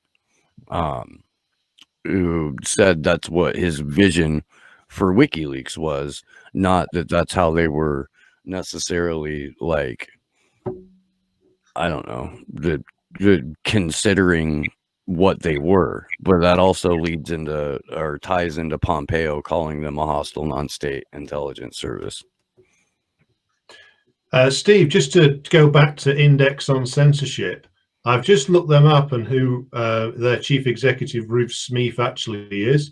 She's the former Labour MP for Stoke, who was actually named in a WikiLeaks document as a CIA source. Interesting. And she was also crucial to the smearing of Jeremy Corbyn as an anti-Semite. So that's who the Index on Censorship has appointed as their chief executive. I think that's what you call capture of an institution. Yeah. Yeah. Yeah. So You might as well put Neera Tanden on a press freedom panel of Index on Censorship just to make censorship better. Because her entire career is basically as an intelligence service asset or collaborator. So, great job, great appointment. That's interesting. Yes. Any other info on the others? Well, if I get the list, I might have to. Oh, they didn't let her in. You would think that they would let her in the front row. Well, she's busy tweeting stuff about retweeting State Department stuff about Xinjiang and the other stuff they're putting out about China. The chair of Index on Censorship is a guy called Trevor Phillips, and if I remember him correctly, he's a former chief executive of the Commission for Racial Equality and a Blairite insider, like Peter Mandelson, who was sort of Tony Blair's personal Dr. Death, was best man at Phillips's wedding. So the two people at the head of Index on Censorship are both British deep state freaks of the highest or the lowest order. So not surprising that they haven't pushed too hard to turn up. I am surprised though that they weren't given a special invitation. They'll probably release something at, like, no matter what happens, that was all free and fair, and the only censorship takes place in China. That's right. That's usually what happens with these guys. Yeah. There's no censorship in Britain at all. No. Twitter seems to have taken a shit. I don't know if it has for anyone else. And I'm looking. Oh yeah, okay, it took a shit. It took a shit. Something went wrong. Something went wrong where? That's the message I get on every tab. Oh. Yeah, even DMs are dead unless our accounts just got fucking taken. I mean, that's certainly possible. If it's working for you guys, it may just be out here in the States. Yeah, well, I'm okay here so far. GCHQ. I'm gonna go look for reports on Down Detector. I'm okay, except I can't mute or turn off the camera. I mean, none of those. Oh yeah, it's there's over 2,000 reports into Down Detector. Oh, what does that mean? That we're not live? No. This is just Twitter. Live. This is Twitter. Yeah, this is Twitter. Well, I don't know who's responsible for it, but I hear I should blame the Proud Boys. They're obviously a very dangerous organization. Trump referenced them, so I assume that they control most of the western half of the United States now. I've personally met and talked to Enrique Tarrio, who is the national organizer for the Proud Boys, and he was a nice guy. Like, I don't really have anything bad to say about him. I'm not necessarily a supporter of his organization, but I mean, shit, dude, like, he was a perfectly lovely gentleman when I had the occasion to meet and speak with him. I mean, granted, Have you heard that No. McGinnis guy though, Bar. man? That guy's a trip. That guy Huh? sets that McGinnis guy though, man. He's said some repugnant shit. Gavin McGinnis? Yeah. Yeah, he was there too, and he was a total fucking prick. Oh, so he's an actual prick too, huh, in real life? Yeah. Yeah. Although, according to his own leaked nudes, not that much of a prick. Oh, poor guy. No wonder he's so Like angry. Fucking Just explains it all. immature string bean. Oh, Jesus Christ. Dude. Hey, dude, I didn't make it. You know, ain't mine. I'm just saying. I just saw the picture. I guess you took one for the team on that one. I'm good. Dude, it was one of the. Remember how Andrew was obsessed with Jeff Bezos's dick there for a minute? My God, that they stole his pics and shit. Yeah. Yeah. Wasn't it the Saudi government or some shit? So Andrew got like that briefly with Gavin McInnes's little. I'm so glad I missed that. I would have given him shit for that. Can't they use Photoshop to enhance the image? I mean, for sure. You know, the thing about Jeff Bezos is, as we say in Britain, meat and two veg is now a state secret, isn't it? Given he's worked with the CIA. Oh man, ain't that the freaking truth? There was, I think I'm actually pretty sure it was Austin Powers, but when he's going through like all the British names for the dick, like one of the ones that I still remember to this day was wedding tackle. Oh yeah, that's one of those unique British words about that area of the body that makes it sound as unsexy as possible. There couldn't be a less sexy bunch of terms for the genital area than we British can think up. Meat and two veg just makes you think of a sort of a boiled joint and two very unhealthy looking potatoes. Yeah, which ironically is a perfect description of Gavin McInnes. Yeah, and potatoes not necessarily vegetables. Yeah, Twitter's all fucked.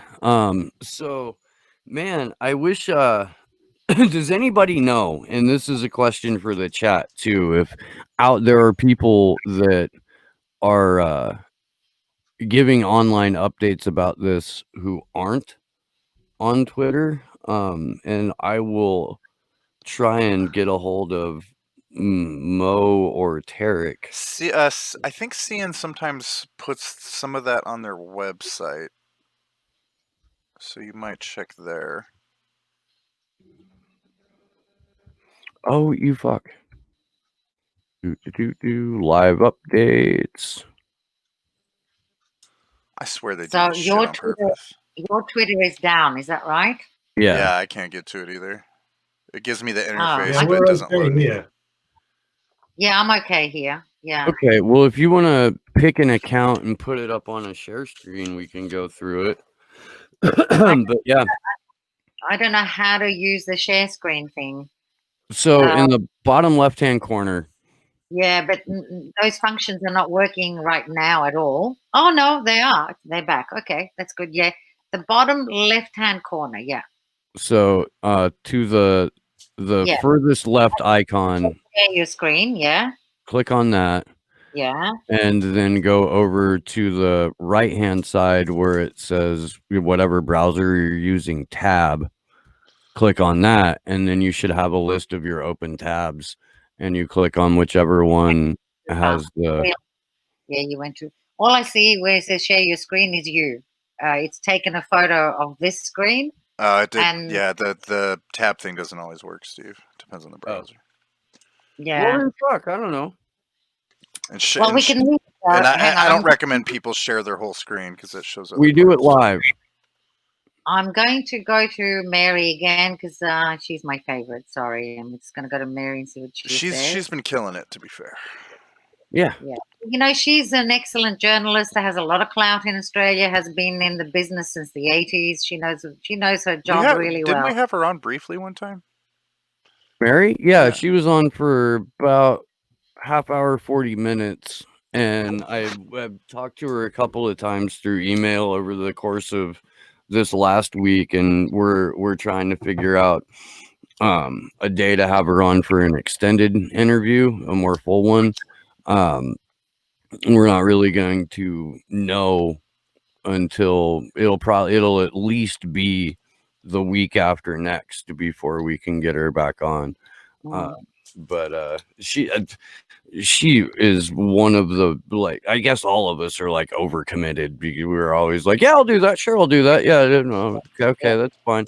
And then you go to like get scheduled for something else and you've already committed to 2 other people for that exact time slot. And well, she's a heavyweight, so she's an excellent journalist. But apart from that, she's an Australian journalist, and people trust her. You know, she's got a lot of clout in Australia, and it's important in mobilizing the Aussies because they are still watching MasterChef.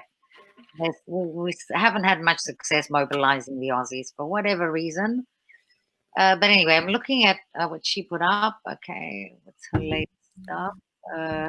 And Alex, since this is your first time joining us on this morning stream, I would like to get your overall sentiment about the last 4 weeks of this shit show. Well, anybody who's had anything to do with the British justice system would not be surprised that it's turned out the way it has. Clearly, the judge Baraitser is operating off a set of spoken or unspoken instructions or assumptions about how to conduct this. This is all, the way the British government's handled this for many years is all bound up with the fact that they are cravenly subservient to the United States on all matters with relation to intelligence and defense or offense matters. So the fact that Assange has been detained for over a year in a maximum security prison that's mostly used to hold terrorist suspects. Again, I'm not surprised. This shows how they value, how he is a high value prisoner for them. They will not risk any chance of the remotest chance of him not being under lock and key 24/7. And also the fact that they're prepared to just ignore legal precedents, that they're prepared to override very reasonable objections on the part of the defense. That is, again, I'm not surprised because this is how the British government operates. This is how there's a huge myth in this country that we have some sort of independent judiciary. We don't. The judiciary is interwoven with the government at all levels. I mean, it's only in recent years that the highest court in the land has been moved from the House of Lords to be our own version of the Supreme Court, but they're all still aristocrats and political appointees. So if you're a magistrate trying these big cases, chances are you're either born into the establishment or you've had to butter a lot of people up to get into that position. And you'll be aiming to not stay a magistrate. Your aim will be to go higher. And you don't get to go higher in the British system by doing controversial things like abiding by international human rights laws and standards. It tells us an awful lot about just how tied in our government is with the US. I think now more than ever. Because at least 50 years ago, there used to be disputes between Britain and the US. Now we're basically just one country separated by an ocean and different slang words. The state of Britain at the moment is such that our intelligence services, MI6, and yours in CIA, NSA, and the numerous other different agencies are so interwoven that it's impossible to say where one ends and one begins. So if you're looking at all the stuff that WikiLeaks has exposed over the years, yeah, a lot of it is mainly stuff that implicate in the Pentagon, the CIA, the American government, but it also implicates as well the British government all the way down the line. because every single one of these things has been done with the active collaboration of what is now 4 British governments in a row: Blair, Brown, Cameron, May, or 5 now with Johnson. And the worst crimes that WikiLeaks exposed were all directly implicating the British government, which, by the way, has just passed something called the Overseas Operations Bill, which immunizes British military personnel from facing lawsuits or criminal trials for war crimes committed overseas.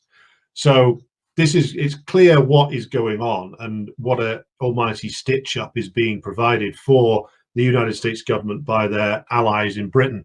And it wouldn't make a blind bit of difference if the shuffling corpse of Joe Biden wins the presidential election in November.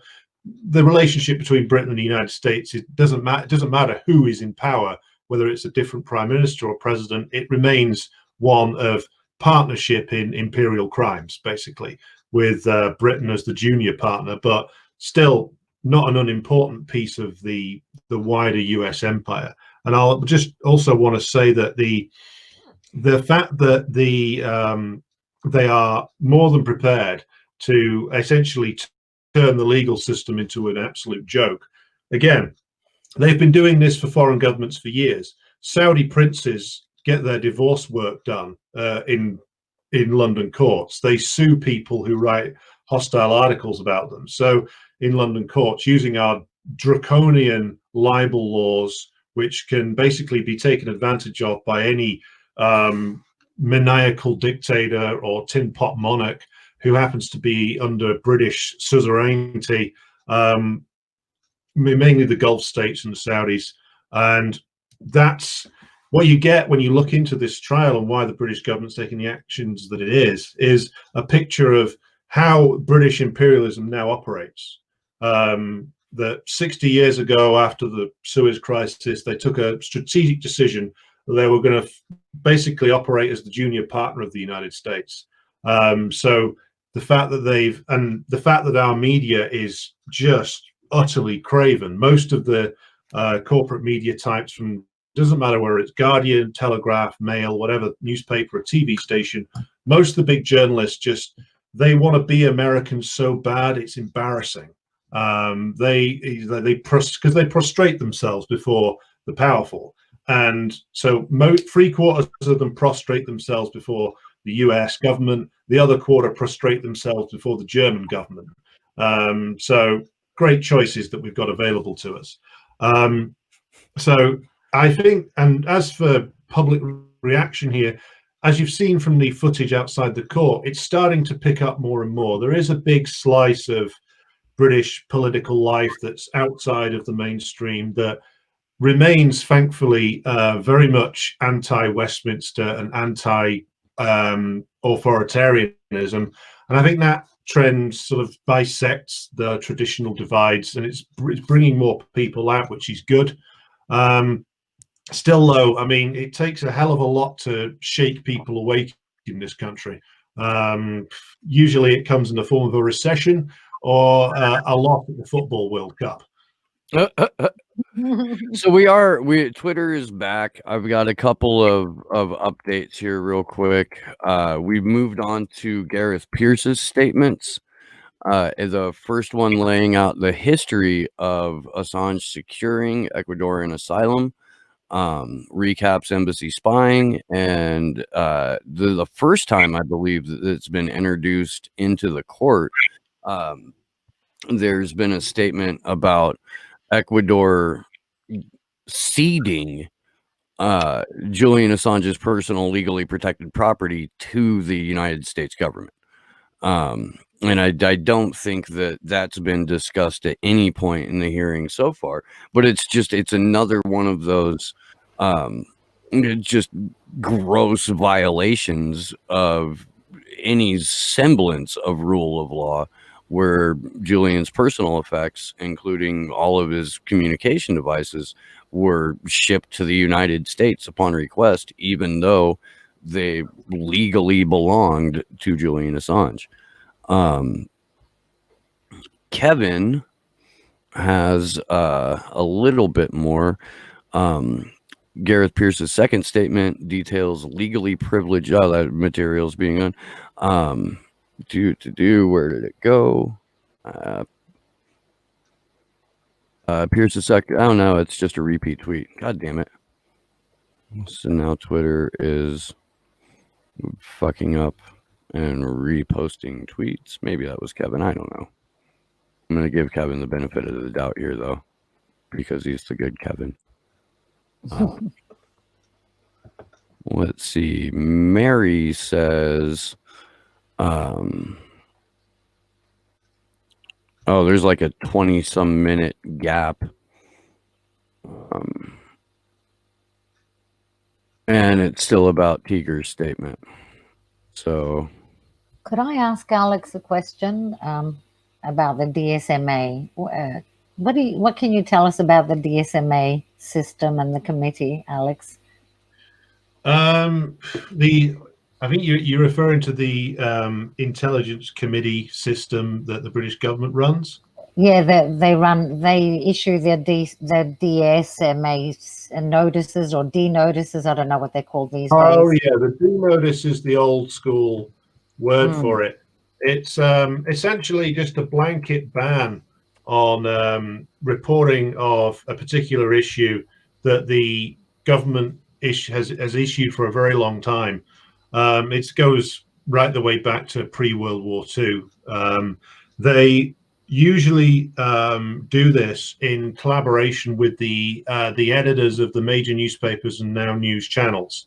So they'll slap a D notice on all manner of things. I mean, back in the 80s, it was D notices on the leaks that came out of the Foreign Office and Ministry of Defense from like Clive Ponting and the others, if you remember those cases where the MOD people and Intel people leaked a series of things in books about the 70s and the 80s, and I think Peter Wright was the other one who leaked a load of stuff about MI5 bugging and burgling their way across London, in their own words, to undermine the government of Harold Wilson.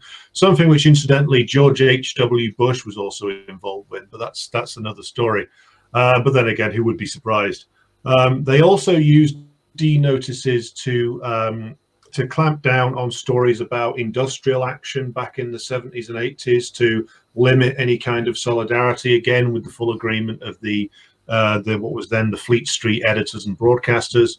So it's what it tells you is that the D Notice Committee is essentially British journalism is a closed establishment circle.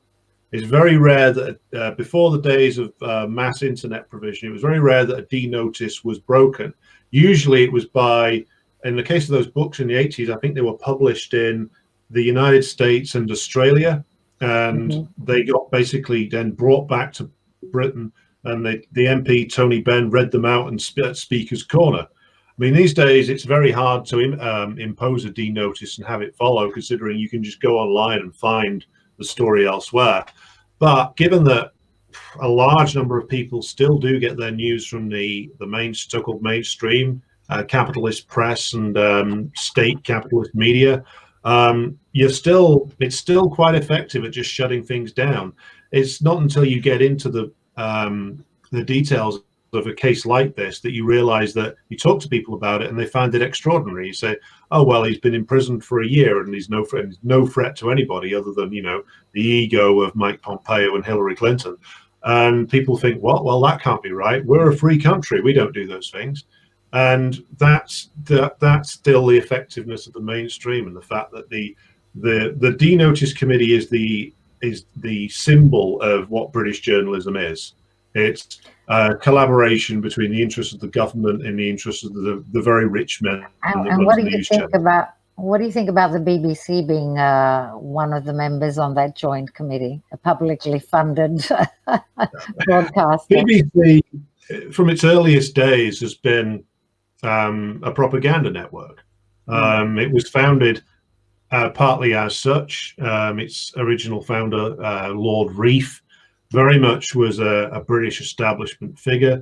It was used to run, and it's one of its earliest phases was it was used to run propaganda against the 1926 general strike here. It's always been anti-worker. It's always been on the side of the employers and the government. It's always run propaganda in favor of every war the British government's ever been involved with.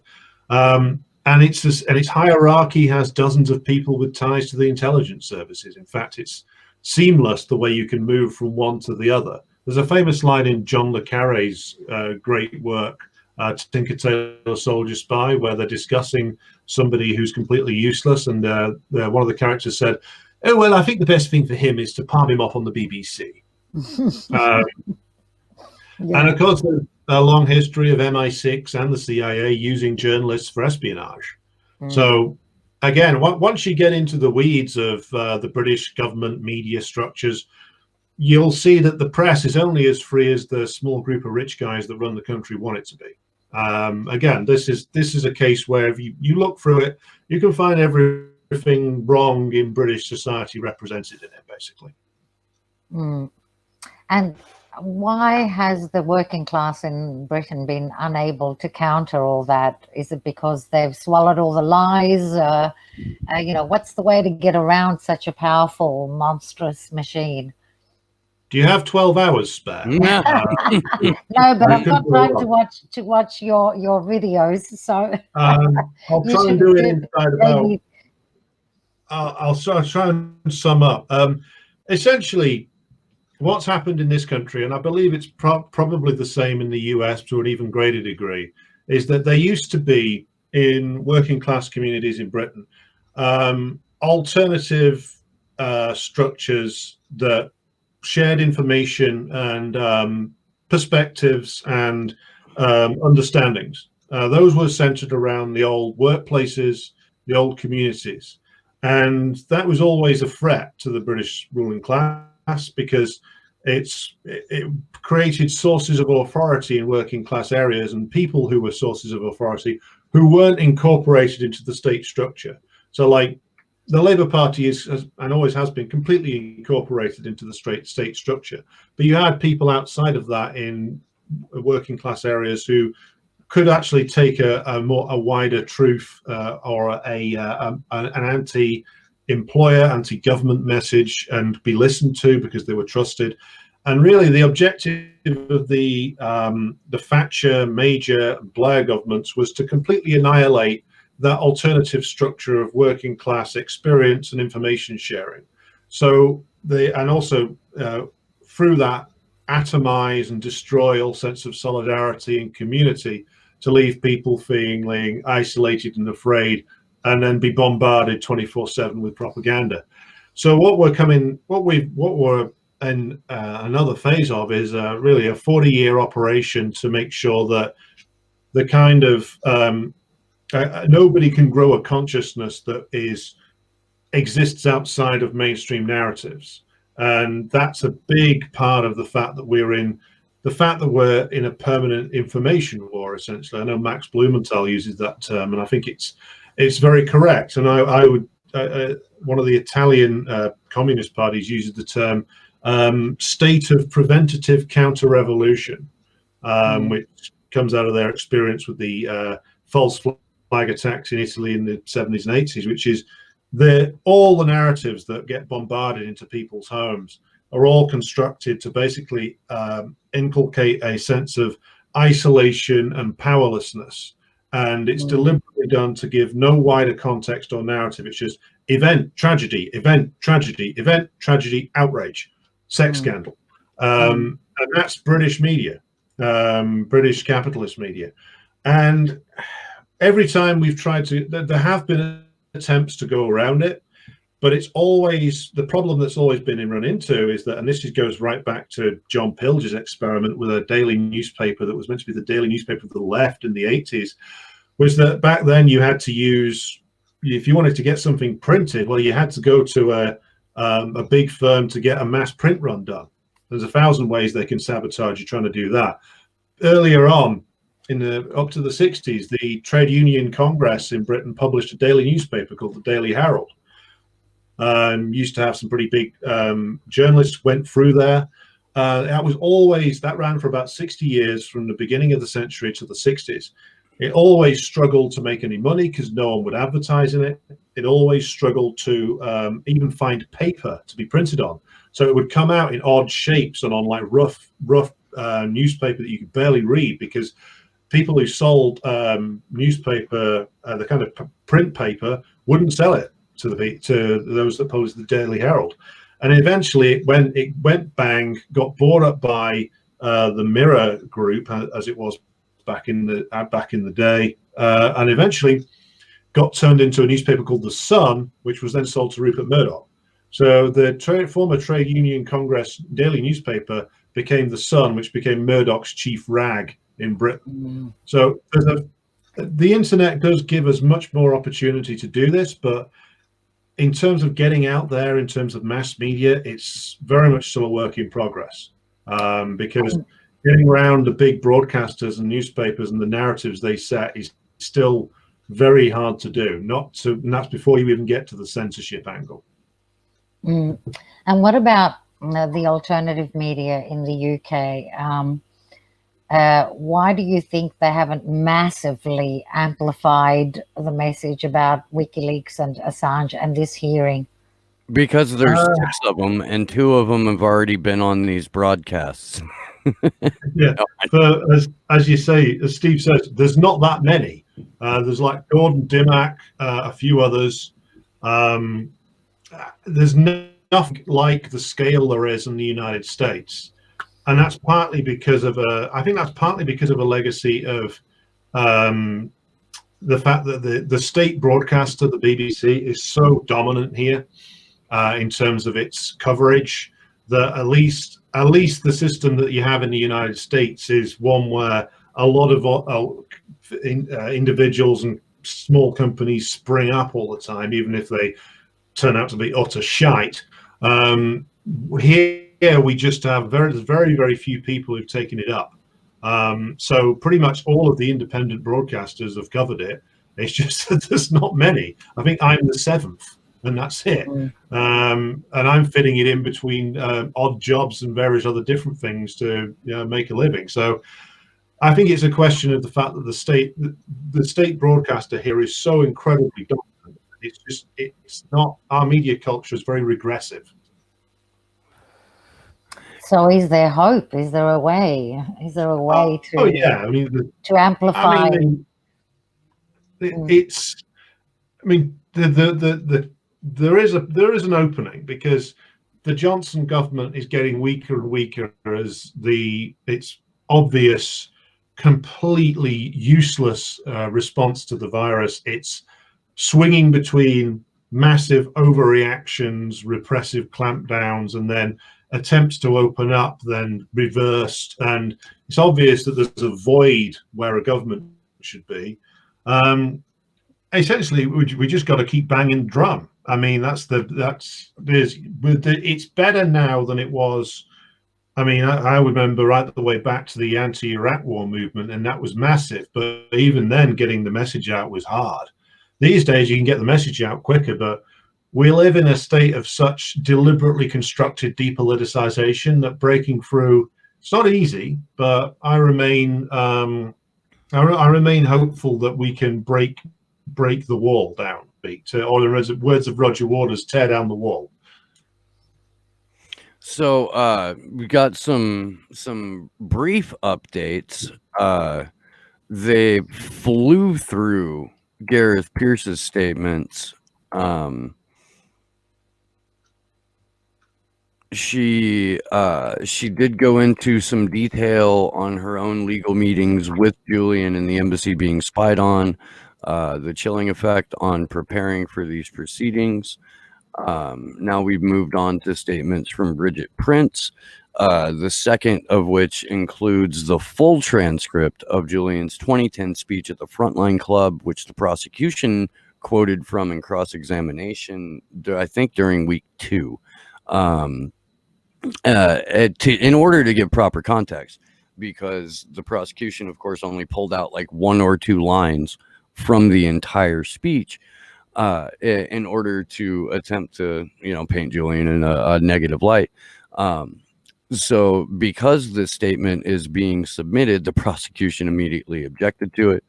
The defense would also like to include new comments from William Barr, which were made on the 16th of September during the proceedings, and then a little bit more detail on the Frontline Club video. It's from a 2010 Q&A conducted by Video Links. The prosecution tried to say that Julian Assange's answer contradicted testimony about his mental or psychiatric health. So it must have been week 3. This is all kind of blending into one long, inescapable sleep depth experience. I don't.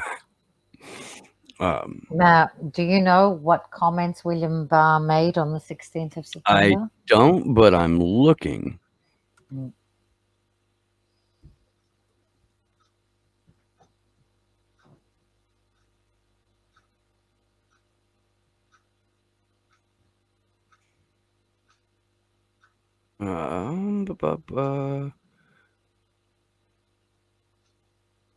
Maybe. Oh, I can't find anything, or I can't find the quote that they're speaking of. I'll go ahead and ask, and maybe maybe the Assange defense account will.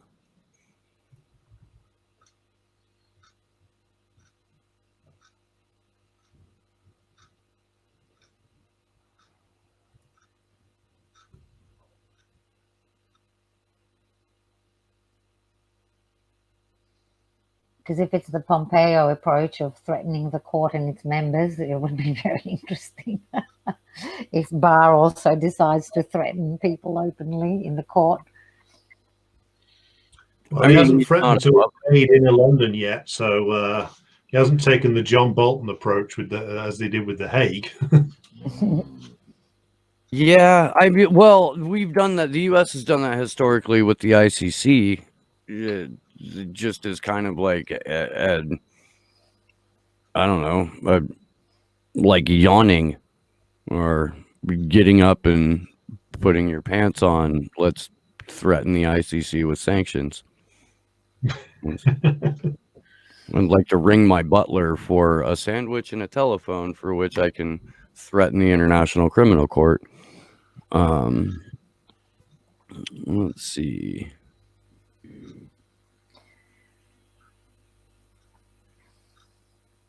Yeah, I'm not seeing any new well, we can new tweets coming through, and I'm gonna have to bounce here in about like 10 minutes at the latest. I gotta fly.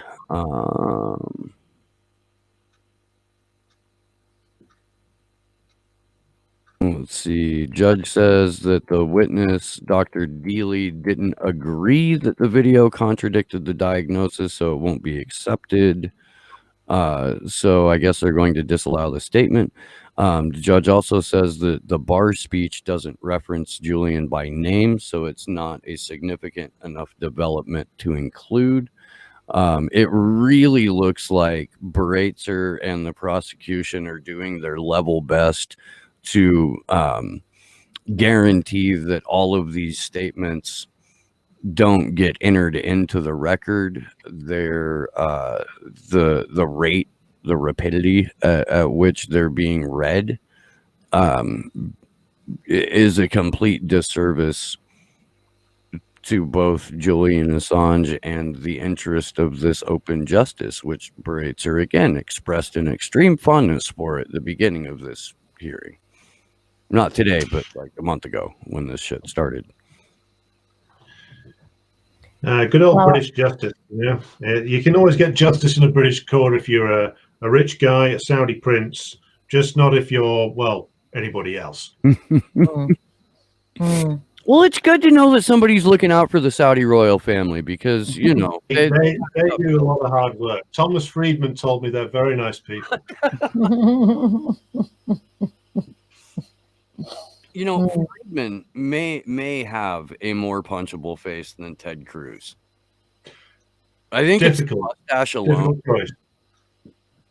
Like just the mustache. Like I'd want to punch Thomas Friedman right in the mustache. Like if I happen to break a nose in the process, Oh yeah, there's not many men who are supposedly journalists who have racked up the body count that guy's propaganda is associated with. Jesus Christ, you're not wrong, man. He's probably comparing notes with Mohammed bin Salman on the bone saw purchases in Home Depot. Mm-hmm. Yeah. Recommending a specific model. Yeah. It's the one Tom uses to cut up his interns with. Mm-hmm. Jesus. We hadn't really had a dark broadcast. Yeah, I'm glad to have brought the dark twisted humor of the English Northwest on. Oh yes, thank you. I am available for parties. Very reasonable rate. I'm interested in more of what you say about the media, how it works in the UK, who owns it, whether financially or politically, and how to get around the media blackout relating to Julian's case. I mean, how do we screw them, really, and fast? Because I think I think. I mean, one of the pressure angles to push is, one of the most disgraceful roles that's been played is by obviously the Guardian newspaper. I'm sure you've covered that before on here, which ran that complete bullshit story about Manafort visiting Assange in the embassy, which was very much part of the whole warming up for taking him out of there. They've been compromised by the British intelligence services for a number of years. After they covered the WikiLeaks and the Snowden revelations, basically the secret police stormed in there, seized all their hard drives, and essentially, I believe a not so subtle threat was made, caused the resignation of the previous editor, Russ Bridger, who, for all I think he's a bit of a twat, did decent stories when he was there, replaced by Kath Viner, who's just turned out to be a complete hack for the British government. I mean, the Guardian has always been a mixed bag, but now it's not a mixed bag anymore. It's just pure propaganda. Pressure is battering them in public on Twitter via and as many letters as you can send in, badgering their journalists, basically just politely but firmly pointing out, wow, is this what you got into this for? I mean, I for my shame, when I was younger, back in my early 20s, I actually wanted to be a journalist, and then I was put off it by a guy who just quit print journalism and says, "Oh, forget it. There's no scope to do interesting stories anymore because it's all just huge pages of advertising and buttering up various rich people," which is what's happened to print journalism. And of course, the other person who's crucial to the British media's degeneration is Murdoch, who has been a big presence in UK media since the late 60s, when he bought the now defunct newspaper News of the World, bought the Times. The Times very much is the establishment's reading material of choice, because it's that sort of bland, white bread liberal conservatism, which is she's beloved by the British ruling class. He's been behind a lot of the sort of worst pieces of propaganda that have been done over the last 52 years now. So on the upside, when he carks it, which will be pretty soon, his useless children will fall out with each other and the empire will collapse. So that's a fun thing to look forward to. And his various ex-wives will try and get hold of the various bits of it. Should have a Murdoch is dead day too. Yeah, Murdoch's dead day celebratory live stream. We're doing that for Kissinger.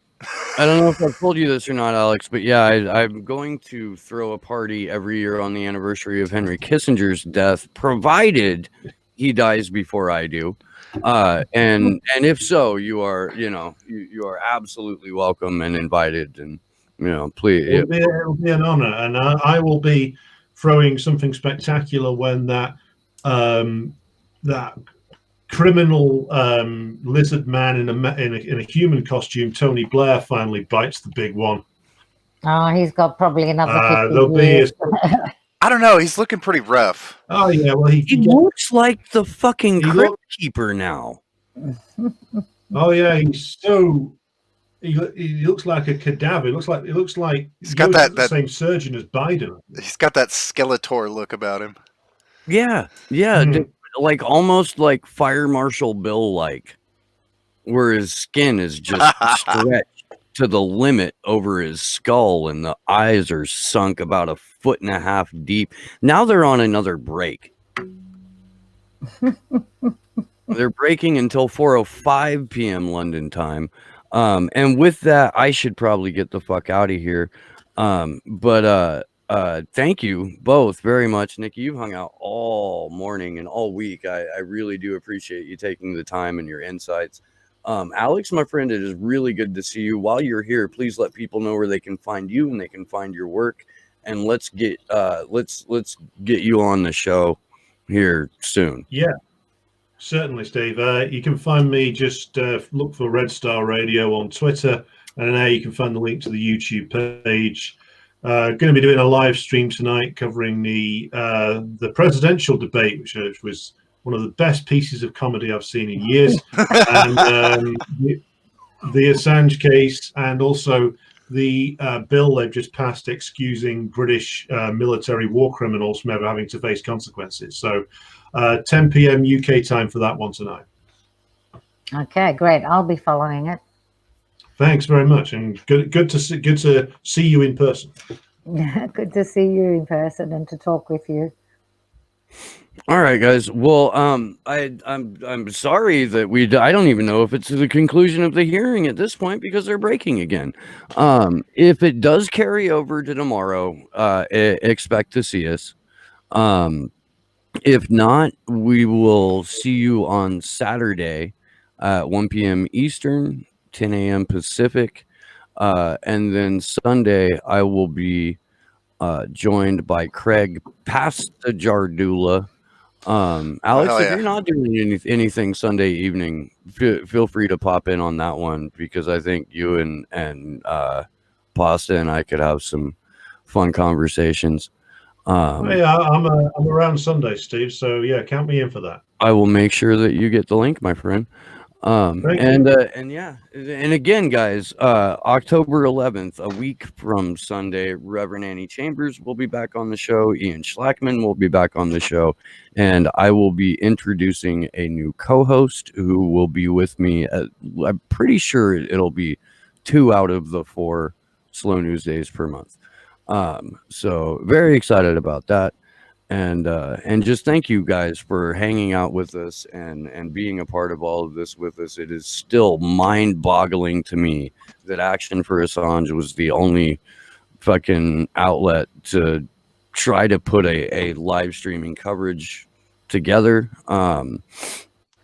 But we're crazy, and we love you and have no regard for our own personal health or safety. So that's what you get. So yeah, what you call freedom. What's that? I said that's what you call freedom. Yeah, exactly. So yeah, if we don't see you tomorrow morning, we will see you Saturday, and until then, good luck to us all.